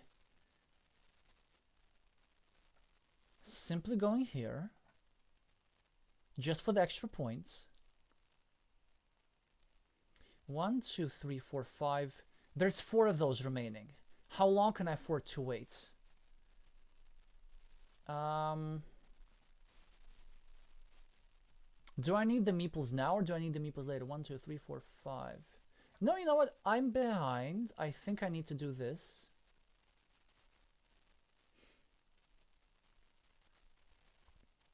Precisely because something like that could happen. Then I make sure. Oh, wait. Or do I do this instead, actually? 1, 2, 3, 4, 5, yeah? Because this can wait, I guess. But this is a lot of points. Yeah, this is a lot of points. Let's just do this. Also, you know what I'm thinking. Oh, you know what I'm thinking. No, no way! No way!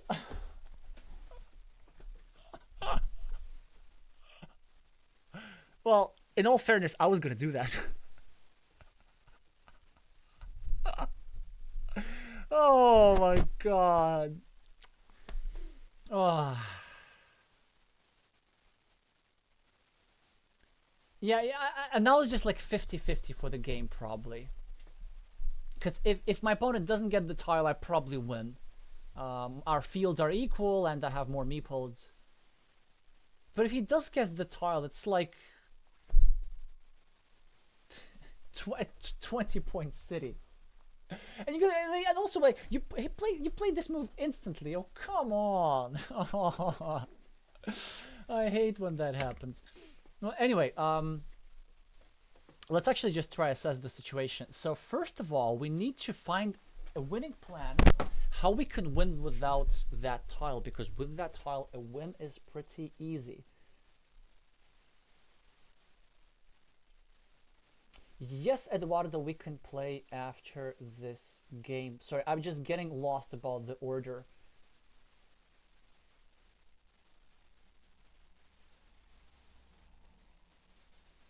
Sorry.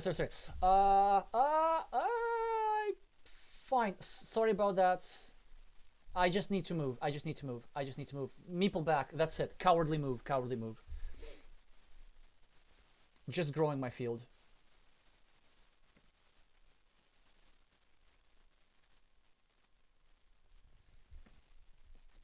Yeah, sorry about that. Okay, well, what's today happening? Like, okay, the game's resolved. I don't think my opponent can do anything about that.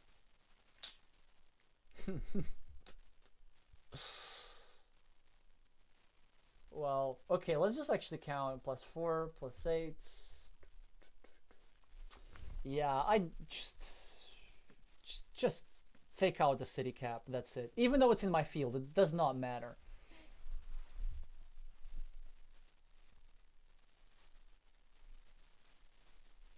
Although maybe taking out a city cap in my own field is a bit much. Yeah, it's a bit much, yeah.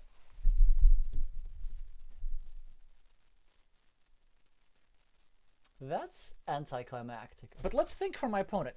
How could they win this conceivably? So first of all, blue did a great job creating a counter field, which is actually greater than the main field. It's just they don't have enough meeples for 18 tiles remaining.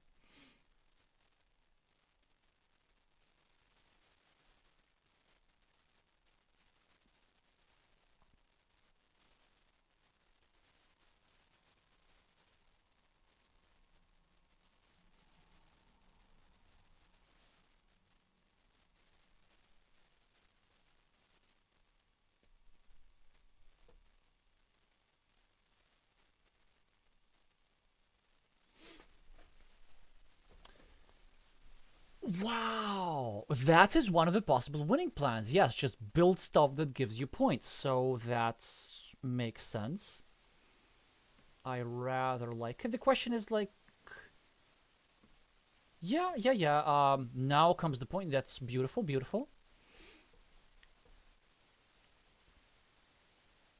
Man, that's really good actually. So what are my options? Not that many options. I could simply restrict access to the field, and the reason I would need to do that, even though it's only a 9-point field, well, that's because my opponent is going to have a meeple. Actually, yeah, this game has not been won just yet. 8-8. 2. I'm behind, technically, by like 4 points or something. Okay, anyway, I should play. I'm just gonna make the initial move that I wanted to. Just start to ruin. Yeah, and just like that. Okay, I think I just need to outscore my opponent. Ah, that's a shame. I just need to outscore my opponent. 1, 2, 3, 4, 5, 6, 7, 8. Only one. Daggers, some daggers. Yeah, it's fine.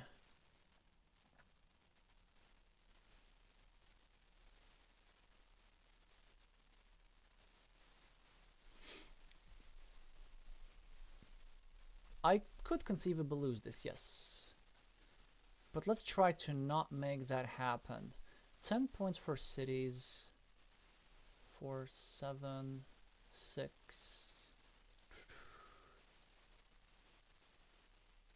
7. I'm ahead 1 point, I think. I'm ahead 1 point and 1 meeple. Yeah, I'm okay. 2 points and 2 meeples. Let's just keep counting like that. I want a crucial flip for the city cap.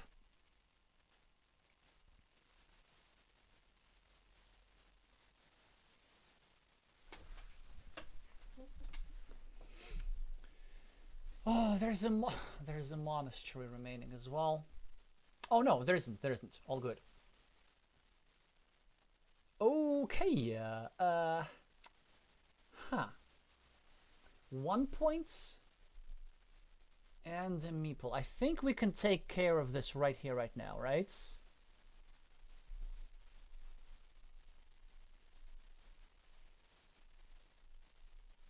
One, two, 1, 2, 3, 4, 5. Well, so I could either take 1 point, or I could go here and meeple this. Or I could go here.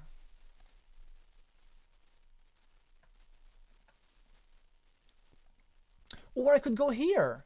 1, 2, 3, 4, 5, 6, 7, 8, 9. Oh, wait. 1, 2, 3, 4, 5, 6, 7, 8, 9. Oh, man. Okay, that was a bit easier than I thought. Yeah. Yeah, that was a bit easier than I thought. Okay, this one we probably don't even have to meeple, yeah.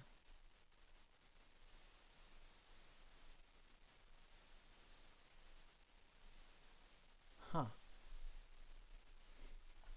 Yep, that makes sense. Then we just score points. We're up a little bit. We're up something like 2 points, something like really, really small. But now, of course, we get the 7.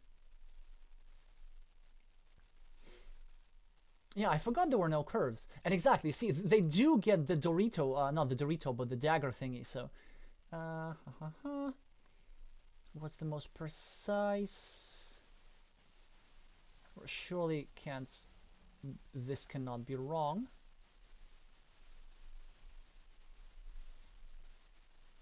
I end up with a surplus of meeples somehow. Yeah, but there isn't. Well, actually, we should double check. I think it's the last tile, right? But 1, 2, 3, 4, 5, 6, 7, 8, yeah, 9, yeah. All good. Phew, that was kind of close. I'm not sure what would my options be had I not gotten this quadruple city tile, but we did not have to find out. Actually, I like my opponent's field connection because it wasn't that easily blockable. I mean, so if I get a straight road, I can't really block because there's still a couple of other straight roads remaining. And so then my opponent can draw another straight road and then can try to get a meeple back from the monastery. So yeah, like, great job at like making these comebacks and building these monasteries. So that's what's... Yeah, great game. Well played.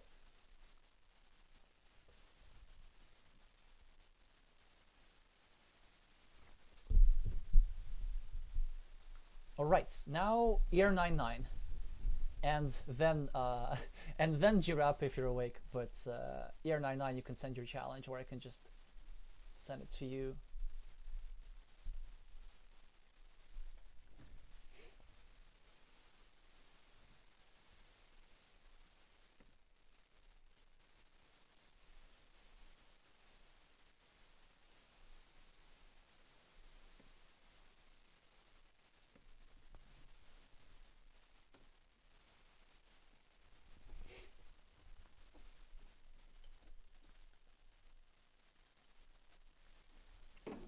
Alrighty, let's go. Let's put it to normal speed, actually. Just because we need to speed things up. As much as I like talking, I'll probably will not be able to respond to all chat messages, but I am reading them a bit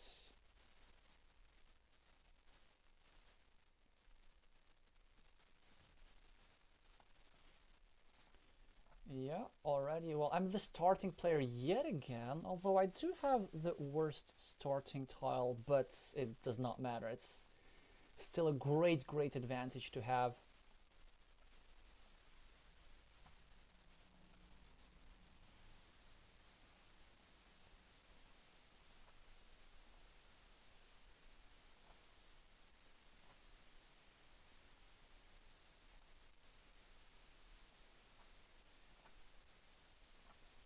Phew.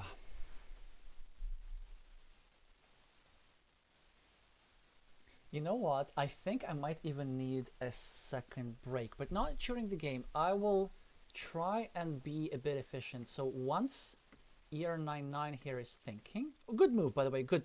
Actually, no, I think as green, I prefer the city here. I think that's a bit more annoying for them. And that's what I'm gonna do. I'm gonna start a city here.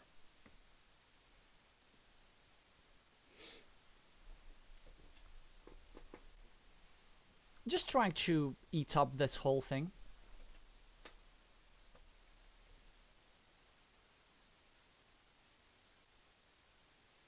Fascinating situation. What does green do here? They're like no good monastery spots. Yeah, that makes sense. That is understandable. I guess just get to continue the city, and I'm one short. Okay, well, somebody else is getting a piece, so I guess I don't have much to complain. I could go here. I could go here, I think. Yeah, let's just try and continue that road.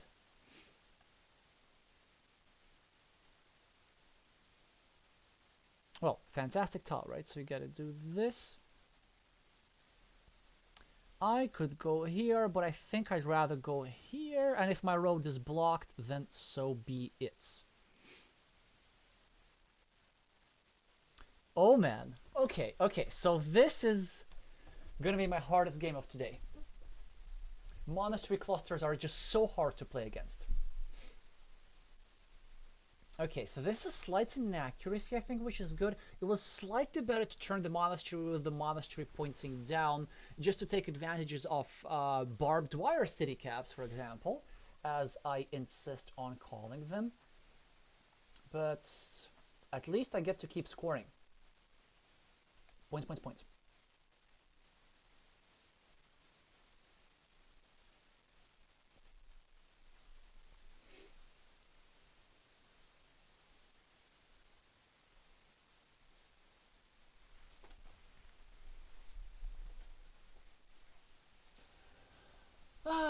Unfortunately, this is the best move, I think, what green just did. And it was actually not that easy to find, so, well, credit where credit's due. I have to just leave this alone. Fine, you can have the city. Or not. How about we're gonna... Yeah, by the way, this is also one of the reasons, because now it's not possible to finish a monastery with another monastery, and this might be the game decider here. Had green turned this monastery the other way, they would have had more monastery meeples and complete control of the situation. You see, and now they can't meeple this, which is which makes things much better for me. Now I take this road over here.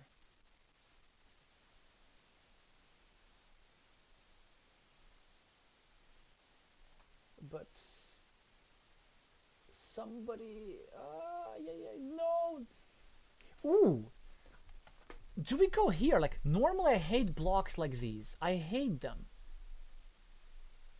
But it's so annoying for my opponents. Just, it's, no. Don't play bad moves. Just don't play bad moves. Is it bad though? Because then I have nowhere where I can open a second city. If I do this, I'm protecting my opponent's city. I'm also...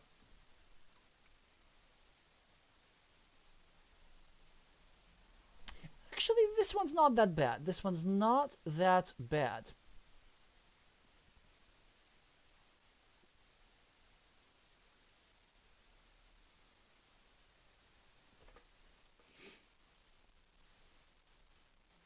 There are some reasons why this is not that bad. And one is because I can start a second road, although...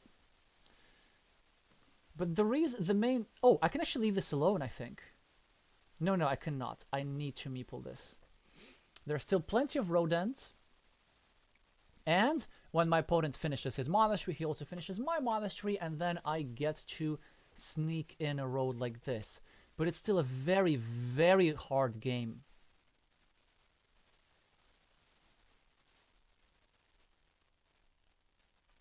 We're equal on the scoreboard, except that my opponent has 2 monasteries, a huge city threatened. Oh, man.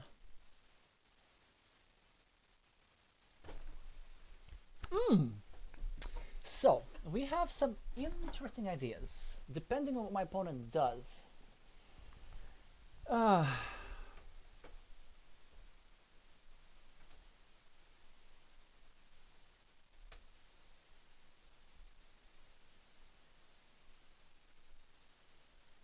Whoa! What's a move? I think that's a bit overkill, to be honest.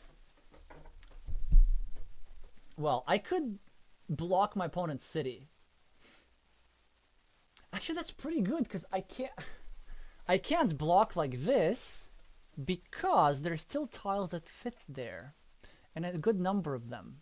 So if I'm going to play this move, it's going to be a Ukrainian style move. So either we do this right now or we do this first. I think, given there... No, this can wait. Time for the good old Ukrainian technique.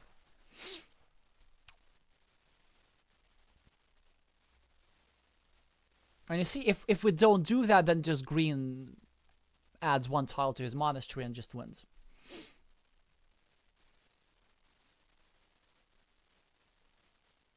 Well, I have 1 legal move, but surprisingly, it's not such a bad move because it pre-builds a road and it completes my road indirectly as well. And it also protects my road from some attacks. I cannot meeple that road because it's easily blockable. The question is, do I meeple the field?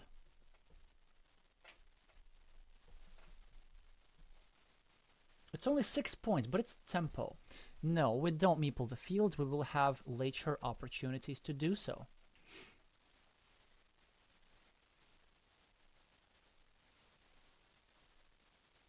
I have to say, I mean, so far, my opponent's playing very creatively. I mean, that move over here is... No, they're playing really well. Which is a problem. Because them playing well increases my chances of losing. I don't like when that happens.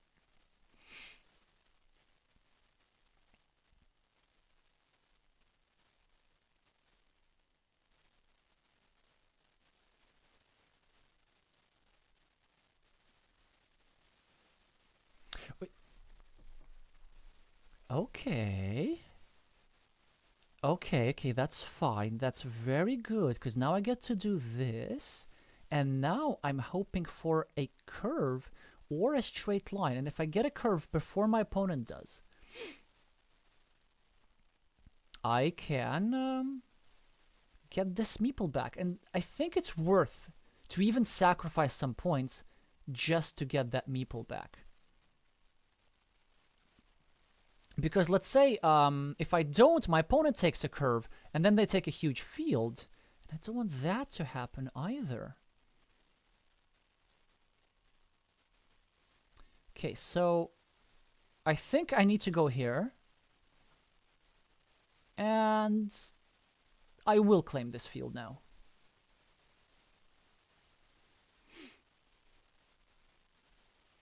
But you see, had I not done that, they would have blocked my road and have a 12-point field over here. And my plan is, so let's say they finish their city, then I do the quick points. Oh, okay, they found an even better move. Sure, this is better than finishing their city. The city can wait.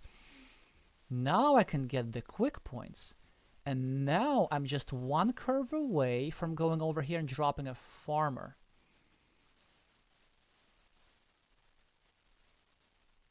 And honestly, I love how they didn't Actually, maybe they should have finished their monastery instead, but anyway, this was the move I was planning to make.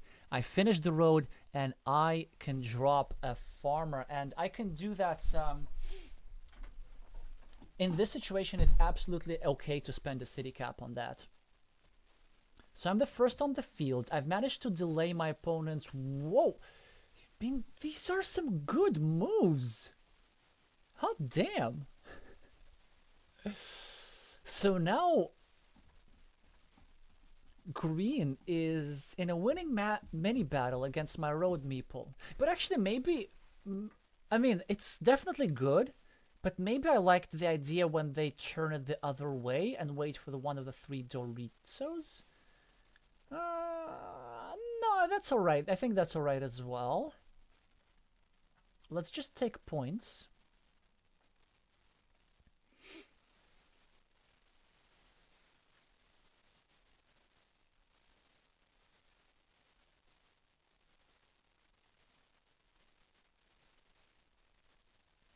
How am I ahead? That's so interesting. And I'm ahead on the field. Oh, I also need to take care of something, because if my opponent gets this tile over here, they will be able to drop a farmer on this little piece, or this little piece, and connect. But what can I do with about this? And the answer is not much. Maybe I can kind of score some quick points and manage to get a second farmer in. That would be nice.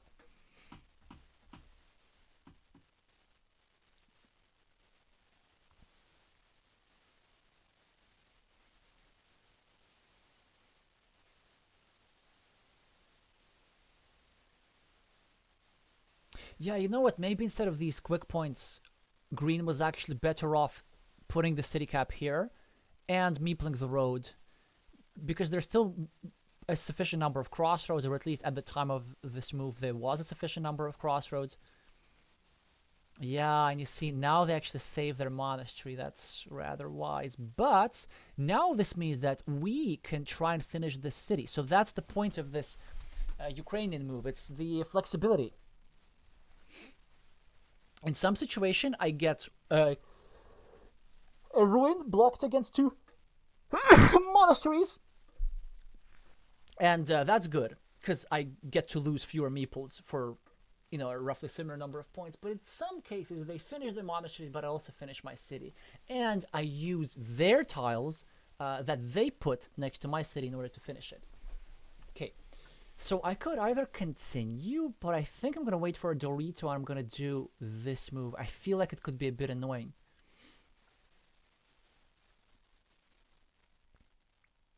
The best move for green here is, I think, to go here, because then they would make sure that I cannot complete my city. Yeah. And they can complete their monasteries. So I will end up with a ruin, but I can see that there's still 2 extenders left, and I might be able to just sneak my way over here. That'll be pretty cool. And have a big ruin. Now, what could I do now? I could go here, continue developing my field. Or I could go here, which I think is slightly better.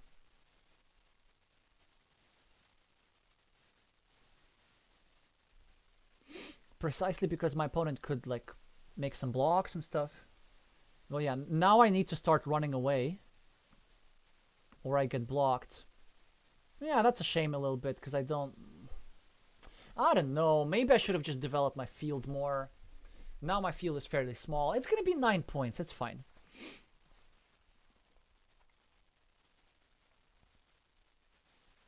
I guess my opponent should try blocking my city. That's the move that makes the most sense.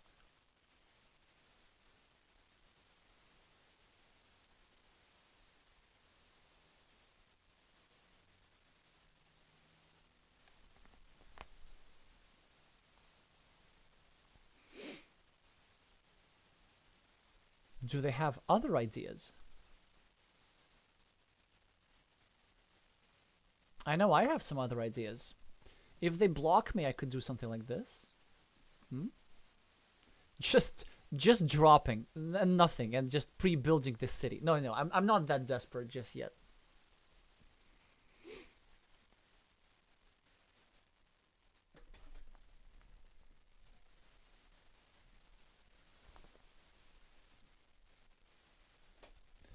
Unfortunately, it's a good move. I don't like when my opponent makes good moves. Also, there are not many tiles that are left there. I can see just 2 city caps, the starting tile and the thing with the crossroads. So I think I'm just going to keep developing my field. Maybe that was a bit too hasty of a decision. Maybe instead I should have just continued my city, but I don't know. I don't know. Okay, that's a problem.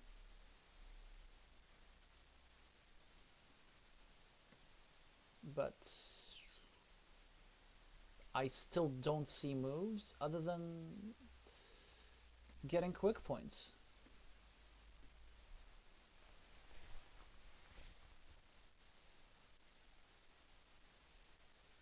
Yeah, good move, good move. And they get the road as well.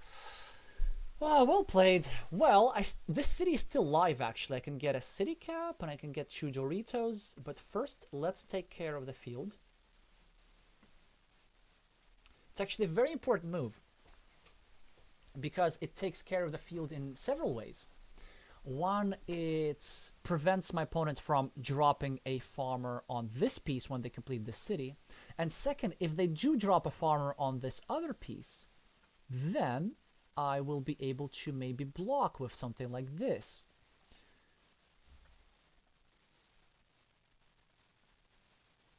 But still, what should I do? I'm ahead only 4 points. And my opponent has threats. This is a road that's about to get completed. I don't know, this is a city. They're going to also drop a farmer. Actually, another way to mitigate against the farmer and really, 1, 2, 3, 4, 5, 6. So 2 straight lines remaining, which means that I can go over here with any straight line just to make sure that they do not get. Whoa! Whoa! What a move! That's just brutal.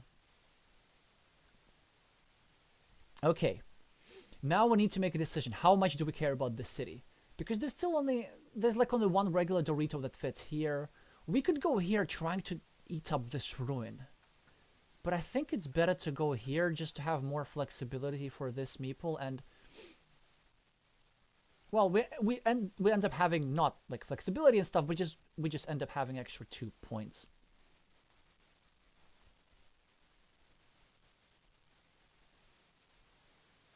I'm not sure their farmer was necessary because they can always drop their farmer later, but this is brilliant.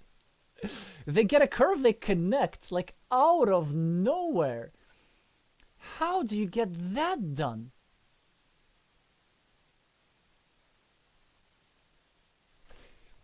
And look at that, look at that. I told you earlier. So obviously this is a problem for me, but at the very least, because there's 1 straight line remaining, I can do this and block their field entry completely. So at least I get something. They do get their farmer in, and that's, well, very unfortunate for me. But now I get to either block their city meeple or just need to check if that's a block. That is a block. And of course this is better than connecting, right? Because it's 4 points minus 1, 2, 3, 4, 5. And I think it's technically still alive. 1, 2, 3, 4, 5. So there are 1, 2, 3, 4. Yeah, like technically if I get both Doritos and the thing, then I could even finish it. But the most important thing is that I block that city. But look at that farmer. What was that? In a good sense. Okay. We will need to do some point counting soon. But wait, I need to...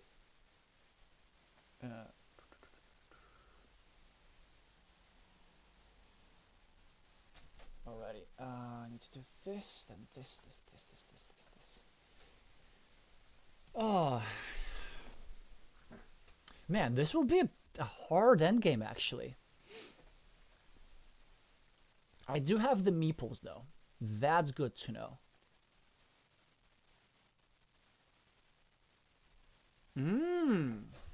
They are. Well, that's interesting. What exactly are they planning? Ah, ha ha ha. They are, of course, taking out the city cap. Because there is still 2 vanillas with which they could finish their city, by the way. That would be annoying. Do we do this? I feel like we need some concrete solutions. We don't do this because the city is still finishable. I think maybe we just do this and wait. Because I need to lie down there at some point. But if I lie down there now, it's only 50-50. Okay, let's actually just count the points. I'm at +4 because of the fields I'm +10. Because the fields here I'm +7. This is +1, +8, +4. This is -2. This is +2. I am down 4 points. Now I'm down 2 points.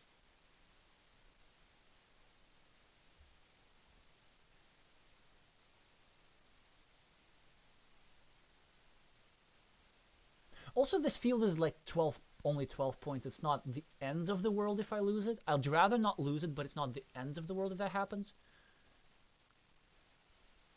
1, 2, 3, 4, 5, 6, 7, 8. I could go here. No.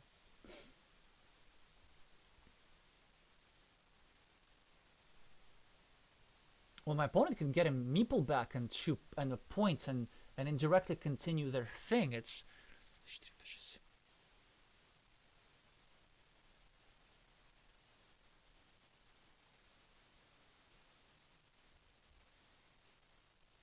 yeah. It's a very big problem for me. So, okay, I don't think we can play defense. Like, we just have to grind. Yeah, let's just take this field.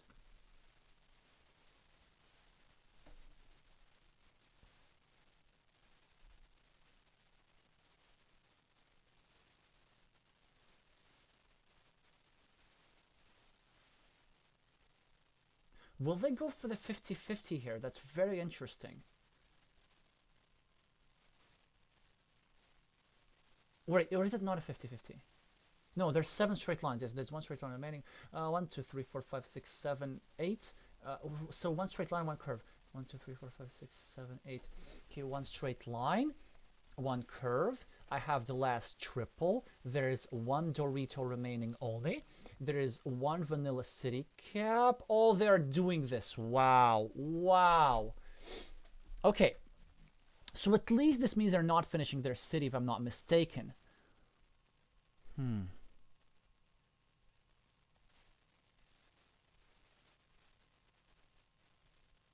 But I think it was actually not necessary for them.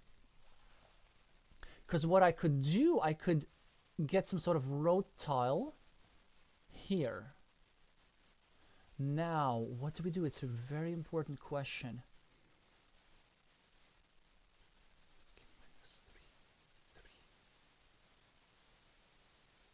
So 12, 12. This is going to be equal. We're going to have 3, 6. I'm just assuming if they connect, right? So fields will be equal. They're going to have 3, 7, 11, 13.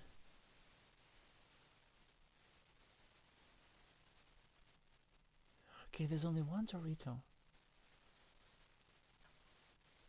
Okay, let's go for it. Okay, well, that's I can also win a coin flip. Yeah, I had basically my idea with this is that my city is live. Like, there's some scenarios how I could complete it, but now I don't have to worry about it because I can just do this. Yeah, sure, they can, you know.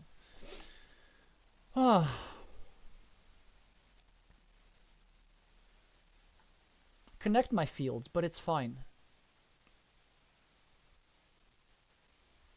Maybe instead I could have done just this. I don't know. I also need to make a move on time.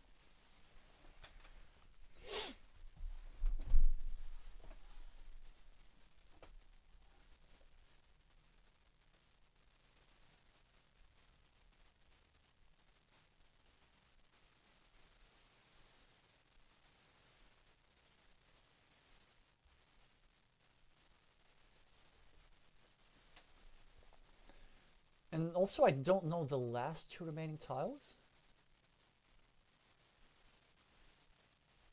I mean, yeah, what are they? Well, I can see a crossroads. I can see... Well, that's last curve. We're out of Doritos. We're out of city caps.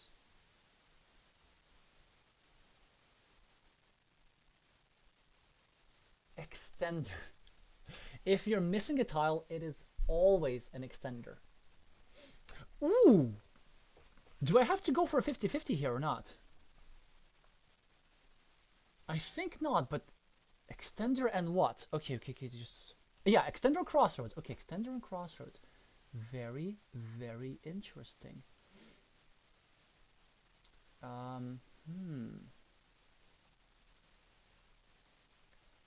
Do I have to go... Okay, let's count the points real quickly again. We have 15, we have 12 points in the field, so we're plus 9. We have 12 extra points for the field, we're plus 9, plus 12. 1, 2, 3, 4, 5, 6, 7, 8.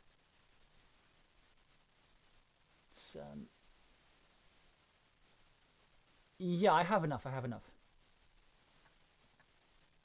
I don't need to risk. And, well, I do win the final coin flip because I get the 4-point road instead of the 3-point field. So my opponent's going to get a 3-point field. I'm going to get a 4-point road. And what a game. Oh, wow, incredible. Yeah. I have to say, well played. Yeah, so I'm not sure about this coin flip because maybe it was better to go for a different coin flip. Like, maybe with this move, you just go here and create a threat of completing the city. And then if that fails, then you take this tile and then you go for the coin flip a little bit later. Or, you know, you take the Dorito and go for a different coin flip. But it was certainly an interesting idea, and maybe had you won the coin flip, my situation would have been much more difficult. So let's say if you draw the straight line, then I probably need to have something like this, place it over here on the outside of a curve and connect through a curve. But this would make my situation significantly harder. So only plus 7, the closest game so far today, and it started out really, really rough for me with the monasteries, but ended up digging out of that somehow. And I think a crucial part of it was planning for what happens when my opponent gets the city tile. We are able to add a square here to make sure that my opponent cannot drop a farmer here, and also that we have some blocking chances to prevent our opponent from connecting like this. Yeah, so as a result, this was enough for us to win. But seriously, very well played, Eduardo. And so, guess the last for today. I'm gonna need another water break, but if Autopod's still here, that would be a great way to finish the day.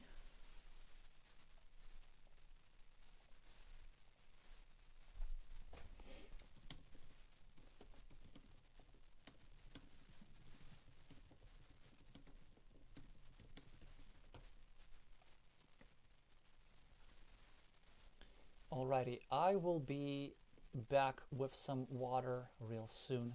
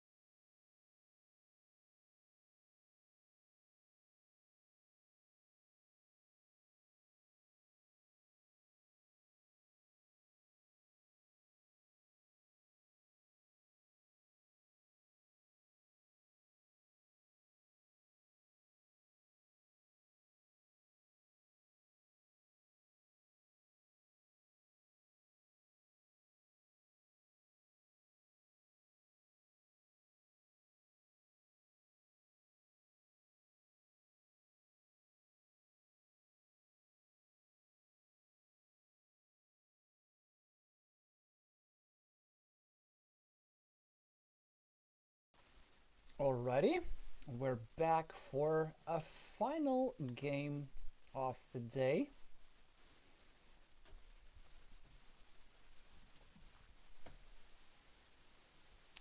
Shall we go for normal speed or slow speed? I feel like I'm gonna struggle with normal speed, but it has been a long day, so let's just try to stay on time.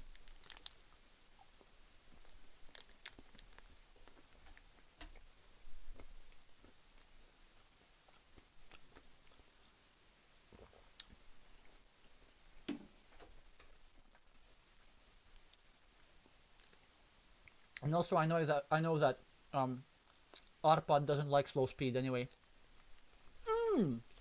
I am the starting player, and I have a monastery.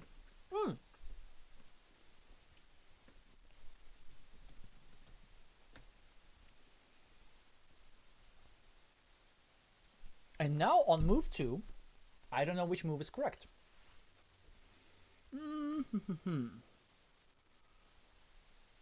No. No.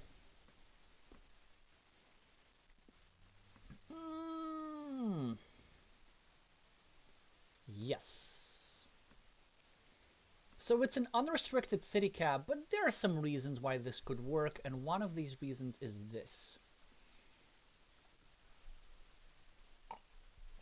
I want to pre-build a road next to my monastery. And maybe tie this city. And that's kind of nice.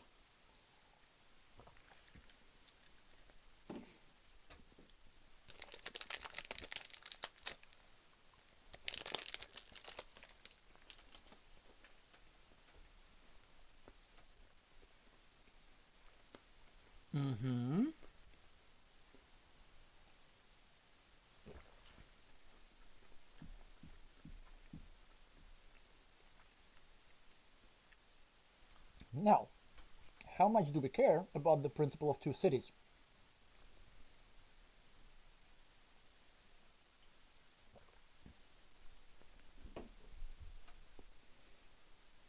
Probably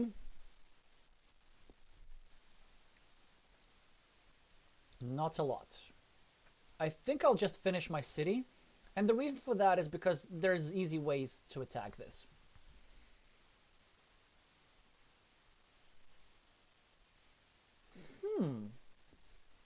I don't know. I mean, it certainly breaks up my monastery quite a bit, but maybe not enough for me to really care about it. I mean, it's an interesting move for sure. I could do this, but I think it can wait. I'd rather just continue my monastery. And,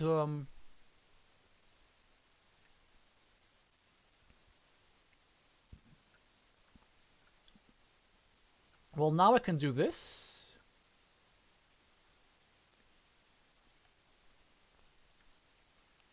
And then later I can hope to do something about that square.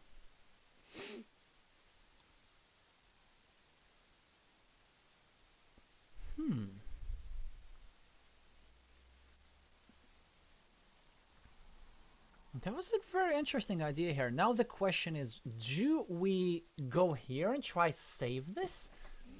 Which also would force our opponent to spend a valuable tile on blocking. I think it might be worth doing because it's also a relatively useless tile, and if I get the starting tile, I get to meeple. Also, it prepares the monastery spot. No, we have to do it. And because the alternative, like, there wasn't that much value that could have had. Maybe here putting some pressure, but nah, it's not. It's not much.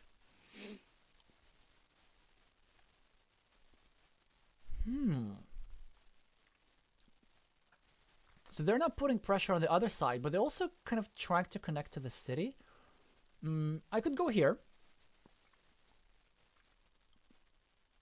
which is a legit move, and it also prevents them from connecting to a city. But it would force me to spend a city tile into a shared feature.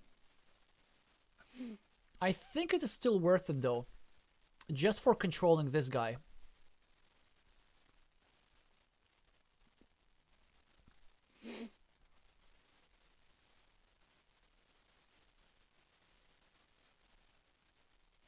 Yeah, I don't know. Maybe I can get a straight road here. and play against this meeple here. This other spot was nice too. Maybe I was a bit hasty. And yeah, okay, that makes sense. Maybe I could have claimed that a little bit earlier, but it's fine. And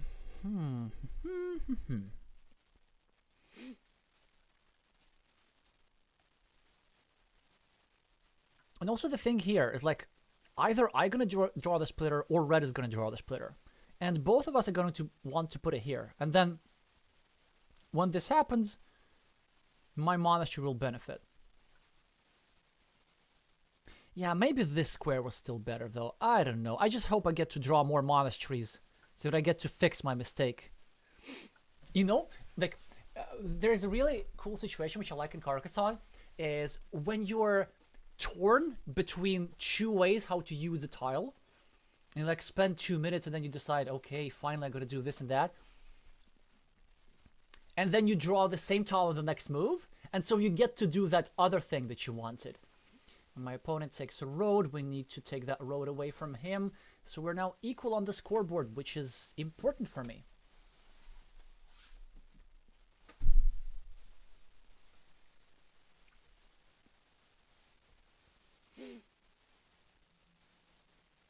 Yeah, you see, here's the difference. Here's it, because my opponent actually knows something about mini battles, obviously, because they're the world champion, and about what these mini battles do. No. Well, actually, they have a downside. They have two open roads. They're gonna have 3 once I finish this city. I could either just eliminate this threat and try to continue the monastery, or I could go here, trying to put some pressure on this square, which really does not make that much sense given how many of those tiles are out. Or I could do this, trying to go for a mini battle. Build it around with triangles. Yeah, I think that's the move. Okay, but it's fine. I'm partially blocked. There's still 2 tiles that fit into that square. But what do we do? What do we do?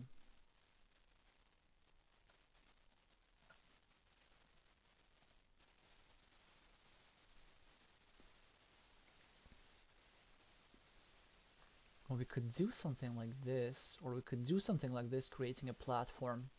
This one I'd rather keep alone. I'd rather leave alone. Let's just start with this.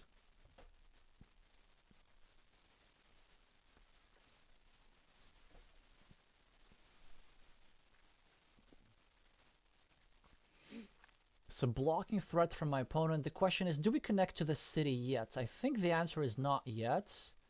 I think we're better off doing something like this.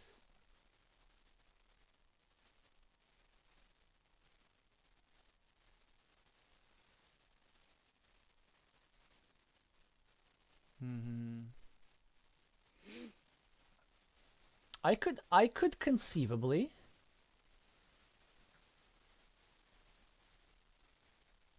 Huh.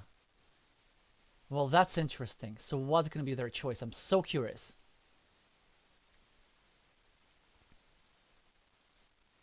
This one actually rather like, I mean, as me, because there's still 2 tiles that remain here, and only I can benefit from these 2 tiles. So honestly, actually, I'm not sure if that's the best use of a monastery. Okay, I was kind of planning to put it here, so I probably will. And then I'm just gonna hope to block this city, and that's it. Yeah.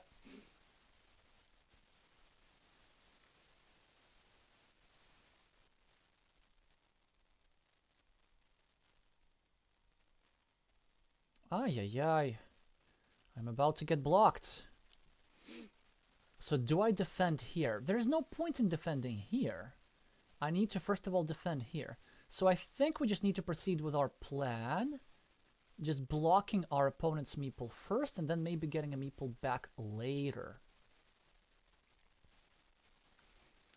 Okay, so they do this, but now we get to save our, well, or we get to block our, it's so interesting. Either we get to go here and block our opponent completely, or we get to go here and save our city, which I think is worth it because it's a very good chance, and at the same time blocking our opponent's road. The only downside is that we're leaving this open, but I think it is actually worth it. Okay, okay.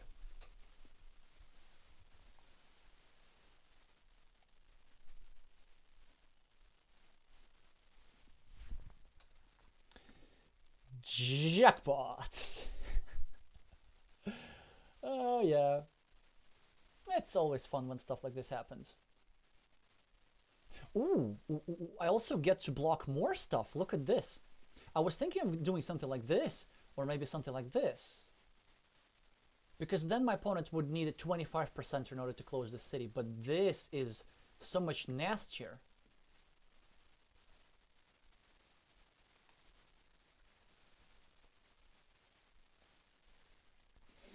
I was going to go here, but my opponent's city is still live, so I think I'm just going to forget about that and just take the 8 points.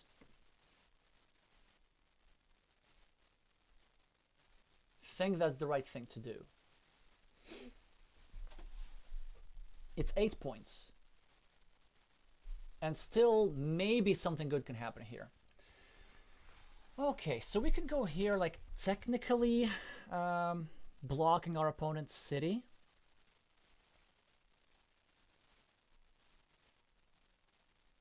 But it is also adding more points to them.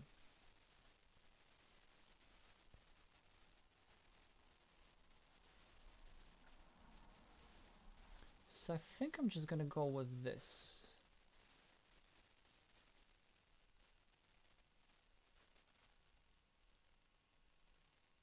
Yeah, that's a very good move from them, getting their meeple back and subjecting my meeple to big problems. So I'm going to go here, kind of preparing to do the thing, and you know what, I'm just gonna do it.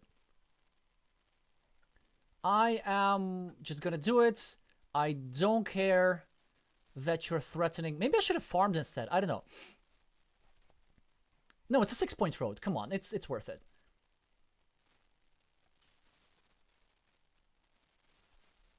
They have a slight chance of completing this city, but this is just too good. It's a 6-point road. It's 2 meeples back potentially, and it's very good. And yes, there is a field, which they might claim. They're not claiming the field. You know what? How about I claim the field?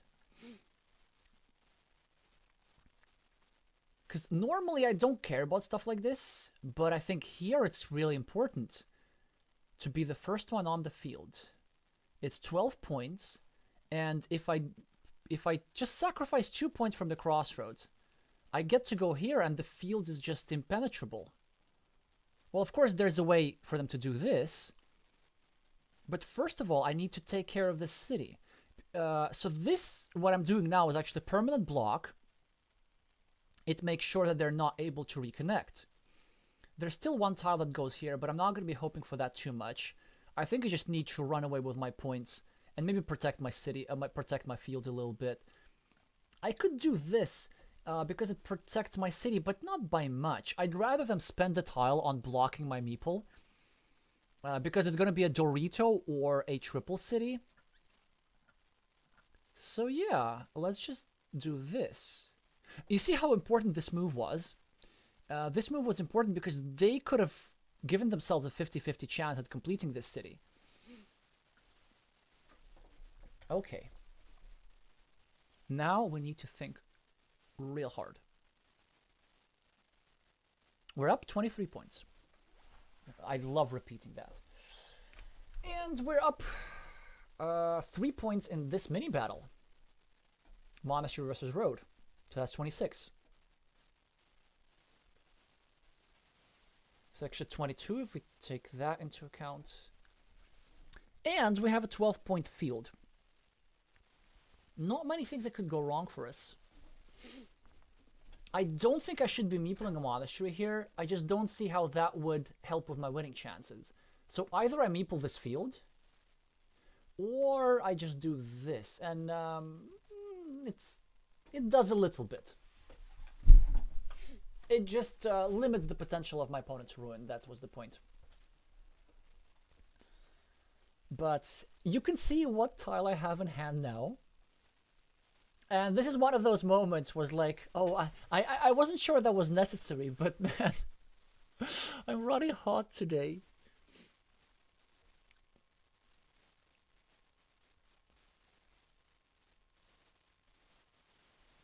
I'm not even sure what the best move for my... Yeah, something like this. It's a good move. Starting a city, but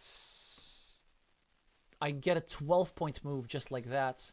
Because I get 3 extra points for the city and I get 9 points for the field. It's just... Oof. Oof. Yeah. It's a lot.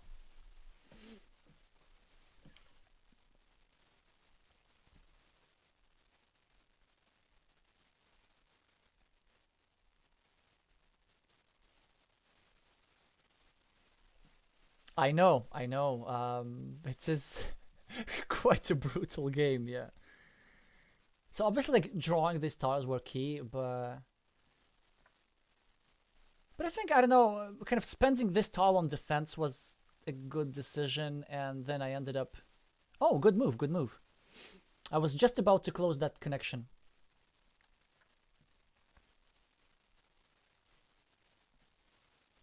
I could go here, or I could go here, prolonging my field.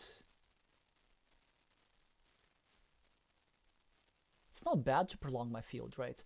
But at the same time, if I get a city point, these are sort of hard points. 1, 2, 3, 4, 5, 6, 7, 8, 9. Wait, 1, 2, 3, 4, 5, 6, 7, 8, 9. Ah, so there's no point in building Doritos. I need city caps. Okay, there's this one as well, yeah? And I can't drop a farmer here.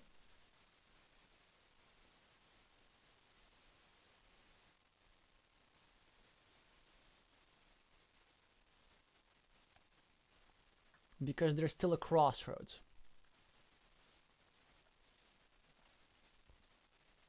And there's still one Dorito for my opponent to finish a city, I believe, or no? Yeah, there's still one Dorito.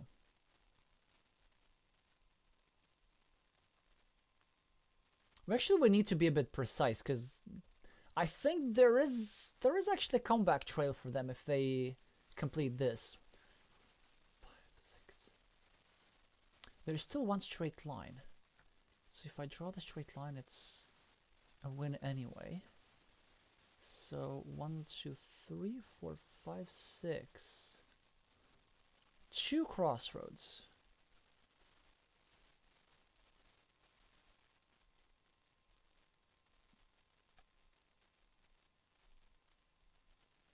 And no triple cities, I believe.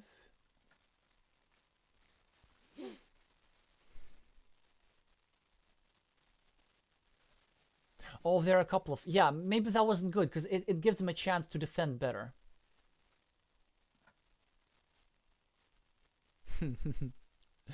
Okay. Yeah, I thought so. Fine, you can have the field. Now, I have a choice of going here, which I'm not going to do, or going here, which I am going to do. Because I just rather take the short points than the maybe points.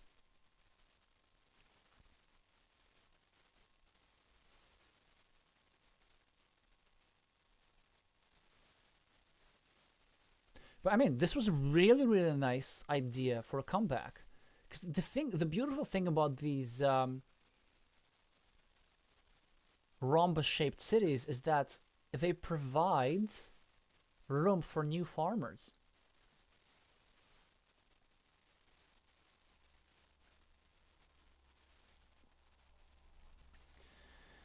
Yeah, so they do get a second farmer in, and then... Well, the first farmer, and they still have to get their second farmer in. I will probably go here. I don't think I will need to try finish that. especially since there are no daggers. So just go here, take a point, eliminate a field connection. Okay, and now that they have taken over my field, 1, 2, 3, 4, 5, 6, 7, 8. So there are very few curves. Now I can go here to just minimize the damage. Ooh, that's a bit rough, isn't it? They're now dropping city caps. I'm gonna take 3 points. Although I could have, maybe I could have taken out this fields connection instead. Man, it's gonna be close. It's gonna be really, really close. They do have 18 points. I have +2, but I have a 12-point field over here, so I'm +14. They have +14. This is 3 in this mini battle, so that's plus 17. Because of this, +21, +22, 20, 18, 16, 15. I'm +15. The best that they can do, they can take away my 12-point field, so it'll be +3. I don't believe there's anything that goes over here. That's the important part. I have 50 seconds to think. There's one city cap. So no crossroads. I think a triple city. 1, 2, 3, 4, 5, 6, 7. Yeah, triple city. Okay. So this just makes my move much easier. I need to go here. And then when I draw the triple city, it's a quadruple city. Duh. But still, it's fine. Because then they just give me extra points. Well, of course, now I'm going to take the points here instead.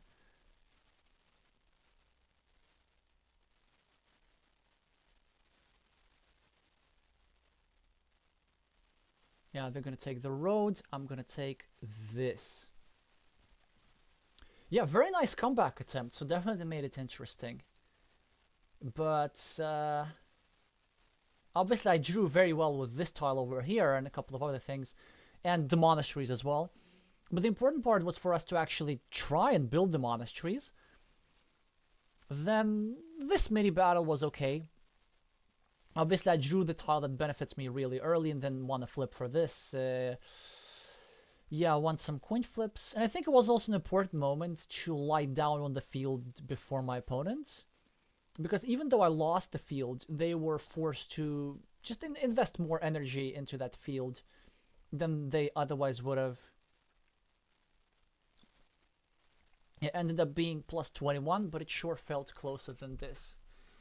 Wow, was that 8 games? It's a ridiculous number of games. We've been doing this for hours and hours and hours. Definitely the longest stream we've had when it comes to playing against viewers. But do let me know in the chat, was there actually somebody who watched from start to finish? I kind of figured that the normal way would be to everybody to drop by and for an hour or so at a time. It was 5. Okay, that was it was 7 hours. That's so ridiculous. I was planning to stream for 2 hours today. How did that happen? Well, anyway, I hope you... Oh no, that wasn't 7 hours. That was 5 hours. It's math in my head. 22 minus 17, that's 5. Oh man. Yeah.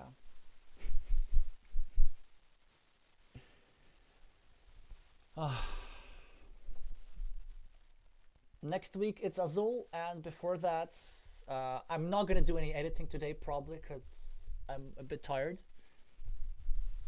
But I'll try to get that recap video up in a few days.